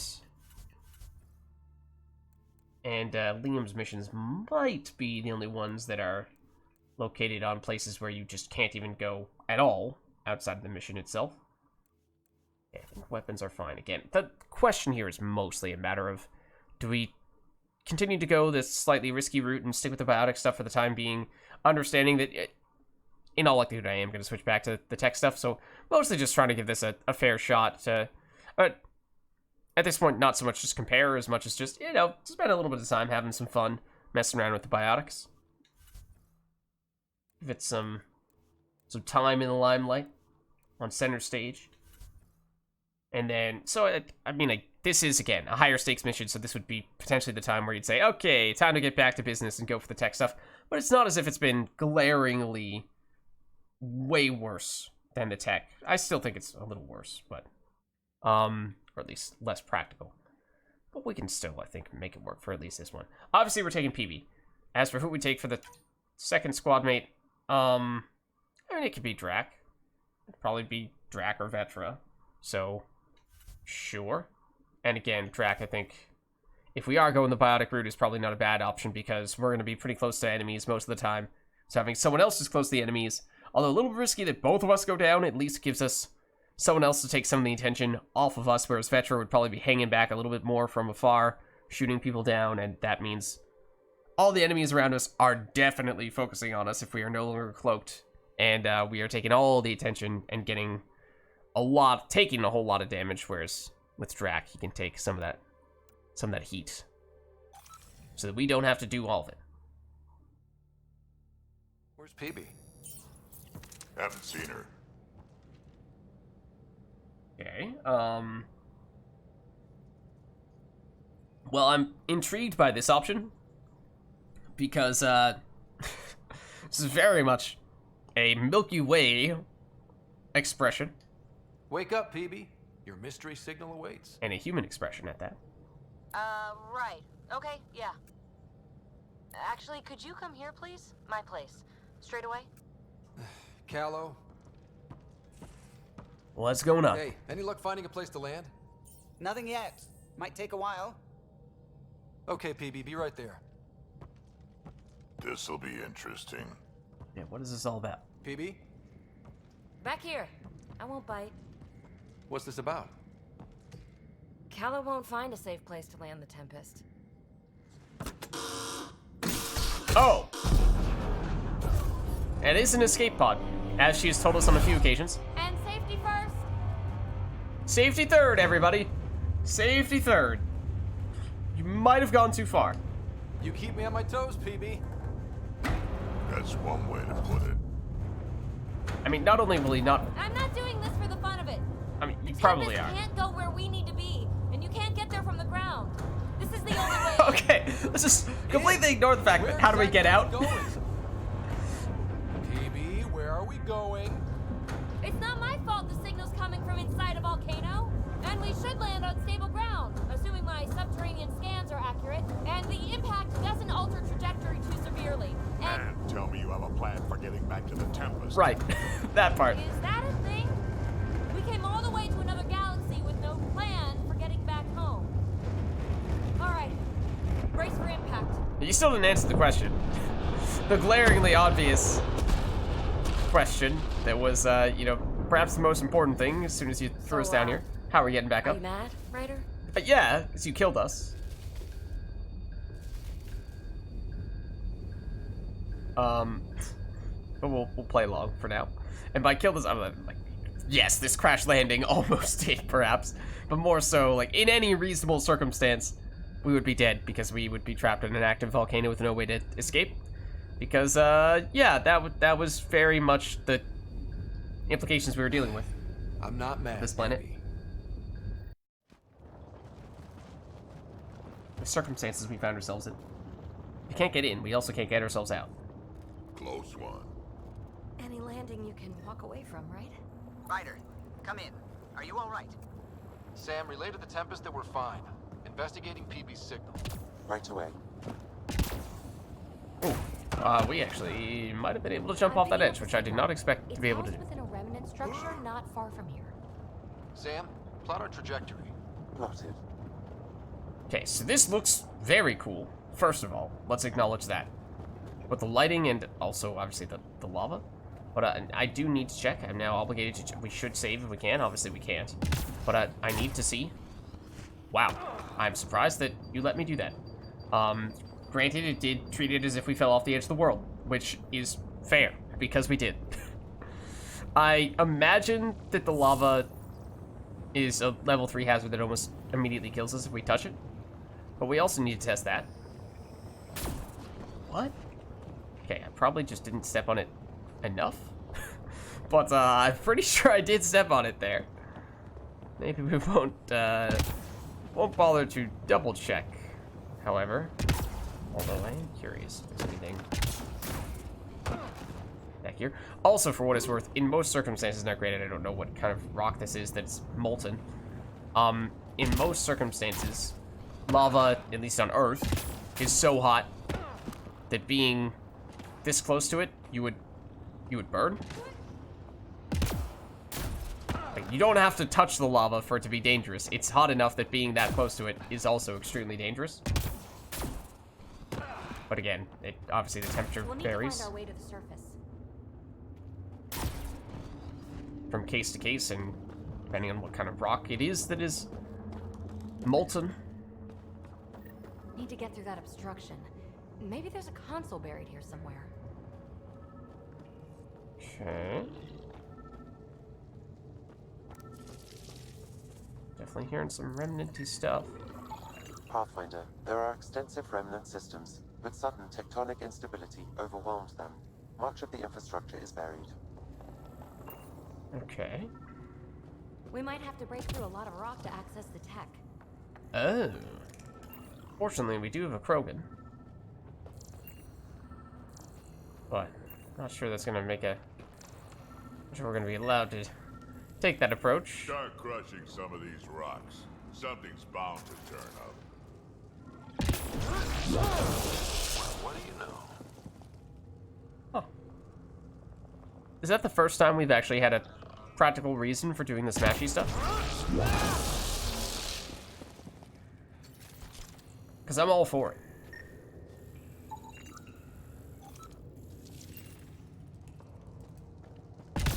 Smash this too? Hold on. I'd like to smash all the smashable things. It does seem as though that is the case. Not really sure there's anything in there. Also, is it just me or does that look like a skull? Like a flaming skull? Mouth. Nose. Eye. Like a demon skull? At least in that angle. Anyways. Anyways. Enough dilly-dally. The network you're accessing seems to be a production system. Production of what? Remnant hardware. Oh! Good. The gates are opening. It's opened more than that. I'm picking up structural shifts throughout the cabin area. Okay, by hardware, you mean like the enemies that we face. Like platforms, to use Interesting. Geth's terminology. That observer is in a persistent idle state. Its neural pathways are blank. It's like POC when I stripped out its remnant protocols. It has no programming. I mean, it has some programming to be able to do this, but yes, point taken. Seismic activity increasing. I'm picking up additional unprogrammed observers throughout the facility. At dispenser points, you should be able to enlist their support. Oh. Sweet. Let's do that. Vital observer, power status 80-ish%. Operating connectivity about 7 or 8%. Mechanical analysis, structurally sound and operational. This observer is in a persistent, reprogrammed state. Its neural pathways are blank. It poses no threat. So we did see on at least one or two of the vaults that we had some consoles that would activate an observer and have it do some stuff for us to open up rooms or what have you. Remains a remnant observer. No programming evident. Data recovery impossible. Suspected cause of irreparable damage. Collapse of the nearby infrastructure. Pathfinder, this site was a manufacturing center. That's a collapsed outlet point for an assembly line. It's just me, or are we always getting research in smaller increments now? So we used to get them in at least increments of 10 or thereabouts. Even when we were doing relatively small things like that Intel node things usually still give us 30 or 60 or possibly even 90. But things like this still seem like in the past they'd given us 10, whereas now it's much more in the low single digits. If anything. Yeah, same description. Same description. So what I'm wondering is if it is something about being further along in the game, which just makes everything give us less intel. Sorry, just trying to destroy these stalagmites, Another obviously. gate. Have to get through. Look, up there above the gate. Another node. Try scanning it. Yes, but also want to see what's over here. So yeah, is it just that we're far enough along in the game that it reduces the amount of research intel? Oh. Been there, done that. It is true. Does it reduce the research intel we get from all sources, or is it just a coincidence that we happen to have seen a bunch of things that would give us less research intel, regardless of when we scan it? You are identifying yourself as an ally to the unprogrammed observers in the assembly line. Hey there, little guy. Oh. Nice to have you on the team. Its protocols are limited, but it will perform simple tasks for you via your scanner. Where'd he go?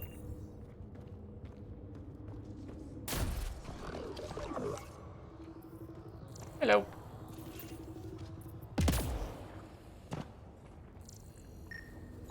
That node controls the gate, but it's disabled. Too high to access. Our new friend knows what to do. There we go. And voila. Thanks, buddy. Let's push on. Hold on.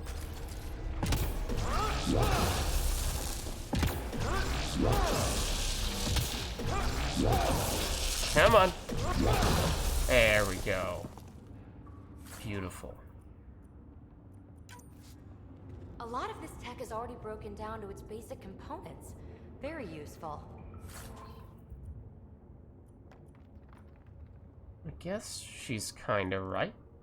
Not sure why they've sprouted seed vials in a remnant facility, but...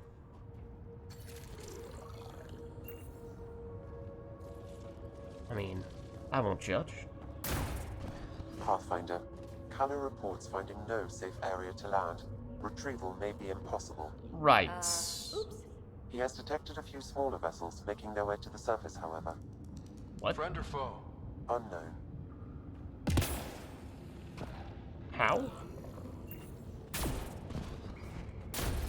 I mean, you have to imagine that at some point we will encounter some hostile remnant platforms. Uh-oh.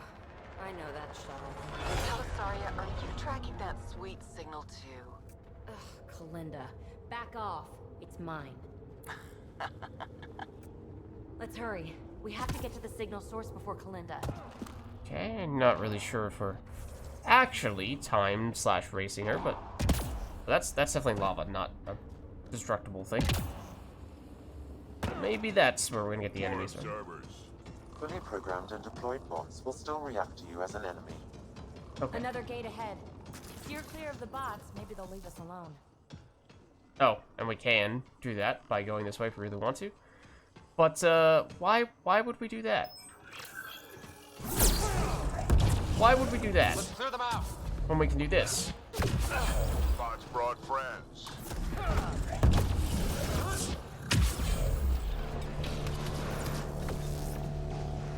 Oh, there's a lot of these guys now. I'd really prefer if you didn't hover over the lava like that.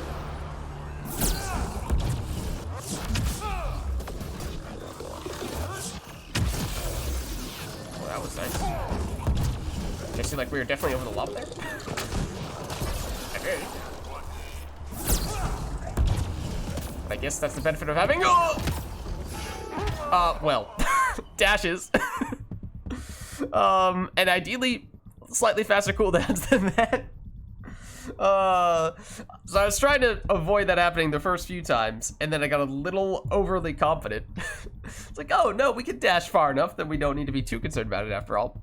Nope, we still did. We still did. Actually, I think Nova does not actually have us slam, like, shoot straight down and slam the ground. I think if we were mid-air, Nova actually, I mean, it does still do a little bit of a slam, but we basically hover in the process. So if we had gone for a Nova or two there, we might have actually bought ourselves enough time to get a charge back off cooldown and charged out of that situation, because it's what I was trying to do to get out of it, but obviously after having just charged, we were still not able to do it again. So, I mean, can't say I'm surprised, but it was still fun. Might still try it again. If I'm being honest. More observers. Fully programmed and... Let's clear them out. What is this about? Not fighting them? Why would we do that now? Bots brought friends. It's like these guys, like, you're close enough to the edge that if we were careful, we could probably still dash our way back, but it might still not be a great idea.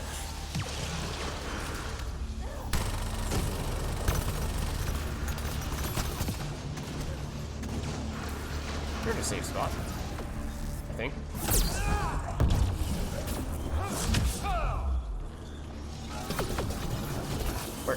Where are you? Okay, now that did still slam us on the ground. So maybe Nova is still not the safest of things to do when we're over the lava.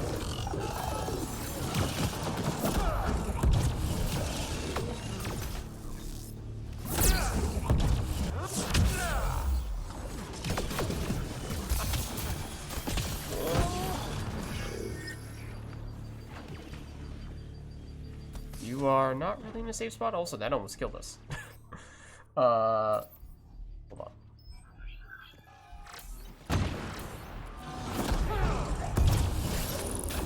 think that was safe, yeah.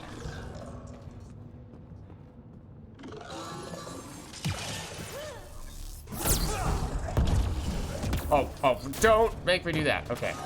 That was very confusing. We should probably shoot you. Probably play it safe when we shoot you. All clear. All right. Now let's find some way to open that gate. Oh, what gate? I'm sorry, I was a little distracted there. Also, apparently there's something for us to scan right here. It's probably that stuff. Hey, there's some Milky Way research data? Here? That seems strange. Okay, but I also want to see if there's anything for us to loot. Because I did see that. Yeah, the circuits makes more sense with the whole thing that PB was saying before, how it seems like it's mostly components here. Don't know if that's actually gonna continue to be a thing or not.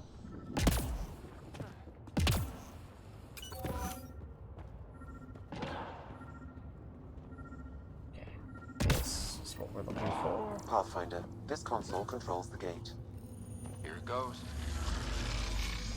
Good. The gate's starting to open. There's definitely an enemy over here. I did see a big blue dot. You, Ryder. You opened a gate up here too. Come on, boys. We're in. She must be on a ridge above us. Shit, shit, shit. Hold on. I also saw this.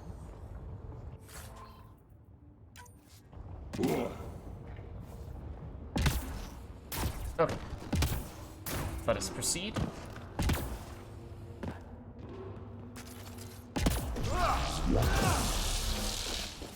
Eh? Okay. A little bit from the gateway, sure.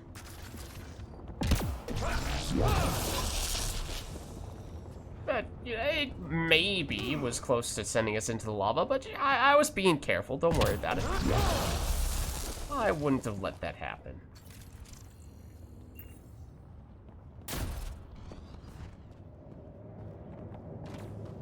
Okay, so you know we're gonna fight Kalinda at some point. The high road is much more direct. How the hell did you find us here, Kalinda? Guess you didn't notice the little transmitter I hid in Park. So sloppy. Ta. Ugh! That... Ryder, we need to pick up the pace. Doesn't PB say Ta as well? We have to make it across to the next ridge. That's a wide chasm for a jump. There may be a way to extend that antenna. Okay. I mean, again, lots of emphasis on speed here, and I don't know to what extent that's actually a real thing. Darman turret. The controls should be nearby.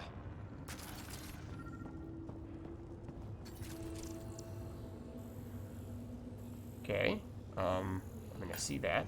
I see this. Pathfinder, interfacing with this console should allow you to extend the antenna so you can jump across. Is it also going to activate the turret, though? Whoa. Major activity. I can complete the hack, but you'll have to stay close. Incoming. Oh, it's Father Remnant Assault. Hello. I was like, what attack? What are you talking about? This attack. There's also where having a turret would probably be helpful. Still working on it. Rerouting power from these other structures. And reducing our cover. Shit. We'll never catch Kalinda. Hunker down. More remnant. More over there? No. I'd like for you to be hanging out somewhere other than... suspended until you return to the console. Oh, I need to be on this. That's not good news for Vanguard-y stuff. I see. No bots to fight up here. I'm going to kill her. It's just like multiplayer. Vanguards. Not that great at hanging around to do objectives. Because we want to move. Yeah. We lose progress. We back out momentarily. Hopefully not. Doesn't seem like it.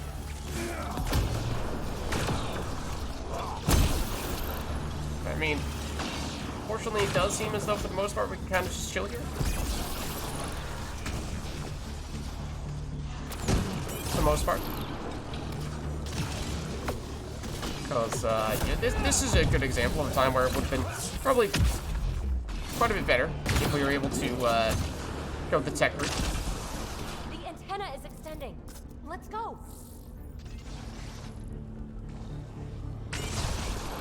Okay, any enemies dead? Seems like that is the case. That's probably how we would have activated the turret as well. Which could have helped us, but, you know, wasn't really necessary. We were fine. I thought there was some destructible stuff here. Maybe it got destroyed in the process, but okay.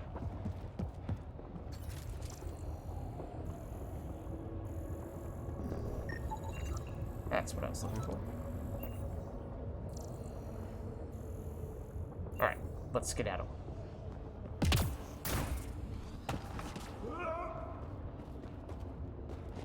Kalinda's men on the ridge up there.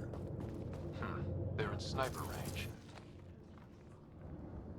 As in, they will snipe us, or we will snipe them. Pathfinder, there's another dispenser for unprogrammed observers in this area. Who cares? What matters is that mountain of rock is between us and the signal source. Okay. I also don't see the snipers right now.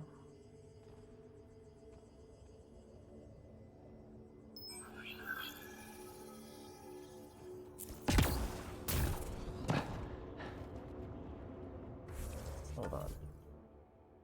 Cross the bridge gap, continue to track the signal source. Sure. But it seemed like you were kind of saying we had multiple... That looks cool. Multiple directions we could go in. Things we could do here. Oh.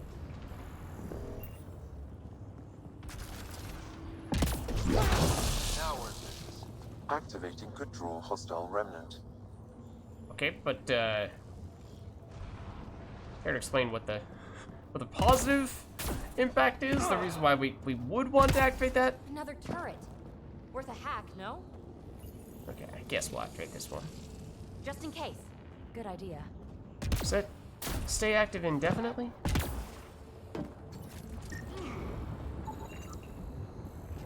Assembly line dispenser? Okay. Need to get across there, but that huge boulder's in the way. Pathfinder, scanning the boulder will help determine the course of action. Okay.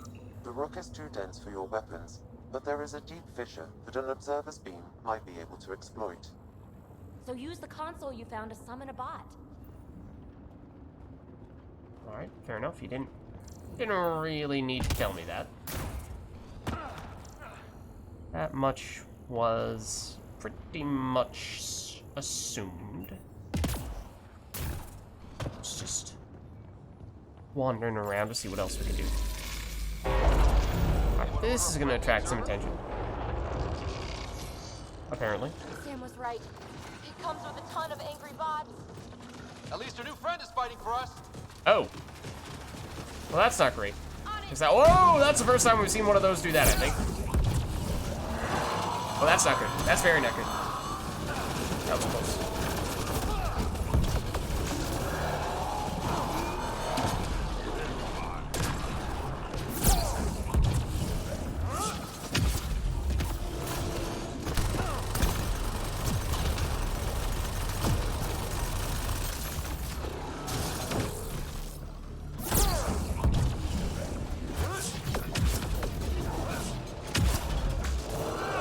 That's not good. That's not good.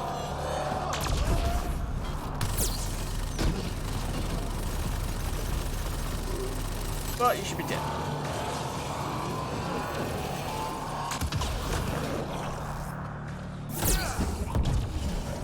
Okay, you're just dead. So we got rid of the big guy. And we do have our turret still helping us out here, theoretically. You're the next biggest kind of sort of. Those observers can get pretty annoying as well.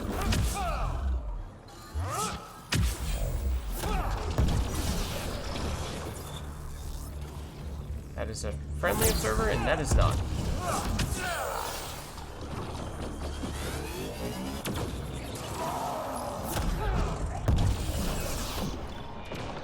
A lot of experience. Okay. Ow. Pathfinder, interfacing is escalating tectonic activity. The area is becoming increasingly unstable. That's Come on. Not Let's good. scan the boulder fissure so the observer will attack it.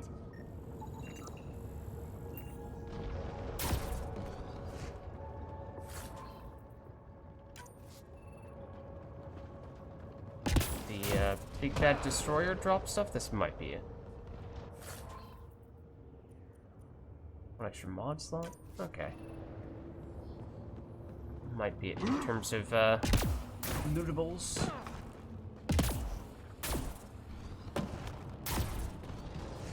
And I will have you know I did already scan this.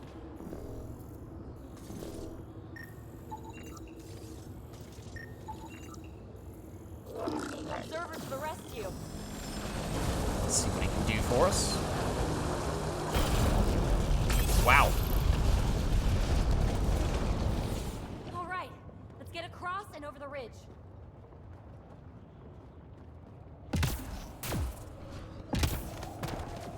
Make sure they don't get inside. A triple share to whoever brings me their sweet implants. Man, I hate her. Hey. I have to follow her inside. Okay. Gotta take out the trash first. Take them out. Oh, already on that.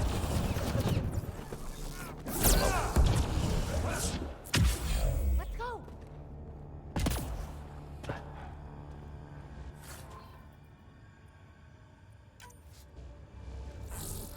It does certainly at times feel a little bit faster. Certainly. Whoa! That's her playstyle. Going this route. The biotic stuff. Not actually sure if the pure damage is better or not. Making sure they can't follow. Shit, what's she up to? Credit's that Krogan outlaw we keep running into. Looks like we'll run into him one more time. I keep hearing about him. Not really actually sure we've met him in person at all yet.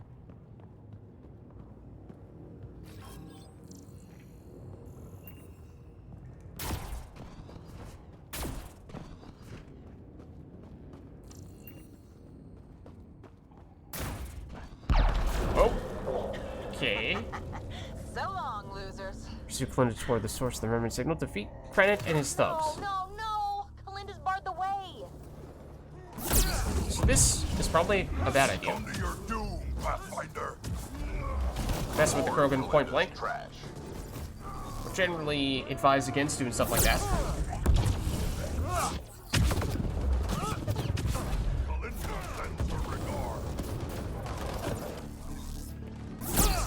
But hey, we're a vanguard. Or at least functionally a vanguard at this point. Okay, nice.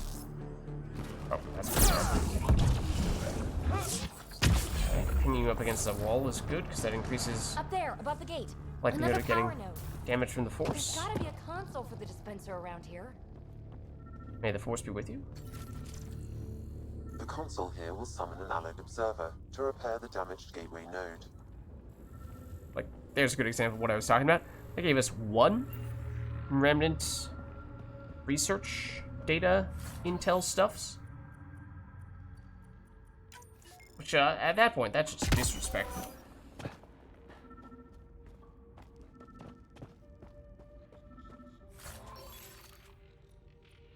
Hornet and Indra, is that from the Krogan mini-boss dude? It's, so not really weapons I would have expected him to be carrying. Console to activate the dispenser. Okay, okay. Just checking to see if there's other stuff.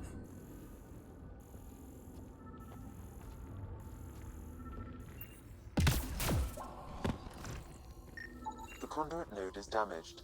As before, if you deploy an allied observer, it will enact repairs and open the gate.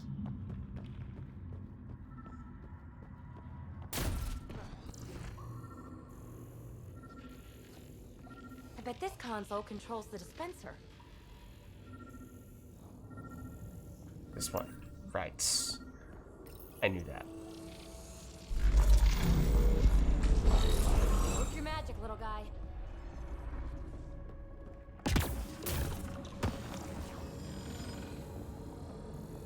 All right, we're back in the game. Just assuming that in general, and I think this has proved to be the case thus far, that this is going to be a really good place for the remnant data, which has definitely been the hardest kind to come by. So I'm trying to be pretty diligent about seeking that stuff out. Can't really see if there's a spot higher than this. But it is cool to get up there. Not sure if there's any practical reason to do so, though. Alright, so let's head over then.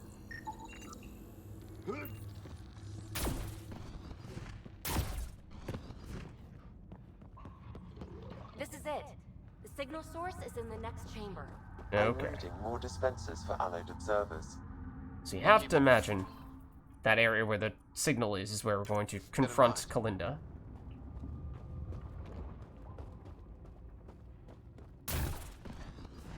Can't can't get a bead on the device. Let's drop to the cavern floor. Yeah, what could possibly go wrong after doing that, right? And what totally is not a humongous boss arena. Nah, definitely not. Good place for an ambush. You don't That's say. exactly what I thought. I thought the same. Pretty sure they're dead. Just give it up. There's a piece of pure, uncut programming tech in here. Plus, you want it. So there's no way I'm giving up. Nah, I'm no programmer, but I'm no computer sci person. But I highly recommend using the consoles to summon allied observers. Nah. Shit, you defeated all my men. See, who needs them? Not really. Not taking the easy way out, but yeah, now I'm no computer sci person, no programmer, but I don't think that's a thing. Pure, what did, oh, ow. What did she call it? Pure program or something?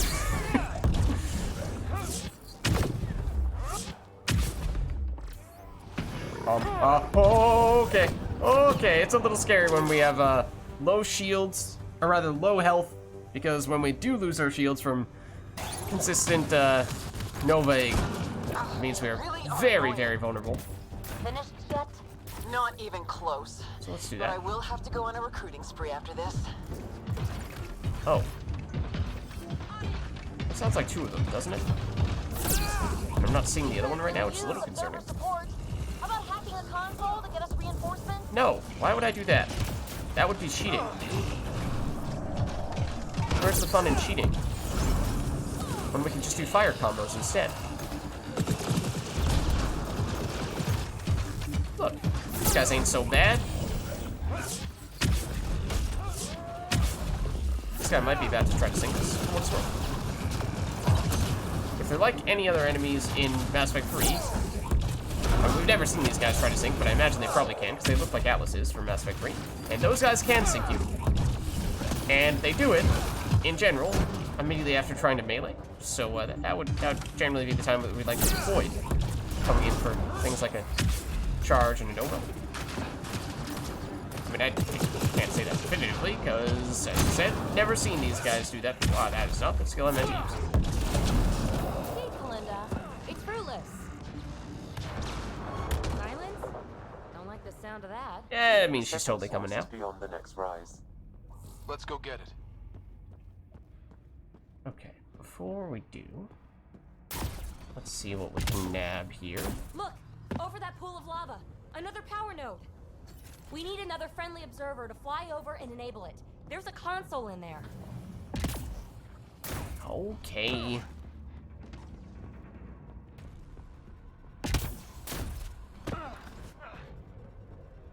I'm just trying to see if there's anything else around here could be useful that isn't just health and ammo. But yeah, the health, which is these ones with the red circles, or yeah, with the Nova, definitely feels more relevant than ever before. This is probably the thing that we have to do.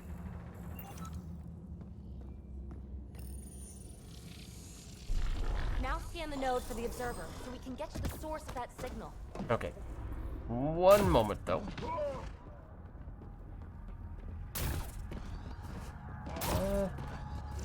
Okay, I mean, I guess there isn't really much else for us to do here.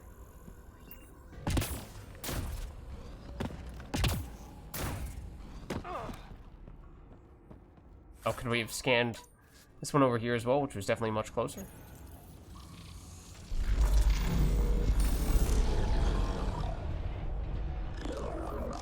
Now we have two of them.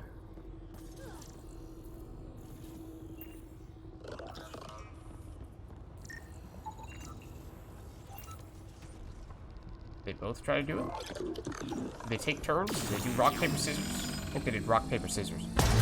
Oh! We're in business. Let's cross it and reach Kalinda. How's it starting to look like? I'm gonna butcher this. Kalinda's already there. We gotta get across. Mustafar? I probably got that wrong. But the Star Wars planet where Obi-Wan and Anakin fight. Are you kidding me? How many guys does she have? Colinda's about to get the device. And as she goes. You won't make it, Colinda. Too late, gal. It's mine. I mean, we could totally charge her and knock her off the edge.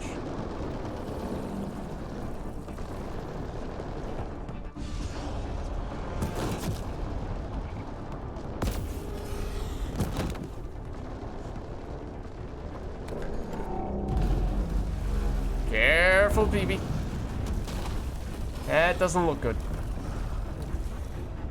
Shit. I got this. Go. PB, help! I'll give you everything I've got. All the relics, everything worth anything. Now is when we wish we would have spec'd into pull. Oh, crap. Oh, crap, what? I don't want her to die, Ryder. But the device. It's not worth her life. Use pull. No, we won't shoot.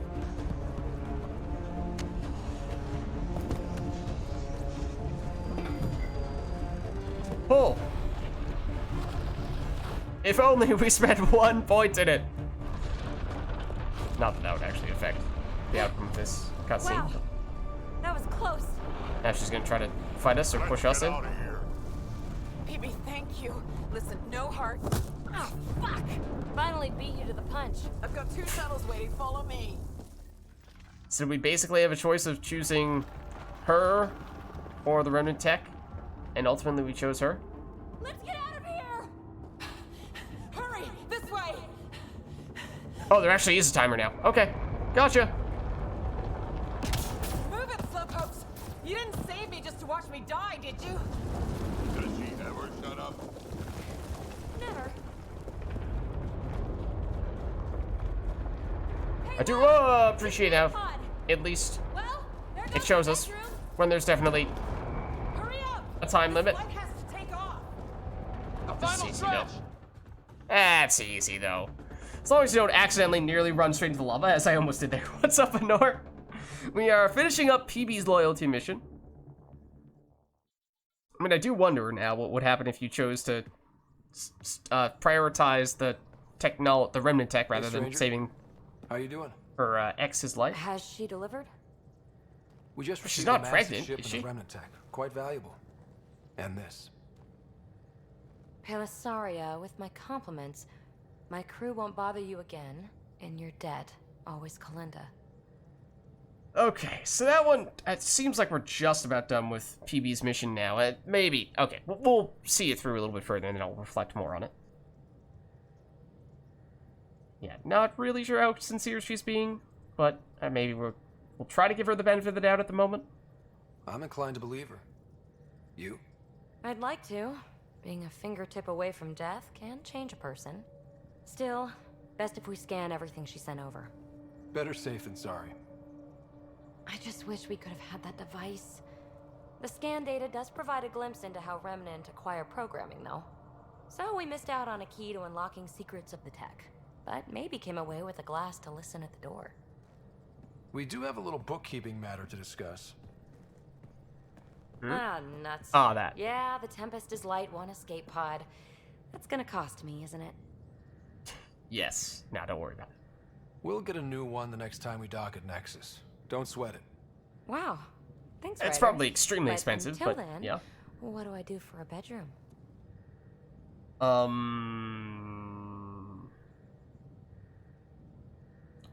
So neither of these have a heart on them, but I feel like both of these have the potential to go in that direction, and I'm not trying to do that. Not trying to be about that right now.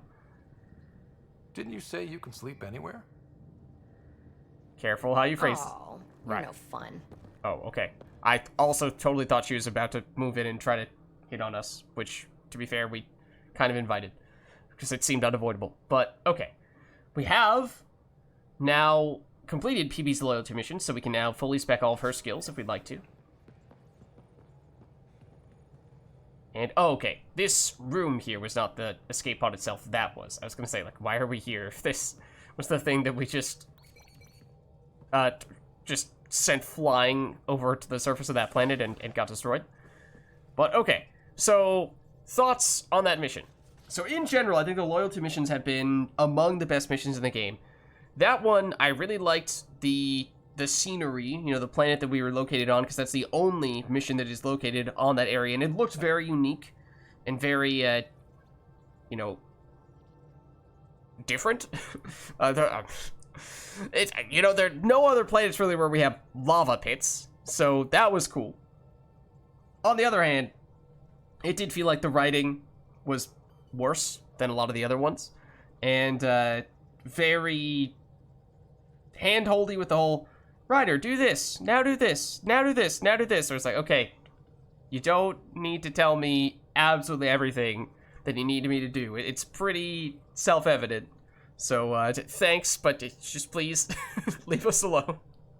So, and that got a little annoying to a certain extent. Not that that was a huge deal, but it happened a lot. It was like basically every second that PB was telling us exactly what we were supposed to do next. So that was a little over the top. And then, I liked the sort of rushed escape at the end, because I don't really think we've had much of that. We've, again, had a lot of times where it's been implied that there's been some kind of timer, although we usually don't actually see one, and so most of the time I assume that that's not actually something that we need to be concerned about, but that time it really was. However, it was very, very easy. We made it in, like, half the time, so that was not really a big concern. And then the whole resolution with her significant other, or former significant other, I mean, I assume that if you choose to shoot her, then PB just turns around and grabs the technology and you head out on your way. But, I don't know. It also did seem really stupid how both of them, presumably, we know PB has biotic abilities, and it's pretty darn common for basically every Asari has biotics.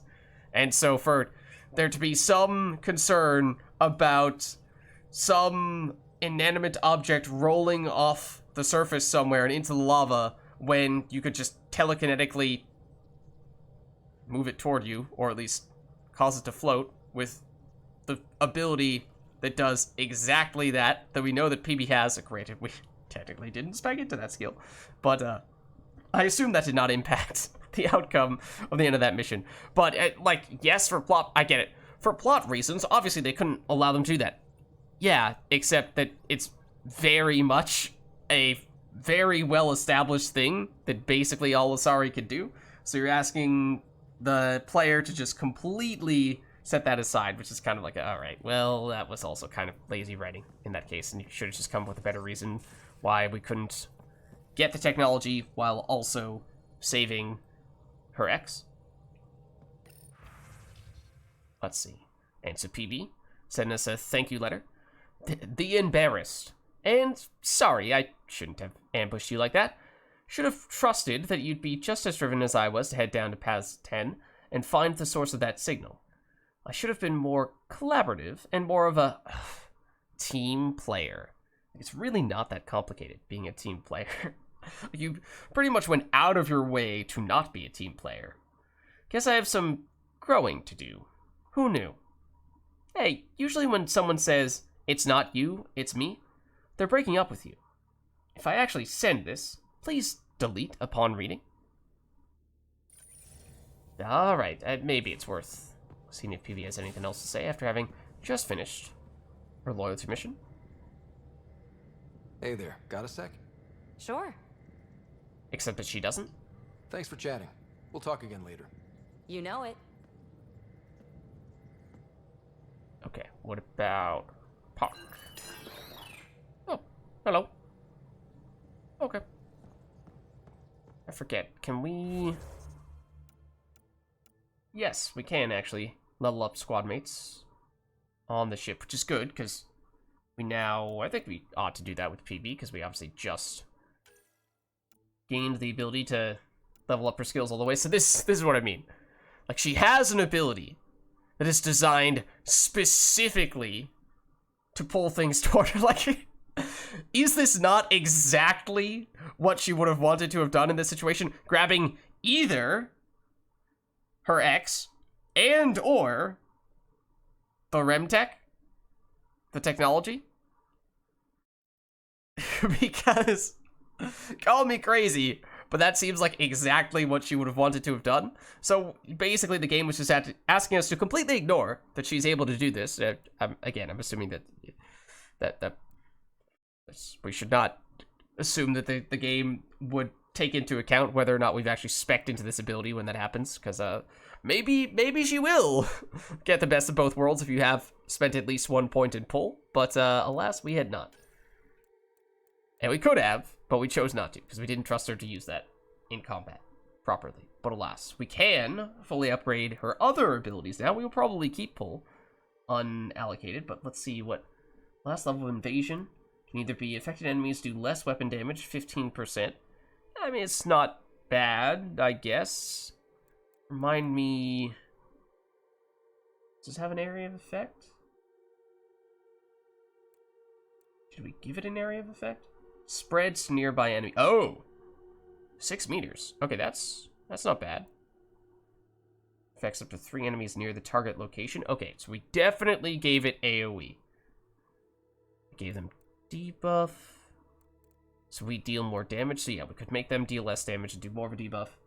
When affected enemy falls below 15% health, invasion triggers an explosion that damages the enemy and other enemies nearby. 241. It's not a huge number. It's a reasonably sized number.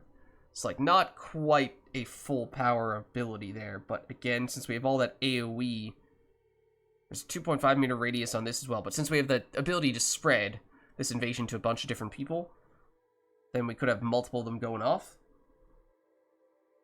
As long as the invasion is powerful enough to drop them down to that 15% HP. I mean, so this is a little more gimmicky. This is probably still a little more reliable.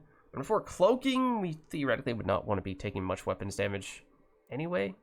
But, or maybe we'll get ambitious. We'll go for that. It's more interesting for sure, even if this is probably more practical. Skip pull for the time being. Then shockwave. Huge damage bonus to armor and biotic detonator damage bonus. Or lift shockwave, which is very gimmicky, but also potentially very fun. However, if the main purpose for this is to prime enemies, then, you know, for an ability that has a 20-second cooldown improved slightly by this, it's probably still not reason enough to do that. Although, more recharge speed here. Doesn't PP have passive that gives her some pretty solid recharge time? I thought that was the case. Duration. 25% recharge speed there.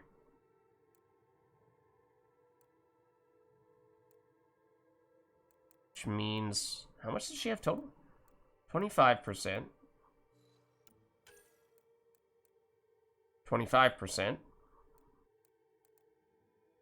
30%. She's 80% improved recharge speed, which I should be able to know off the top of my head, but that does definitely help. It's almost 2 a.m. Cut me some slack for the mental math. Is that reason enough to warrant this? That's still very solid. The detonator, less so. But, I mean, 75% damage is just humongous. I think we'll go for that. I think for a player character, I might take the other one, but again, for squad mates, just don't really trust them to use the gimmicky stuff as effectively, and we did just take something a little gimmicky for the previous power. Okay, so passive, biotic damage and force for both PB and the Pathfinder. Team, biotic damage and force, and her own damage and force. Larger bonus there. So selfishly, that of course is quite useful for us. Otherwise, I mean, 10% now that that's a huge number, but it's something.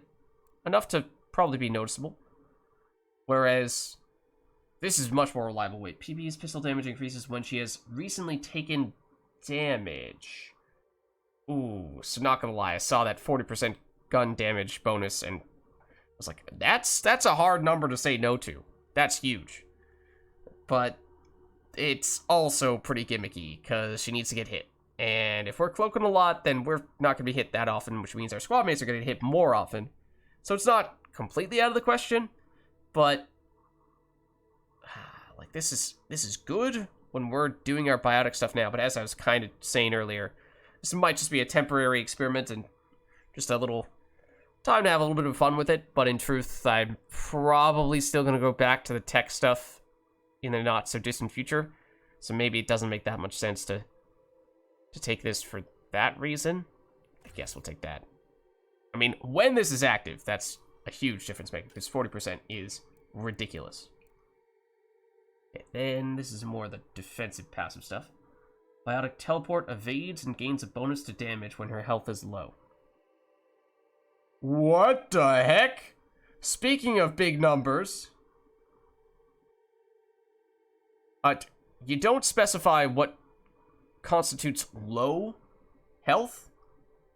Because if this is like 5%, then obviously that's very unreliable. But if it's, 25 or maybe even 30% or lower, then there's a little more room there for her to be able to take advantage of that damage bonus without having to worry about dying immediately thereafter. Because those numbers are huge. PB now uses biotic teleport, evades and gains bonus to maximum health and shield. So basically, when she's wait, this does not say on low HP. Wait, that says when health is low. That does not say when health is low. What the heck? Which I guess means that's more, I don't know if that's just a typo, an oversight, or if this is also when health is low. It just doesn't say that. I mean, either way, this is obviously more defensive. This is more offensive. This is probably more reliable. Certainly if this is active all the time and this is only active conditionally. But, I mean, it says 100% on a lot of things. We have to try, right? That's too good to... Yes, sure, in general, taking the consistent stuff with squad mates is probably best. Because we can't trust them to meet the conditions to power up their other skills, but at the same time, 100% is 100%. That's probably too big to pass up. Also, we might have leveled up there. We did. I think we had a passive that we were looking at. Increased duration of biotic power effects by 10%. Now, that doesn't really work for us, as we don't have duration stuff on our biotics.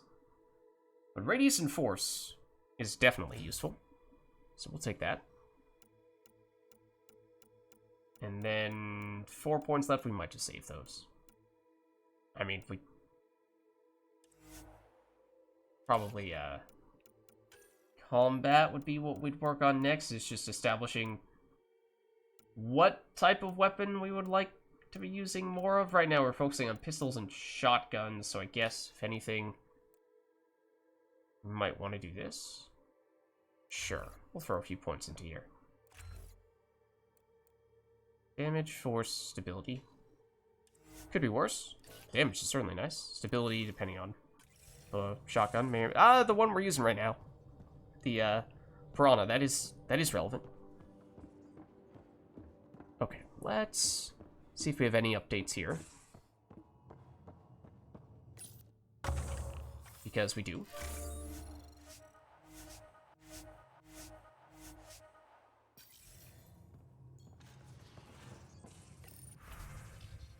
And how much time do you need? A lot still. Okay. Nothing new there. All right. So let's see. We talked to PB after her mission as well, so nothing else from her. But at this point, we've now finished every squad mate's loyalty mission. We have maybe still a couple of the follow-up things. Yeah, like with Cora on EOS. Have we done everyone else? I mean, presumably we're going to get one with Cora, or rather with PB at some point as well, and we don't know of that one yet, but I guess of the ones we know about, Cora's is the only one that we still have remaining. Otherwise, we are not looking at very many things left. And some of these are even on the Nexus.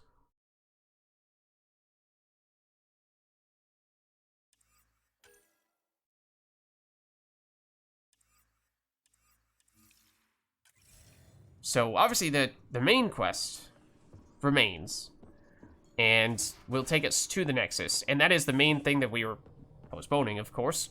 We were primarily trying to make sure that we could get all of our loyalty missions done before we did that, and we have now done that.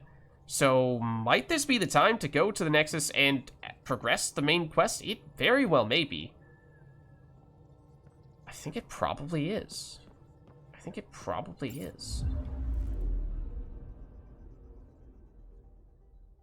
Okay, we're just gonna ignore the fact that it was saying that Ryder just said something when Ryder very much did not. Okay, so, and yeah, to sort of wrap up the thought that I had a few minutes ago about, like, what are my overall thoughts on PB's loyalty mission specifically? Probably not that high on my list relative to other loyalty missions, and that's in part because some of the other loyalty missions are really good. Like, Drax, I think, is probably still at, or at least near, the top. Certainly above PB's. And, who else? Jaws is probably up there. Chorus was good. Chorus is up there as well. Liam's a little less so. And, as I was saying, PB's probably in there around Liam's, too. Okay. So, and Vetra's just felt like we were really over-leveled, which kind of detracted from it. Just kind of felt like it was supposed to be difficult, and then it very much was not. So that made it a little bit hard to gauge. But okay, let's head over to the Nexus.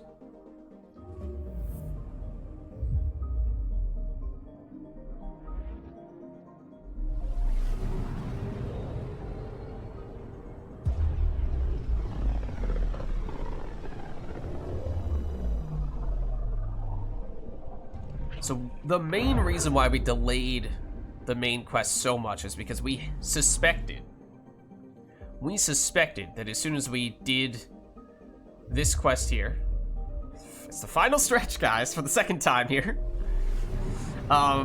We suspected this was gonna initiate some kind of hidden timer of sorts, where if we did this, if we did this, we ran the risk of timing ourselves out from certain missions.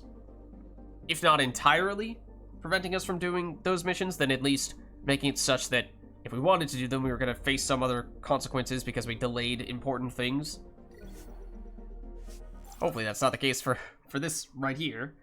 It felt like we were not yet at the point where there was something super time-sensitive main quest-wise for us to do, so that was the reason why we made a point of doing basically every single side quest. Very close to it. Before we proceeded further with the main quest. That means we, I think, actually have several things to talk with Tan about here. Both the main quest and at least one other thing. Addison, I think we had something to talk with her about for a different quest. Cash, I'm not sure if we have something specific to speak with her about, although we've certainly done some things for Drac recently, like his loyalty mission. I don't think we've spoken to Cash since then, so I don't know if Cash will have anything to say about that. Cash did email us about that, so maybe. So, either way, I think basically everything we're talking about here is all in the same section at operations.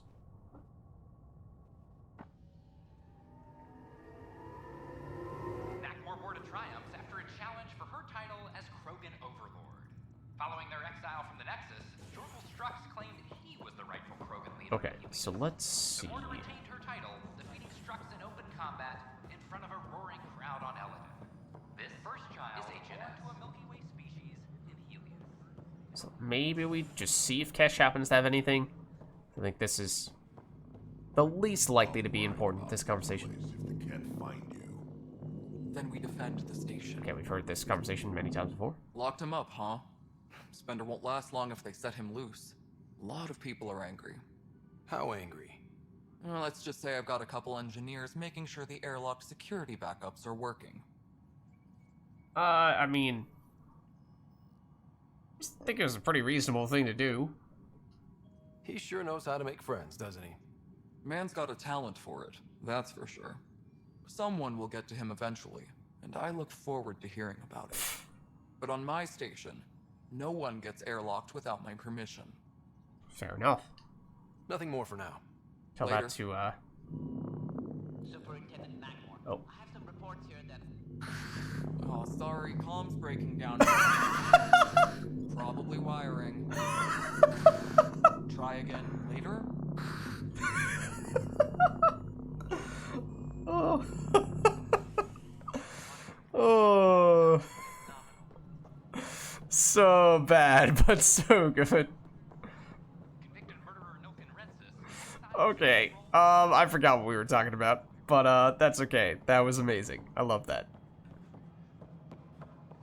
Okay.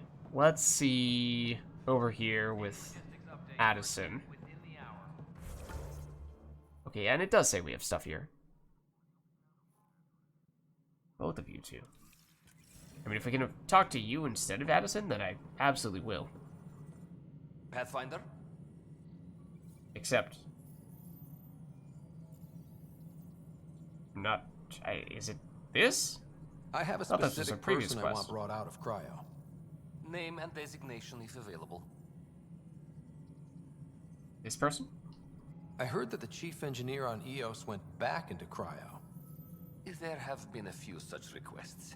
The first few months in Helios were disheartening. Now that Prodromos is on track, I want her redeployed. Chief Engineer Grace Leto, designation E97 Durango. Deployment will begin shortly. Is there anything else, Pathfinder? Okay, I think that was the primary thing that we were looking to do here. I'm pretty sure we've asked you about all these things before, so I'm surprised they're showing up in this color.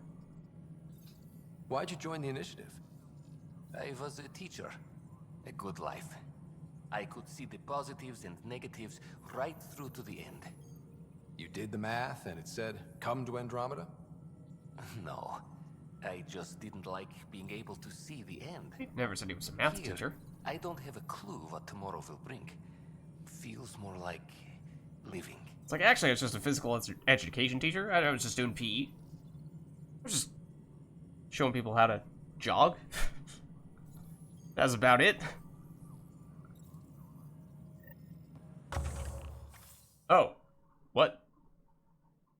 Oh, this is like a tutorial on this stuff, apparently. Which we have not yet seen, but okay, sure. Let's learn about it now. Andromeda viability. Each time the Nexus levels up, you can awaken a new group of settlers from cryosleep. Different groups will offer varied gameplay benefits. New options will become available as you increase viability across the cluster. Science pods. Selected for their years of field experience and ingenuity under pressure, these scientists' expertise can quickly improve the initiative's research and resource gathering capabilities. Military pods. Military veterans from across the Milky Way have brought their expertise to Andromeda, including advanced combat training and wilderness survival skills. Commerce pods. Trade is the lifeblood of civilization. These talented merchants and entrepreneurs can use their connections to acquire rare items, grow financial investments, or improve inventory management. I'm pretty sure we've read those descriptions, but the whole Andromeda viability thing, I mean, we might not have technically gotten that description before. Superintendent Cash reminds everyone all Yes, Pathfinder. must be approved beforehand. What's your take on the state of the initiative? Please consult the AVP interface. It has a thorough breakdown of your progress. And your personal opinion? Your progress thrills me. Hey. Make my job obsolete, Pathfinder. I dare you. Alright. Another time. Pathfinder. Alright, I think, technically did do the thing that we were trying to do here by speaking to you. So, I mean, if that means we can just not talk to Addison right now, then that seems like a win.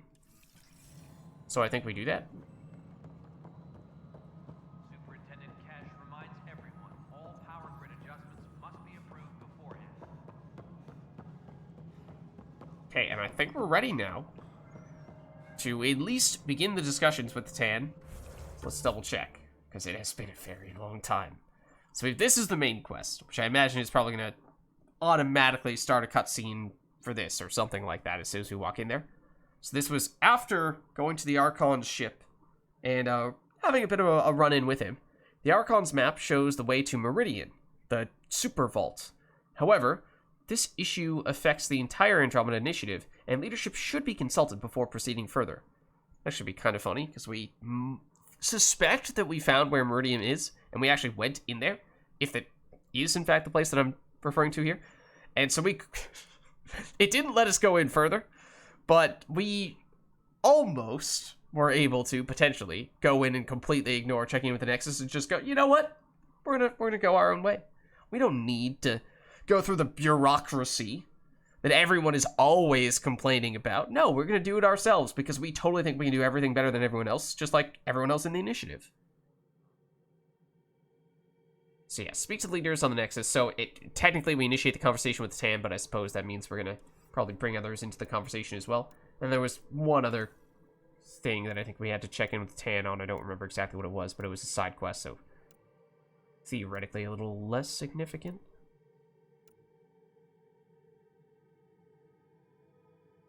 Wait, didn't we do this? We were totally talking about doing this. I thought we turned that in to a console on Podromos. Okay. Weird. Well, anyways.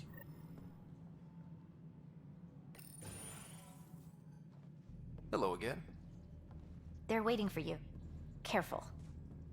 Careful? Of course you approve. Ryder saved your people. Ryder saved our people. It doesn't matter if they were Solarians. They were citizens of the Initiative. But it doesn't hurt if there's a few less Krogan around, does it? The Pathfinder. Ryder, we were discussing how things ended with the Archon. Yeah, so, oh, right, okay. So the thing that Kesh is getting worked up about is at the end of that mission, we had a choice to either choose to save a few of Drax's scout Krogan friends, or save the Solarian Pathfinder and maybe a small group of Solarians along with the Solarian Pathfinder. We chose to stick with the Solarian Pathfinder because we thought that Pathfinder is pretty darn valuable to the initiative, as that's the main reason why we're so important in the first place, is that we were the only surviving Pathfinder. So, sure, maybe it detracts a little bit from our role to have additional Pathfinders available, but that was the original plan.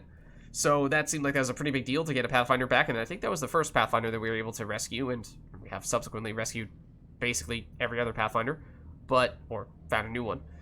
But that was the logic there, and it was kind of weird how big of a deal Drac was making about these Krogan scouts that we'd kind of never heard of before, or maybe he had mentioned briefly in passing. So they were trying to make it seem like those were two equivalent importance options, and they just very much did not feel that way. So it was kind of a really easy decision, and it remains strange how Drac and now Kesh are trying to make it seem like it was some, crazy decision that we had made. Did what I had to do. Sorry about I think we try to be apologetic, though. Kesh, I guess. It's true I had to leave some Krogan behind. I'm sorry about that. You've already done your part for us. That's more than I can say for others. Yet I have to question what we gained, provoking the Archon like this. He had a map showing the location of Meridian. Now we have it, and a short window to get there. It's the control center for the terraforming network. If we get that working, all our problems are solved. Based on what data? This is all alien science. The vault on Aya suggests that Meridian is the key. While I appreciate what you've done for our strike teams, we're not equipped for a war with the Ket. They'll be defending Meridian with everything they've got. I mean, they're gonna fight us one way or another. And just trust us, dude. Just trust us, bro. This is how we beat them. The Archon doesn't know how to bring Meridian online. He can't control the technology. Haven't we established that Archon has kind of figured that out now? We don't know if Meridian works the same way. And attacking the Ket, only to find out you're wrong? Then there's this Sam of yours. We took a chance letting AI get involved. Frankly, I'm uncomfortable with just how involved it's become. I'm grateful, Ryder, but I can't support your plan. Cash. Then I will. Hey, there's the Pathfinder. And so will I. There's the other Pathfinder. And the other Pathfinder. Ryder deserves Hey. a chance to try. I applaud the gesture, but you answer to me. I hope you understand.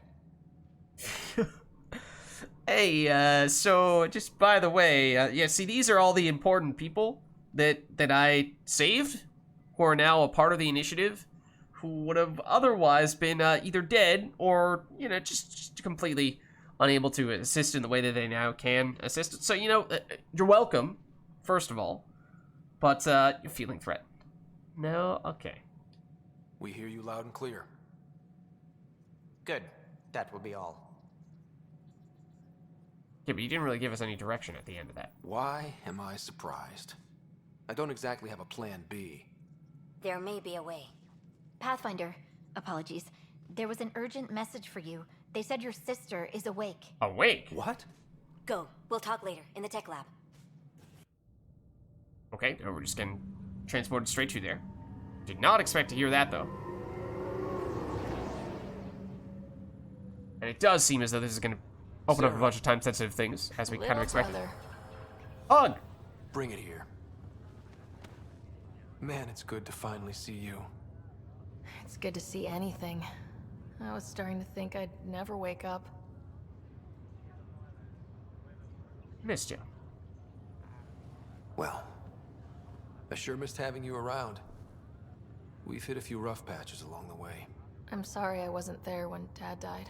There's nothing anyone could have done. I wasn't even sure I should tell you. I'm glad he did. It gave me time to let it sink in. I'll miss him. But I also know he'd be the first to say, get over it, and get on with it already. Oh, there's been plenty of that. So I hear, Mr. Pathfinder. Not by choice. Uh-huh. Then I guess I'll overlook your little embellishment. You told me we found home. Yeah, I know you meant well. But no more lies, okay? I'm a big girl. I can handle it. I mean... From the sounds of it, you're going to need all the help you can get. All the planets are at 100% viability, so I'd argue... Careful. We've kind of found home. No way are you fit for duty, miss. That stubborn skull of yours needs a chance to heal. Says who? The Pathfinder? Now, relax. Just for once, take it easy, will you? There'll still be plenty of mountains left to climb when you wake up. Oh, better leave the tallest one for me. If you two want to catch up some more, that's fine, but no getting out of bed.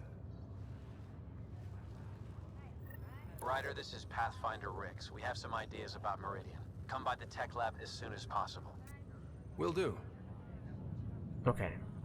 Still on hold. Find a way to unlock extra security on our father's final memory. I wonder... final memory. I don't remember it saying final before.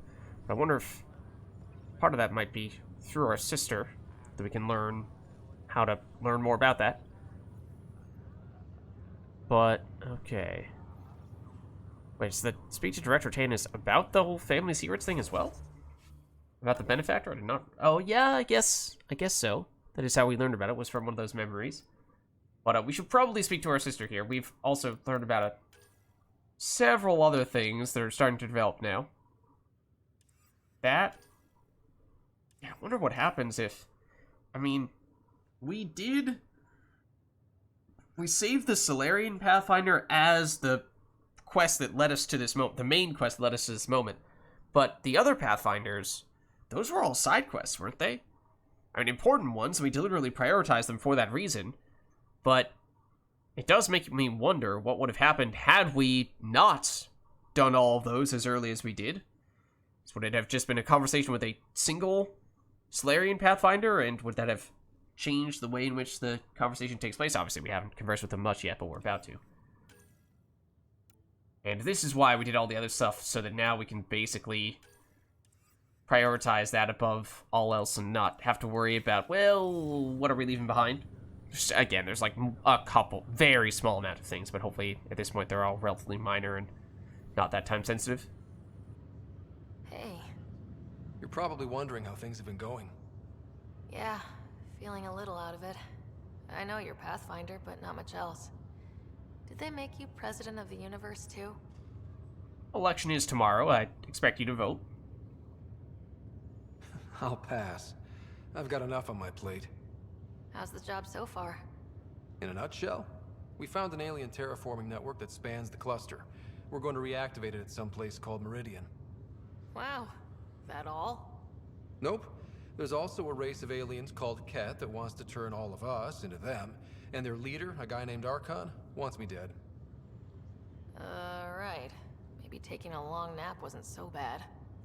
Maybe not. Let's see. Other things we could fill you in on? Let's see. I guess? Sure. You know, there's some deep, dark secrets to a certain extent. You should know. Dad was keeping some secrets from us. How do you mean? First off, Sam's a lot smarter than he let on. Also, his connection to Dad, and now me, is way more powerful than the other Sams. I never knew that. What was Dad up to? Well, see, we've seen his... yeah, can our sister see those, or is that something that only we can do because we have Sam? Dad encrypted memories in Sam. I guess it's only us thing. What were they? You, me, and Mom. You saw her?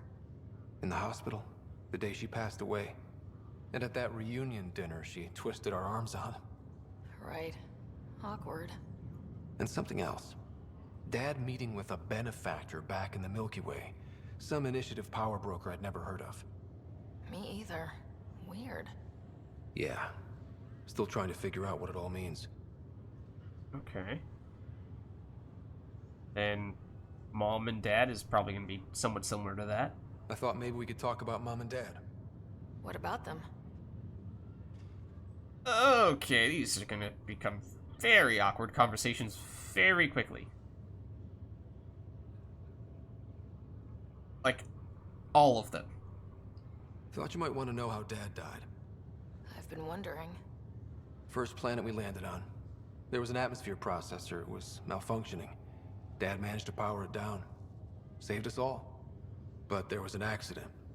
My helmet broke. I couldn't breathe. And then Dad gave me his. He sacrificed himself. I mean, we've had conversations about this before, so I will bite my tongue. But, guess he cared about... That's harsh. No, he was a hero. Only one of us could make it, and he didn't hesitate. He was a hero. I remember the stories about Dad being an N7, the things people said he did in the military. I guess it was true. You should have seen him in action. He was incredible. Good. That's how I'll remember him then. Except you didn't see it in person. You still think about Mom? When I woke up, I forgot she was dead for a second. I looked around for her. Then I remembered. Dad talked about her before we left on our first mission. He didn't show it, but he never stopped thinking about her. He wasn't the same after she was gone. At least they're together now. How did they... I guess our sister knows how our... No, we definitely saw how they met in a memory, right? I don't know. What do you remember about how they met? As Mom tells it, he was doing his N7 training on Earth. She was a scientist working on biotic implants. He was trying real hard to pull off a bad boy in uniform thing. And failing. But she thought it was charming and struck up a conversation. Dad mostly just grunted. She finally had to ask him out. Our dad, the ladies' man. Then he went off to fight the First Contact War. When that was over, we were born, and Dad was posted to the Citadel as an attaché. Alright. The Citadel? What's that? That's totally not a place that we spent a ton of time in Mass Effect 1, 2, and 3. What do you remember about growing up on the Citadel? Giant space city filled with every kind of alien you could imagine. I remember trying to play hide and seek with some Hanar. It was no fair because they could float. Looking back, it's probably why I'm here. I saw how mind-bogglingly enormous the universe really is. Also, I mean, yes, I guess floating gives you a little bit of an advantage in hide and seek, but let's be honest, like, Not that much. It's one thing if you can see through walls. It's another thing if you can float. Like, okay, yes, small advantage, but it's not like it's ridiculous advantage at that. What do you remember about Mom's biotic research? That was back when biotic abilities were a total mystery. She was a pioneer, helping people cope by designing implants. It's what made her sick, though. People got all sorts of weird diseases from EZO exposure. Okay.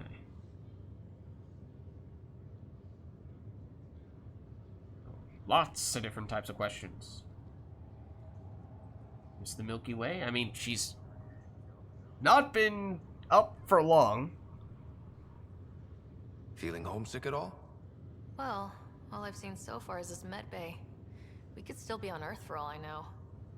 But yeah, before we went into stasis, I was missing my life. Or at least the idea of it. Okay, what aspects?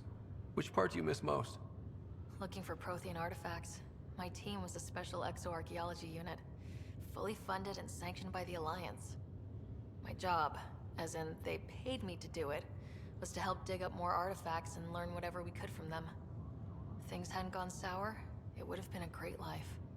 And it sounds pretty similar to what we're doing with a whole lot of Remnant stuff. So, I mean, if she does heal up a little bit more, then maybe she can help out a bit with those types of things. Probably still not in the field for quite some time, but, you know, we could bring her back some of those Remnant artifacts. See if she has anything she can figure out from those. What was wrong with how things really were? Well, Mom was gone. I'm not sure I'll ever fill the hole she left. And Dad, it hurt him more than he let on. Plus, his research on Sam was illegal as hell. He was trying to You're save not wrong. her, and maybe the Initiative looked the other way, but the Alliance didn't.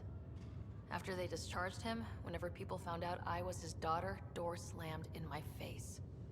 Being Alec Ryder's kids in the Milky Way, we were in for a lifetime of dreams that were never going to happen.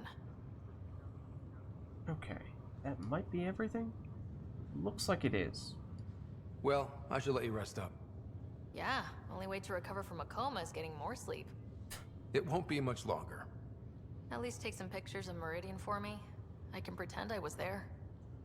Okay, so yeah, I mean, for a while there, I mean, sure, we learned of updates and improvements that our sister was having medically, but it still felt like it was happening slowly enough that I felt like it was never actually going to happen. So I am surprised that we are actually getting the chance to, that she's awake, and that we're actually getting the chance to speak to her in person. So that's cool. And I, for that reason, have no idea what to expect long term in terms of, you know, what kind of recovery she could potentially make and what role she could play going forward. Because I, to be honest, had kind of just written her off and assumed that she was going to be in a coma for basically the rest of the game.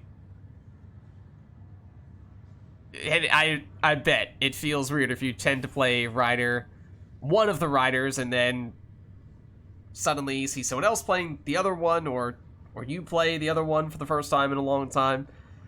But yeah, so that was cool. As I said, really didn't expect to hear much of anything from her. Didn't really expect her to make a recovery besides maybe like a very end of the game, like, credits scene. She wakes up and is like, hello, hi, Ryder, and then just, like, smiles, and then cut, scene, credits roll, game ends. You know, just a dramatic last thing, but, and, like, a bittersweet moment type of thing, but no, apparently not. Okay, so, but as for what we are looking to do next, obviously, it is primarily the Meridian stuff. Is there anything else that we just learned about that requires some additional follow-up? I mean, obviously, the stuff we were just doing, but that might be it. Okay, I think we just head over there now. I think we probably just head over there now. So now the thing is, everything is going to feel really time-sensitive, main quest-wise, and feel like we have to do it immediately. So, on one hand, we did almost every single side quest, so we didn't have to be too concerned about that. On the other hand, we did leave a couple of side quests, so I'm not sure how we're going to work those in. If that's going to be stuff that we just save till the very end and hope that we'll, near the end of the game, be able to just throw them in. Or if we try to sneak them in between some of this seemingly time-sensitive stuff and hope that, you know, just doing 1 or 2 missions here or there is not going to be enough to mess with any hidden timers that might be running. Don't know. Don't know. Oh, hello, Sid. Except Sid doesn't want to talk to us. Okay. Oh, we did have other stuff to speak with Tan about. We should probably do that before. I forget. Wait, actually, where did all the Pathfinders want to speak to us? On the Nexus. Okay, that's not very specific. Apparently right here. Oh no, that's probably the fast travel spot. Takes us to different spots on the Nexus. But you / Tan, we still have something else to speak with you about. Learning what the deal is with the benefactor, I believe. Or at least trying to. How are things going with Ark Lucinia? The Asari seem happy just to be alive, but the Nexus is running out of places to put them. I know. The outposts can't come fast enough. What do we do in the meantime? They're all up! Would they be willing to go back into stasis? After what they've been through? You get to ask them. I see your point.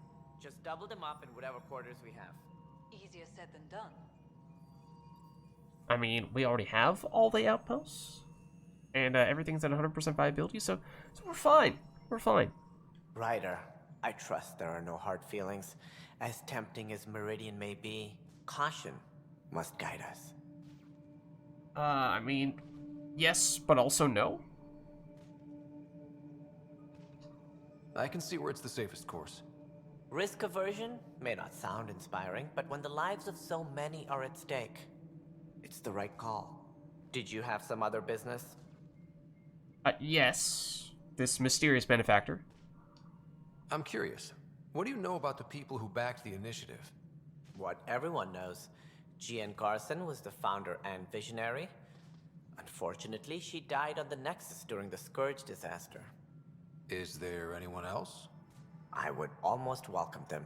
A voice to silence the rabble. Then Kesh might listen. But no, we're alone. Why do you ask? Because you're wrong? I have information that suggests Garson wasn't the only one. What sort of information? It's complicated, but there was a silent partner. A benefactor. Even if that were true, we've been here 14 months with no sign of them. This partner is either a phantom, missing, or dead. Nope, Jean Garson was the beacon. A sad end to someone of such stature. Dying alone. Oh? It was chaos. By the time they found her, she was already dead, succumbed to her injuries. Was this investigated? Was there a follow-up investigation? I wasn't even out of stasis. But knowing the violence of the Scourge disaster, death was everywhere. If you're suggesting something else happened, Ryder, I'd rather you didn't. Let's not add to the confusion. Thank you for your time.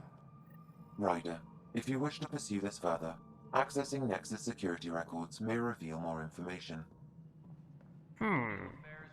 Okay. Interesting. Tan is either not in the know, or is being especially secretive.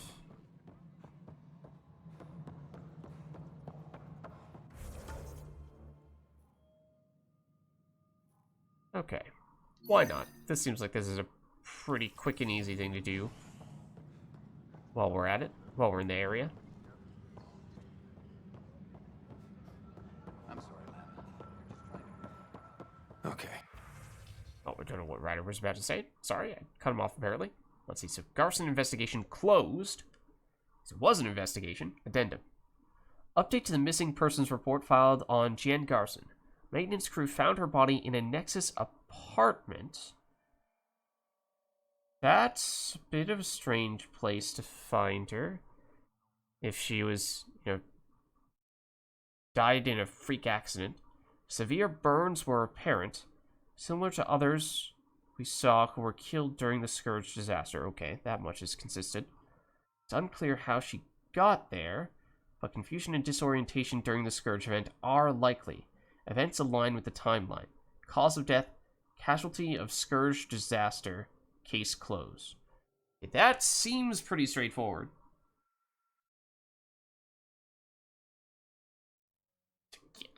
Tan's a flat earther. It's all just part of the cover-up. That may be. The only hard fact is that her body was found in one of the apartments. Then connecting her death to the Scourge disaster was mere speculation. Yeah, they just wanted this to go away. I think we need to check out that apartment. Environmental data will allow us to reconstruct the scene. Okay, just check whatever the other thing was here. Also on Jen Garson, Andromeda Initiative founder Jen Garson has been reported missing. She was last seen during the emergency stasis revival that occurred after the Scourge encounter. A bulletin has been issued. Okay, I think maybe we try to see this one through. Or at least make good progress on it for the time being. I don't know to what extent it's going to send us all over the place, but... We're the flat earthers. Tan's the round earther. Okay, hold on. I need to get my facts straight.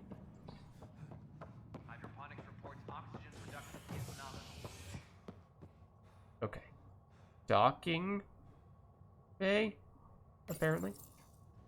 The initiative has found the Solarian. Alright, that's where most of the apartments are. Reports suggest Perchero was intercepted by Ket forces in the Defino system. Reach for comment. Oh, that...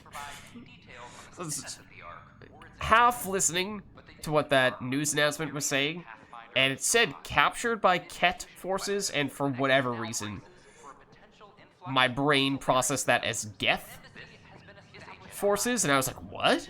What are the Geth doing here? That's huge. Just gonna casually announce that in passing? Without telling us anything about it? Oh, I really thought for a second that her apartment was gonna be in exactly the same spot as Spender's apartment. That was gonna raise some serious suspicions. It's right next to it, but still. Wait, hold on. Can we read this datapad from... Ah, no, we can't read it from out here. Darn. Okay. So what This do is we where have here? June Garson's body was discovered. What are we looking for? If you scan the room, environmental data may allow for scene recreation. Okay. So, we are suspicious that this was some kind of cover-up. Or at least... Even if they didn't know how she died, that they... I don't know if you really call this a cover-up, they just chose not to investigate any further. They said ignorance is bliss. There's not a lot to scan here. Except this. That starts to look a little bit more like murder, is immediately what comes to mind. Dead person on the bed, person standing over them. Maybe she's just taking a nice little nap. And this person just making sure that she's getting her proper sleep. There's nothing suspicious here at all. Don't worry about it. There. This was no accident. She was murdered. As this incident occurred over a year ago, her killer is likely far away by now. Yeah. But, wait. This whole area was shuttered back then. Didn't open until the Hyperion arrived. So what was Garson even doing here? Perhaps a further scan of the room is in order. So she's not supposed to be here, but she was, and she was murdered here. Okay, this is all... It's all developing very quickly. This is a secret entrance. A hidden door. It is. It is.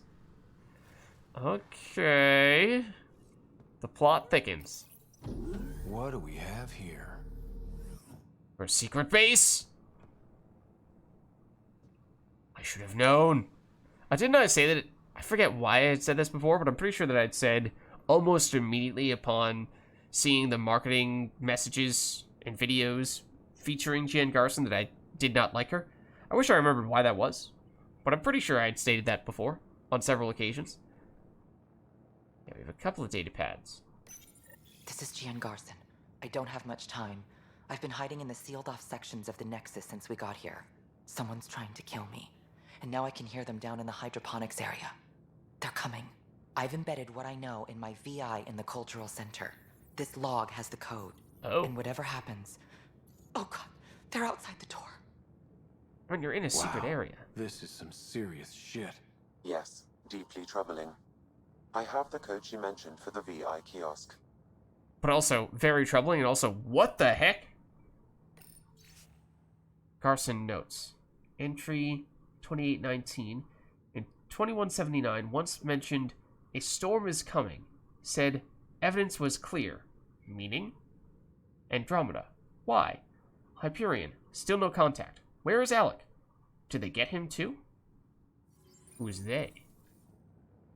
Whoever's trying to assassinate her. I mean, it looked like a human from the scan that we were doing, which is a little strange. I mean, I guess the cat haven't attacked the Nexus. We suspect that will happen at some point, but hasn't happened yet, at least. So, even if they might normally be the most antagonistic of species, for some reason, Jen Garson made some human person very angry at her. Or at the initiative. Welcome back. See, I don't want to make a big deal about this, but I find it very important that I absorb my cultural center historical information privately. So if you guys could just, like, scram, that'd be great. Hello there, neighbor. I'm Gian Garson, the founder of the Andromeda Initiative. I thought you might like to hear more about our plans. Also, your character model is very similar to that of Addison, which I don't think was the reason before why I didn't like you, but that is, we'll add that to the list. So, yes, the secret message thing, but also we are very clearly not alone right now. Sam, can we hear that message Garson talked about? Unlocking it now. Rerouting to our Guys, can everyone else just leave real quick? For years, there was a silent partner involved with the initiative. The truth is, I was running out of money. Then a benefactor stepped in. I didn't ask questions. I never met Probably him should have asked face-to-face. questions. That was a mistake. I lied to everyone. Something big spooked them in the Milky Way, and now they're moving 100,000 of us to Andromeda. I hope it's all for the good, but I have my doubts. And now I think they're going to remove me. Alec Ryder and I had a code word for this. Fulcrum. He may have learned more. What did that mean? Something big in the Milky Way? Perhaps the answer is in your father's final locked memory. It is now available to view in Sam Node. Ah. Okay, so that's what the last memory was all about. And that's why we couldn't access it before? Alright, I'm starting to see. But also, like, I'm sorry, but this is just another circumstance where, like, this one's probably not as egregious just because the audience who is playing the game is probably not as familiar with this type of stuff, but, if Jen Garson ran out of money when trying to do the Andromeda Initiative, which would have been a multi-trillion-dollar, if not quadrillion-dollar initiative because of how ridiculously difficult and expensive it is to do the scale of intergalactic travel that she was trying to do. If you run out of money when trying to do that, I mean, first of all, understandable. Second of all, well, bigger picture. No one person has that much money. First of all. Don't care how big of a millionaire, billionaire, trillionaire, super rich person you think there is. No one person can afford that. In fact, right now, I guess like maybe all the people in the world, if they work together, they might be able to collectively make it happen. But inflation, whatever. Look, I don't know. But point being, it would take a humongous number of people or tremendous number of very large organizations, you know, like banks and financiers, to be able to ever come anywhere close to funding this mission. You would need to fund this mission, and it would be an extremely difficult process. So for her to just say, oh yeah, no, it just kind of happened, and I didn't ask any questions about it, is so ridiculously absurd, that is like a laughable, completely, like, drop-dead, idiotic, beyond measure type of thing, which again, like, understandably, most people are not really going to give it that much thought, but is absolutely absurd. Might have met some people in the original trilogy that had... That'd actually be an interesting question. I assume you're alluding to the Elusive Man / Cerberus being one of them. I still think Cerberus would not have enough money to do it. I mean, unless you want to suspend all disbelief and say Cerberus can functionally afford anything, because that's basically what ended up happening, is they threw money at any and every problem that they had, and did some things that you would not have thought would have been possible somehow. But, you know, the extent to which Cerberus was able to do some things in the original trilogy was still a little bit of a stretch at times, I think. So, to add Andromeda, colonizing the Andromeda Galaxy with not just a small group, but 100,000 or so people is a unbelievably expensive like, the order of magnitude is so huge that it is incomprehensible how expensive it would be. Ryder. So for him, single-handed, or, you know, Cerberus collectively, I still think would not be able to afford it. Certainly not in addition to all the other things that they were trying to do. And then what are you thinking, like Shadow Broker?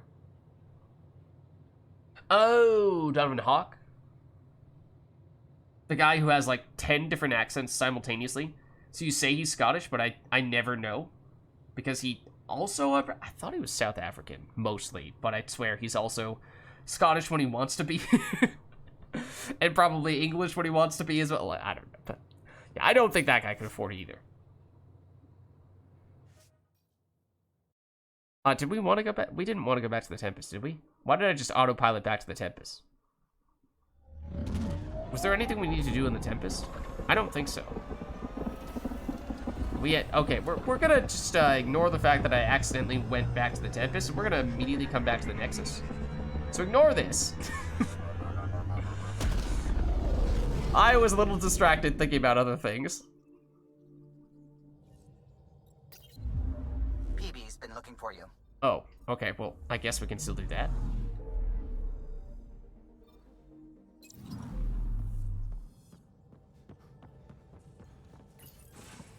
Hey, PB. Hold that thought. Sit tight. I'll be right back. Hello. Don't worry. I'm not springing anything terrible on you. Actually, you be the judge. So, you and your team are like a fungus, you know? You look and smell funny and grow in the weirdest places. And thanks. Somehow, you found root in my... Oh, it's so corny to say. In my heart. Ugh. I'm recording this so when I get antsy, and believe me, I will, just sit my ass down and play it. Shut up, PB free card. Now, if there's anything you'd like to preserve for posterity, say it at the beep. Oh, and then join me in the meeting room. Beep. Fungus? Fungus. Yeah, also that. Also the whole, like, yeah, don't worry as I lock you in this room by yourself with a remnant robot while you are unarmed. And I'm not going to give you any context as to why you're here, what I'm doing, or what this thing might do to you. Fungus works both ways, PB. So yeah, you're right. Pretty much sums it up. So, just waiting for the fungi the pun reason there. I wanted to talk to you all... Oh? Uh-oh. Did you mutiny and jettison, Ryder? No such luck. He just showed up. Yeah, I'm actually not sure what this is about. Never thought I'd see PB having trouble getting a word in. Maybe I'm rubbing off on them. I just want to say, whether you all know it or not, I've had one foot out the door since I got here. And, well, that's gonna stop. I'm proud and happy to be part of this team. This family. That's really it. Okay. About time you caught up, kid. Yeah, you're one of us, whether you like it or not. Well, great. So, my place is an utter mess. Who wants to help me clean it up? Think I left the stove on. I'm making ice. It's an Ungotten holiday. Reports don't file Sure it is. themselves. Helping Liam make ice. But... Great excuse, Vetra. Okay, so look at that. PB's growing up right before our eyes. She's making friends. So proud of her. But also we, you know, accidentally went over here and we meant to just immediately go back to the Nexus. So also that. They're actually just hanging in the kitchen. Okay, so we're just gonna immediately head back and forget the fact that we accidentally went to the Nexus. Or rather, went to the Tempest. Important as that conversation may have been.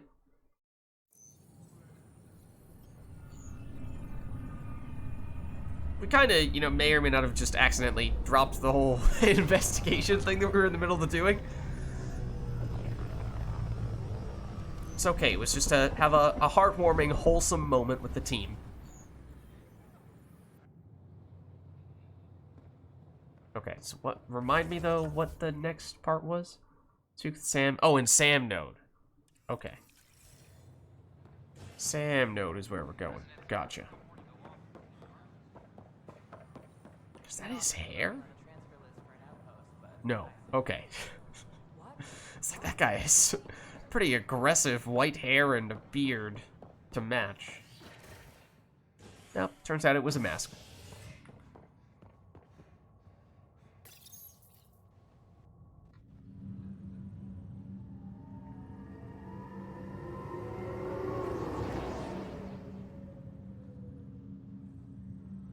Okay.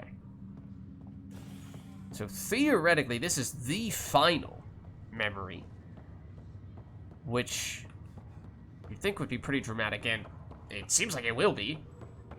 From everything we've heard leading up to this, as apparently our dad also may know something about this. Well, obviously we knew that he was familiar with this benefactor person, but that there's also some ties to Jen Garson and how she apparently got murdered for some reason.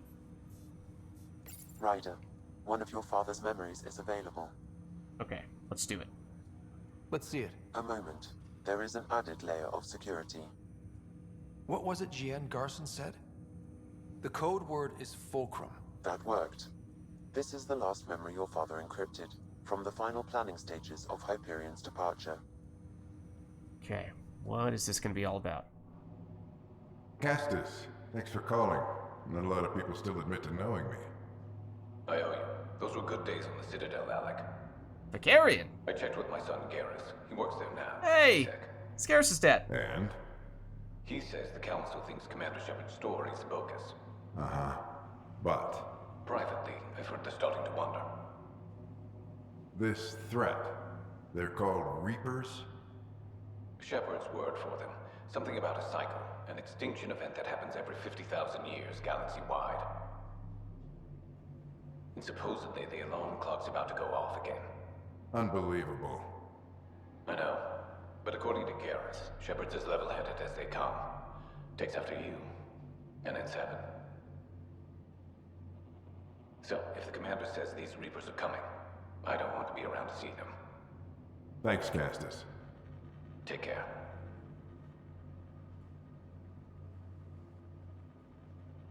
Yes? I checked around. There might be something to this. If there is a war, the scramble for resources will be on a scale we've never seen before. The chaos will be monumental. We should accelerate our timetable. They will keep the reason quiet. No need to alarm anyone. But the arcs must be underway before any fighting starts. We can't get caught in the crossfire. Agreed. Is there something else? Years ago, you mentioned salvation for a lot of people. You knew this was coming. I knew something was coming. In theory. Shepard made it real. And now that you're right, We'll need a new home. We're going to be all that's left of civilization. Sam, Yes, Pathfinder? track down my kids. Tell them their old man needs to talk. It's urgent. And how is Ellen? She remains in stasis. As you hoped, it has suspended the progress of her disease. Make sure her pod is on the Hyperion. Don't use her real name. I'll tell the kids when the time is right. Wait, what? Do we know that? Sam, transfer Pathfinder access. Encrypt memories. And we definitely... There's still hope for your mother. What? Is our mother Jan Garson secretly? Mom is here? Alive? Alec blocked all knowledge of this memory. I now recall his directive to put Ellen into stasis. He hoped it would halt further progress of her disease until a cure could be found. Okay, probably not. She's probably not Jan Garson, because Jan Garson is, we're pretty sure, actually dead. Our mother is, however, apparently here in the Andromeda Galaxy, and potentially still alive, but in cryo and still in critical condition with her disease. So, I mean, that does seem like amazing news. Sam, this is the best news I've heard in a long time. It is indeed cause for optimism, although Alec did not want to raise hopes prematurely. This is the reason you were made Pathfinder, to see the process through. Where's Mom now? Here on the Hyperion. Ellen is in a stasis pod under a false name. Elizabeth Riley. Okay. Anything else on the plan? Also, we did hear that it seems the Benefactor and also our dad were at least aware of the threat of the Reapers, and that turned out to be one of the main reasons why the initiative took place and why they accelerated it, to make sure that people were out of the Milky Way galaxy before the Reapers arrived and attacked. Now we know what Gian Garson meant, that something big spooked the Benefactor. It was these Reapers. What do you know about them? A Spectre operative in the Milky Way, Commander Shepard, launched an investigation in 2183 into the existence of an ancient race known as Reapers. According to Shepard's information, the Reapers invade the Milky Way every 50,000 years to destroy any advanced organic life. Allegedly, this cycle has been occurring for millions of years. Shepard claimed the Reapers' return was imminent. Is the Milky Way okay? Because remember, of course, this is a reference to the original trilogy, obviously, but also that the timing of the arcs leaving was such that I think it was just after Mass Effect 2, or in and around Mass Effect 2, and the Reapers arrived primarily at the beginning of Mass Effect 3. So it basically, all the Mr. Freeze backstory. Basically all the arcs left right before the Reapers arrived, very close to when the Reapers arrived.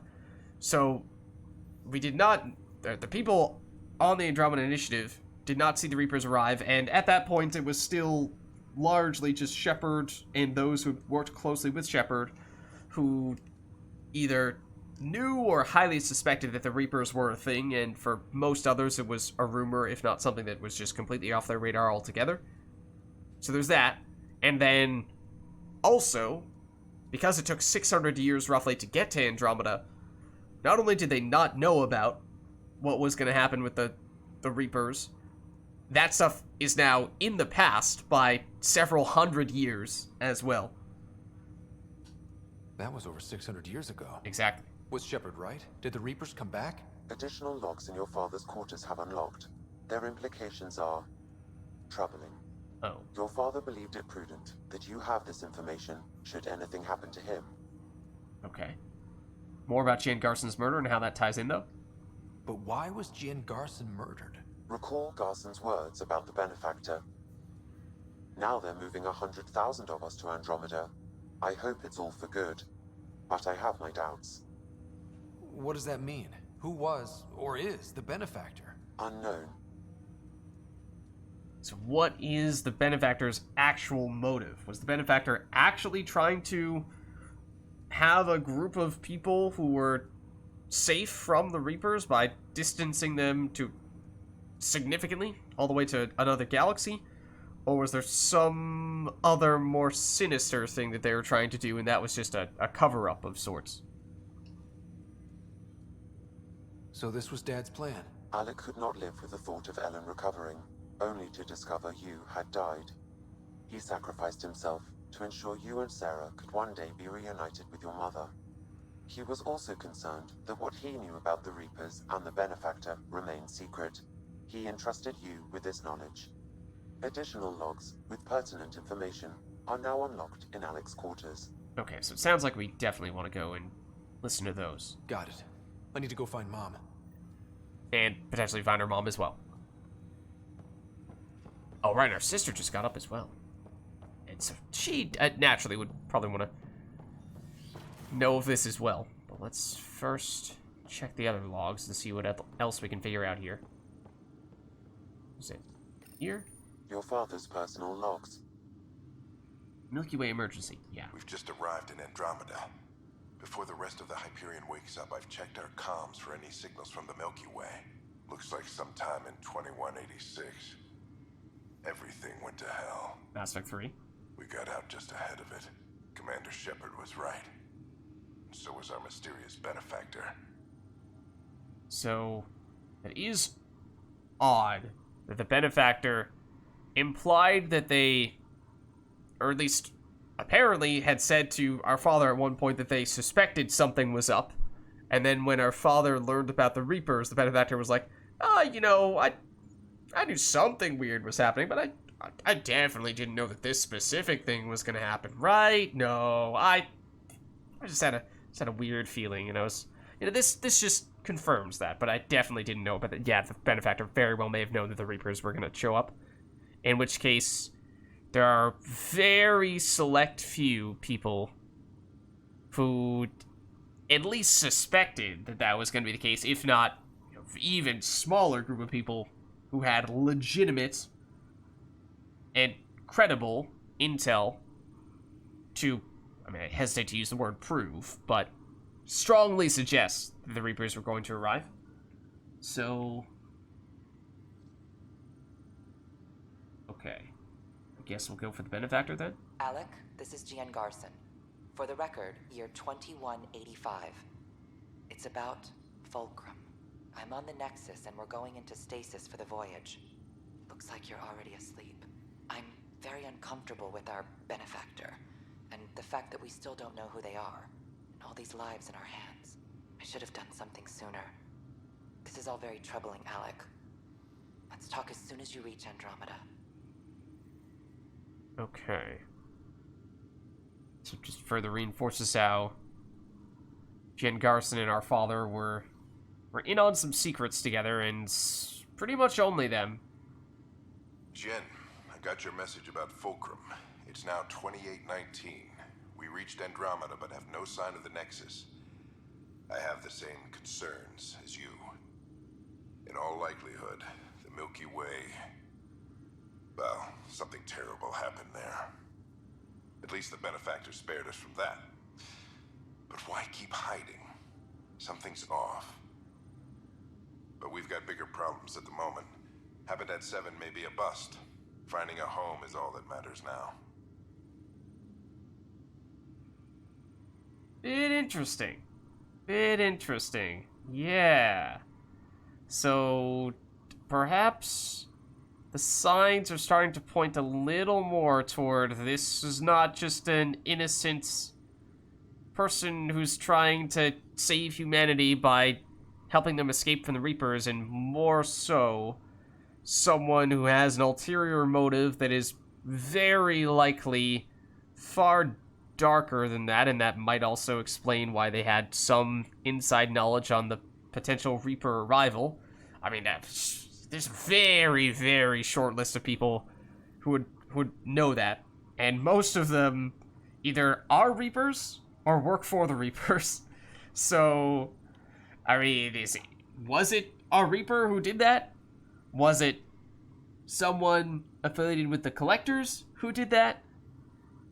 Was it, I mean, otherwise, the Shadow Broker, I guess you could throw on that list, although obviously the identity of that person changed at one point. Who else? I mean, those are the obvious ones. Cerberus, I guess you could make the case, or at least the Elusive Man, or some other person / entity that we did not know about who was not specifically mentioned directly in the original trilogy. I mean, now I'm thinking of, okay, well, what else could they have wanted, if not to help humanity and other Milky Way species to escape? And what I start to think of is, although this logistically doesn't make a ton of sense, although, then again, there are a lot of things in Andromeda that have not been the most logical, so maybe can't entirely rule this out. For what it's worth, I mean, the Ket are all about trying to capture and absorb the desirable genetic traits from other species.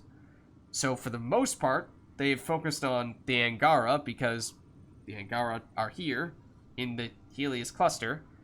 But given how they seem pretty darn committed to that goal, like, you know, starting humongous wars, that Ket are not native to this area, so they came here specifically to hunt down other species, it seems. Also just, we're bad guys, because we're bad guys, because, you know, they, at times, it seems, though, unfortunately it has been reduced to just that. But, where I'm going with this is, if the Ket are so keen on capturing and absorbing traits from other species, then where do they draw the line? How far is too far for them to bother to do that? Because they would certainly like to have totally new species to capture and absorb the desirable traits from beyond just the Angara, but, you know, having a way to get Solarians, Krogan, Human, Asari, Turians, so on and so forth. That is exactly the type of thing that the Ket would want to do. The place where I think that idea does break down a lot logically is, well then, you know, how is this benefactor organizing all this stuff back in the Milky Way to get this process started in the first place? Because that, you know, what is there? Was there a Ket leader in the Milky Way all along? And we just never knew it? Or was there someone who was not personally Ket, but was working on behalf of and for the Ket in the Milky Way? Don't know. It'd be awfully difficult to communicate with them, because it takes many years to communicate in between galaxies, even with FTL travel. So, and communication. So, those are just some of the things that come to mind. I'm not sure we're ever going to get a firm answer on this. Let's see, but what else can we learn? More about the various SOSs? We heard some stuff from Liara previously, but I'm assuming this is something new from her that we not heard before, so I am curious. Not really sure what this is going to be about specifically. I assume that, given how most of this stuff is based on the Reapers and the Benefactor, that perhaps there's a little more pertaining to that. Hello, Alec. This is Liara Tassoni, and the year is 2186. I don't know if you'll even receive this message, but we corresponded years ago. I remember you spoke about a plan to settle Andromeda. I don't know if your arcs made it out of the Milky Way, but the worst has happened here. I'm with Commander Shepard and a brave crew. We're trying to build a weapon to turn the tide, but I fear that the civilization you remember, the people of the Milky Way as you knew them, could be gone forever. You may be all that's left. Please, don't forget us. Keep us alive in your hearts. And tell your children of the wonders that once were. On behalf of the crew of the Normandy SR-2, this is Dr. Liara Tassoni, signing off. So that's the wholesome reason for the whole Andromeda initiative, is to make it so that if everyone is to be wiped out by... everyone in the Milky Way galaxy is to be wiped out by the Reapers, then at least there are still some people elsewhere to continue civilization. But, as we were saying, it may very well have been other reasons, primarily, the Benefactor jumped in. And it seems like the Benefactor was not originally part of the program. The way that Jen Garson kind of described it before was she was trying to make it happen, and it's unclear where she got her funding from initially, because, again, it's an astronomical amount of money that it would take to make this happen, but fell short, and so needed more financial support, and that's only when the Benefactor came in. So they were, by that account, only someone who came in a little later on in the project. What if the original Shadowbroker was Ket? That's interesting. I mean, the question is, though, how does... I mean, possibly. But how did a Ket get to the Milky Way galaxy in the first place? I mean, I guess if they're not native to Helios, then that means they were able to at least get here from wherever they originated from. So they have some ability to at least do inter-system travel. Although they haven't really proven, or we don't know if they can do intergalactic travel yet. Exalted a Yogg and then got killed. Maybe. It could be. Crazier things could have happened. Alliance personnel, please stand by for an emergency flash traffic message. This is a galaxy-wide alert for all human territories. Fleet Admiral Stephen Hackett has declared threat condition Saber 1. Enemy presence confirmed in Sol System. Earth under Reaper attack. I say again, Reaper attack is underway. Instructions to follow on coded channel Crimson Tacit. May God save. Okay, so there's just further evidence of things getting very bad on Earth, from a human perspective. Command to all Turian units within range. Under catastrophic Reaper attack. Primarch Fedorian is dead. Ground units are searching for the next in succession. We'll advise when. Everybody get down! And the Turians as well. I'm securing these Milky Way reports. This is the only copy, and I don't want it getting out. Whatever happened was 600 years ago. Someday we might break the news to everyone if the time's right. I guess we always knew there was no going back. At least not for us, but I guess there's a non-zero chance that far future generations might have eventually found a way to make that happen. So I think that's, I assume, that's all of the new stuff there, because that was a lot of stuff. So lots of things to speculate on, for sure. Maybe they shot a drone across the galaxies, exalted some poor human, and made him prepare the Milky Way for their arrival. Depends on when exactly the Yogg took over before ME2. Yeah, I mean, so many questions, right? Lots of possibilities. Not a lot of answers.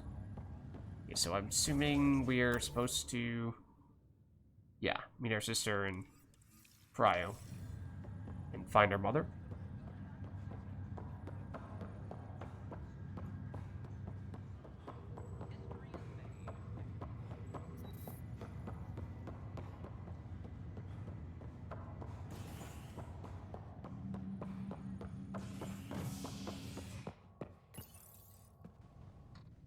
Authorities continue work to establish contact with our Milky Way descendants. As of now, beacons confirming arrival in Helios remain unanswered. This is Agent S. Let's see. I imagine our sister will... Oh. We'll have strong opinions here.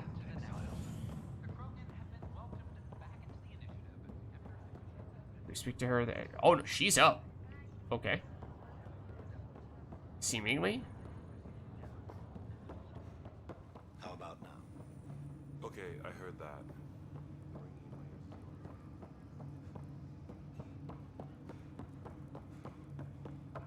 Yeah, that is There her. you are. What's going on? I mean, it's not long ago that we were supposed to be staying in bed. So, a little surprised to see you out and about right now, but okay. This could be huge. Well, here's the pod you told me to find. What's so important about Elizabeth Riley? I think you're gonna recognize her. Yeah, so she said something about don't lie to her.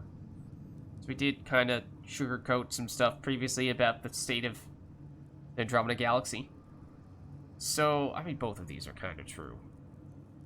If you could have one person back in your life, who would it be? Mom? No question there. Wait a minute. Elizabeth Riley? The initials. E.R. Are you saying... I saw Dad's last memory. E.R. is Ellen Ryder. He brought her along. Sarah, it's Mom. Keep it down. It's a secret. Oh my god. How is this possible? Stasis kind of sort of froze her disease a little bit. Apparently, putting her into stasis also put her disease on hold. Its progress has been halted. Alec put her in stasis after she fell unconscious in the hospital. This is amazing.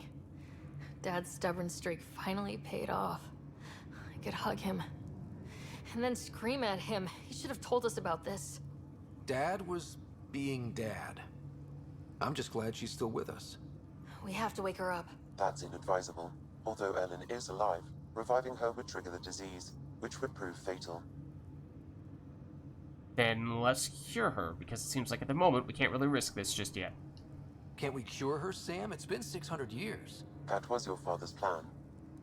What do you mean? Alec hoped that in Andromeda, we would discover new scientific insights that could provide answers. Our journeys in Helios have indeed provided valuable genetic knowledge, information that could lead to a cure. But patience is required. For the moment, enjoy the fact that she is still alive, and that your accomplishments will one day save her life.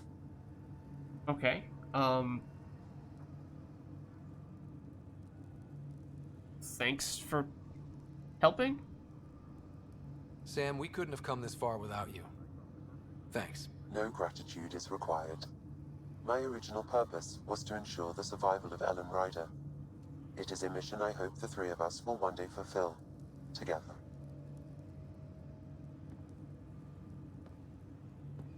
I was really expecting some kind of hug? Or something other than an awkward stare?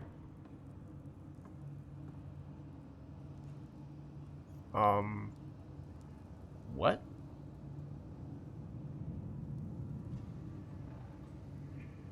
What? Excuse me? Are we supposed to be able to see this? Is this supposed to be here?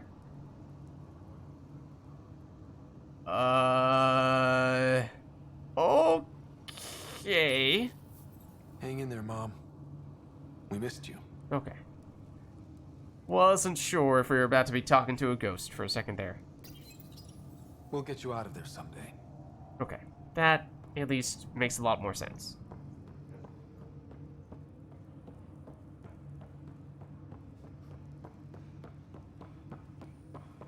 Okay, is our sister laying back down to get some rest, or... Yes. Okay. Now she's back to being completely incapacitated. She's just fine seconds ago, but now she's completely out of it. She's out cold. Okay. What is technically listed next? Is that everything now? Was it under? I think it was under this category, wasn't it? Well, I guess now basically it's... I'm not sure we got an official quest for it, but we have that sort of dangling thread of, hey, theoretically, we're gonna do something in the future that's gonna give us the ability to fix our mother's sickness. Don't know what, don't know where, don't know when, don't know how, but apparently that is a thing. And hopefully we will either get more details on that so we can target it more precisely later, or we will conveniently happen across it on a later occasion. But I think that means that we are now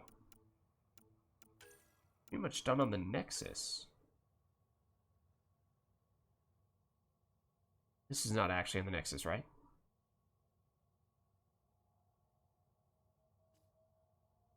Pretty sure those were in totally different places. Oh? Hold on. I mean, while we're here, I guess it's worth... I thought this was one of the ones that require that we hop around from major planet to major planet. Is a welcome bit of good news after so many lives lost out here. This is HNS. Okay, yeah, which is why it would tell us to go to the... Wait, what? What the heck? Where are we? What? I'm expecting this to tell us that we need to go back to the Tempest, because we don't do this here on the Nexus, despite it being labeled as a Nexus mission.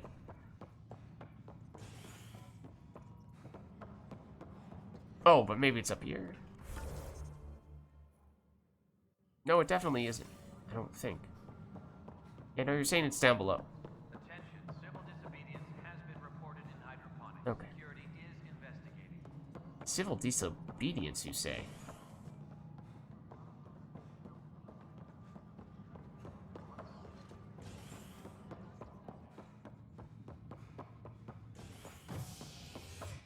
Okay. And I think we are looking to go to the docking bay because I think we're heading out of here. I think we're just heading back to the Tempest. You know, not that we necessarily need to do this specific quest next, but... Oh, wait, no, hold on. The main quest still requires that we be here.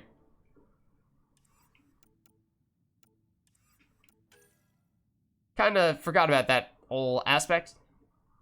Discuss our options with the other Pathfinders. Somewhere here. Oh. Okay. Apparently it is conveniently in this section of the Nexus. This is HNS.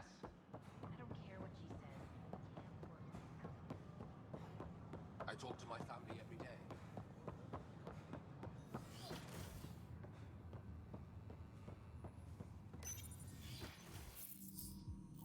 Ryder, good to see you.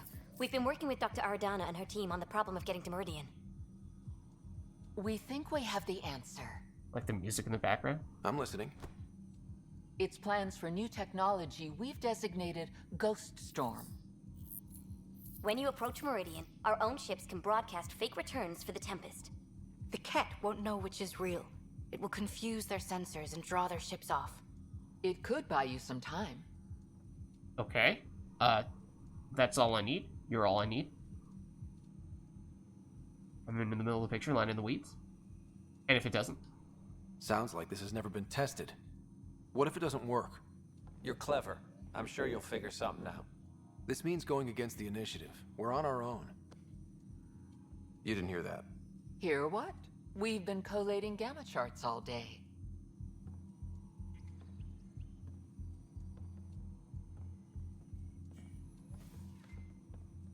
A risk comes with the job. Part of being a Pathfinder. Wait, what?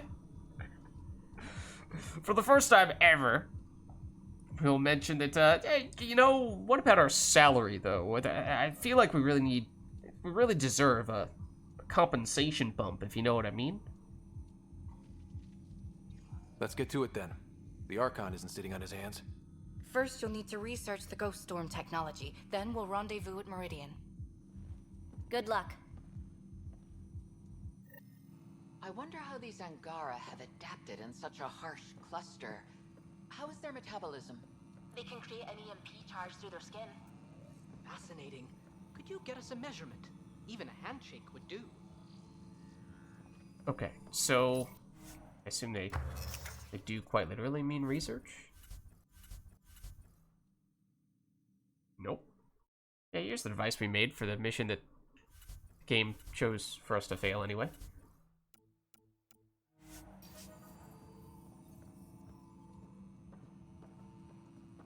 Oh, also, were these dudes here before?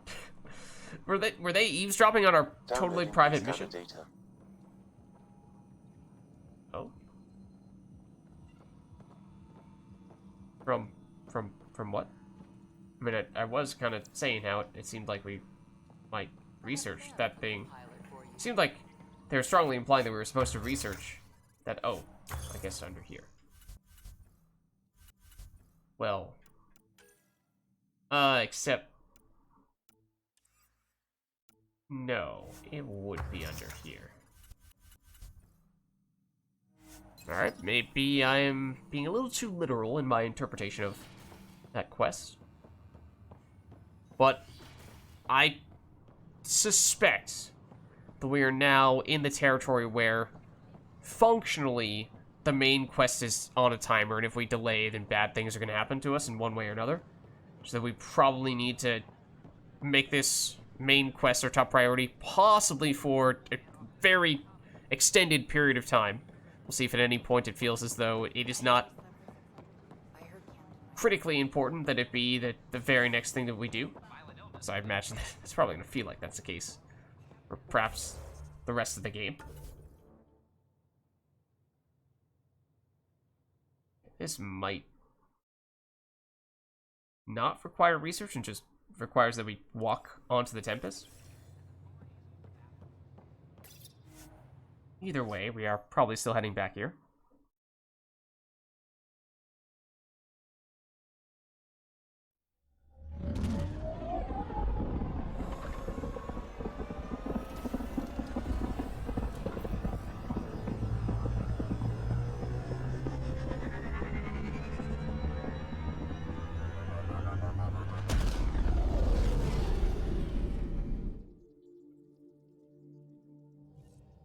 Okay.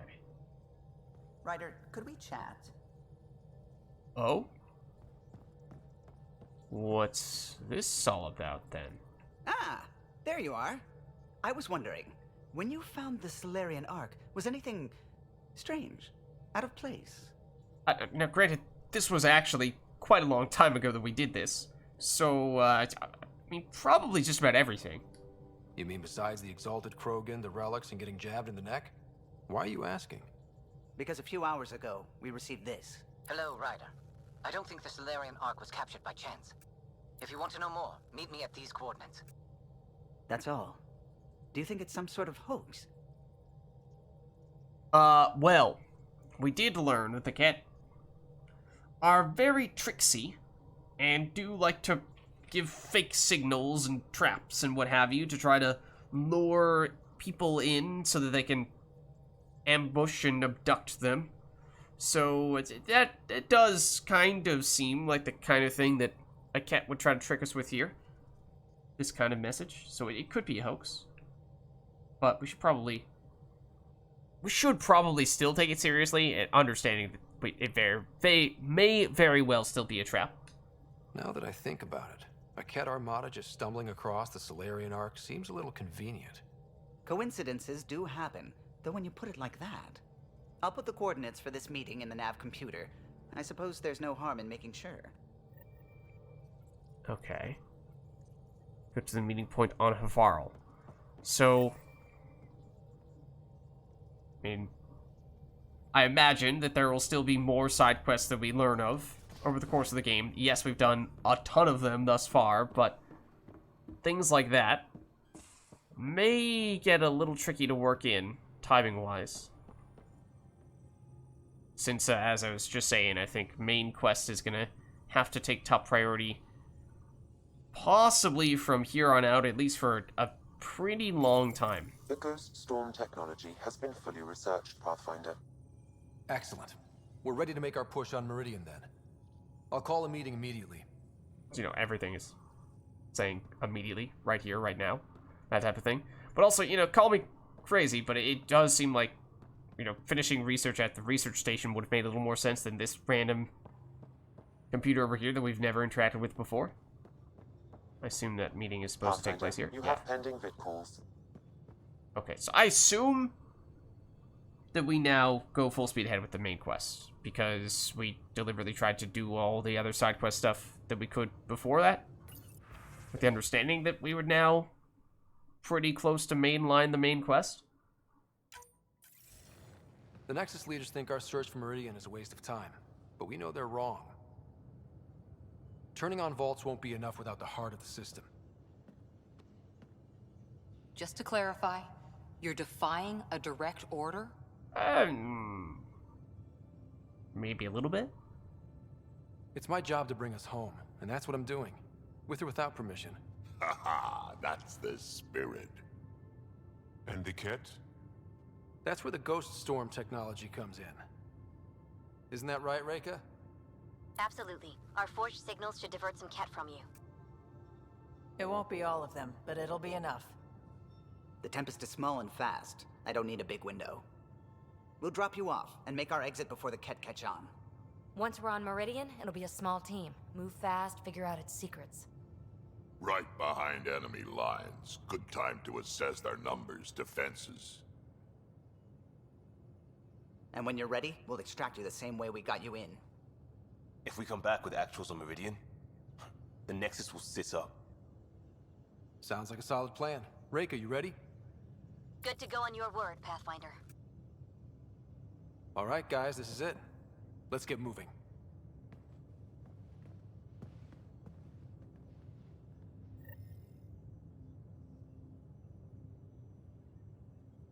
Alright, so journey to Meridian, go to the Key Tassira. Wait, what?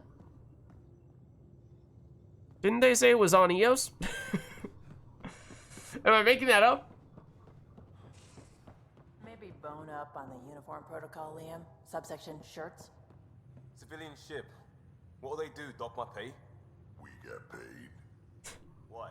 You buying next time we go to Kadara? Are you kidding? You should see my tab. We were just complaining about our salary, apparently, earlier as well. So, yes, I guess, apparently this might be a totally new area. Am I completely making it up that somebody said Eos was the location of the Meridian? Because, we've been acting on that assumption for quite some time at this point.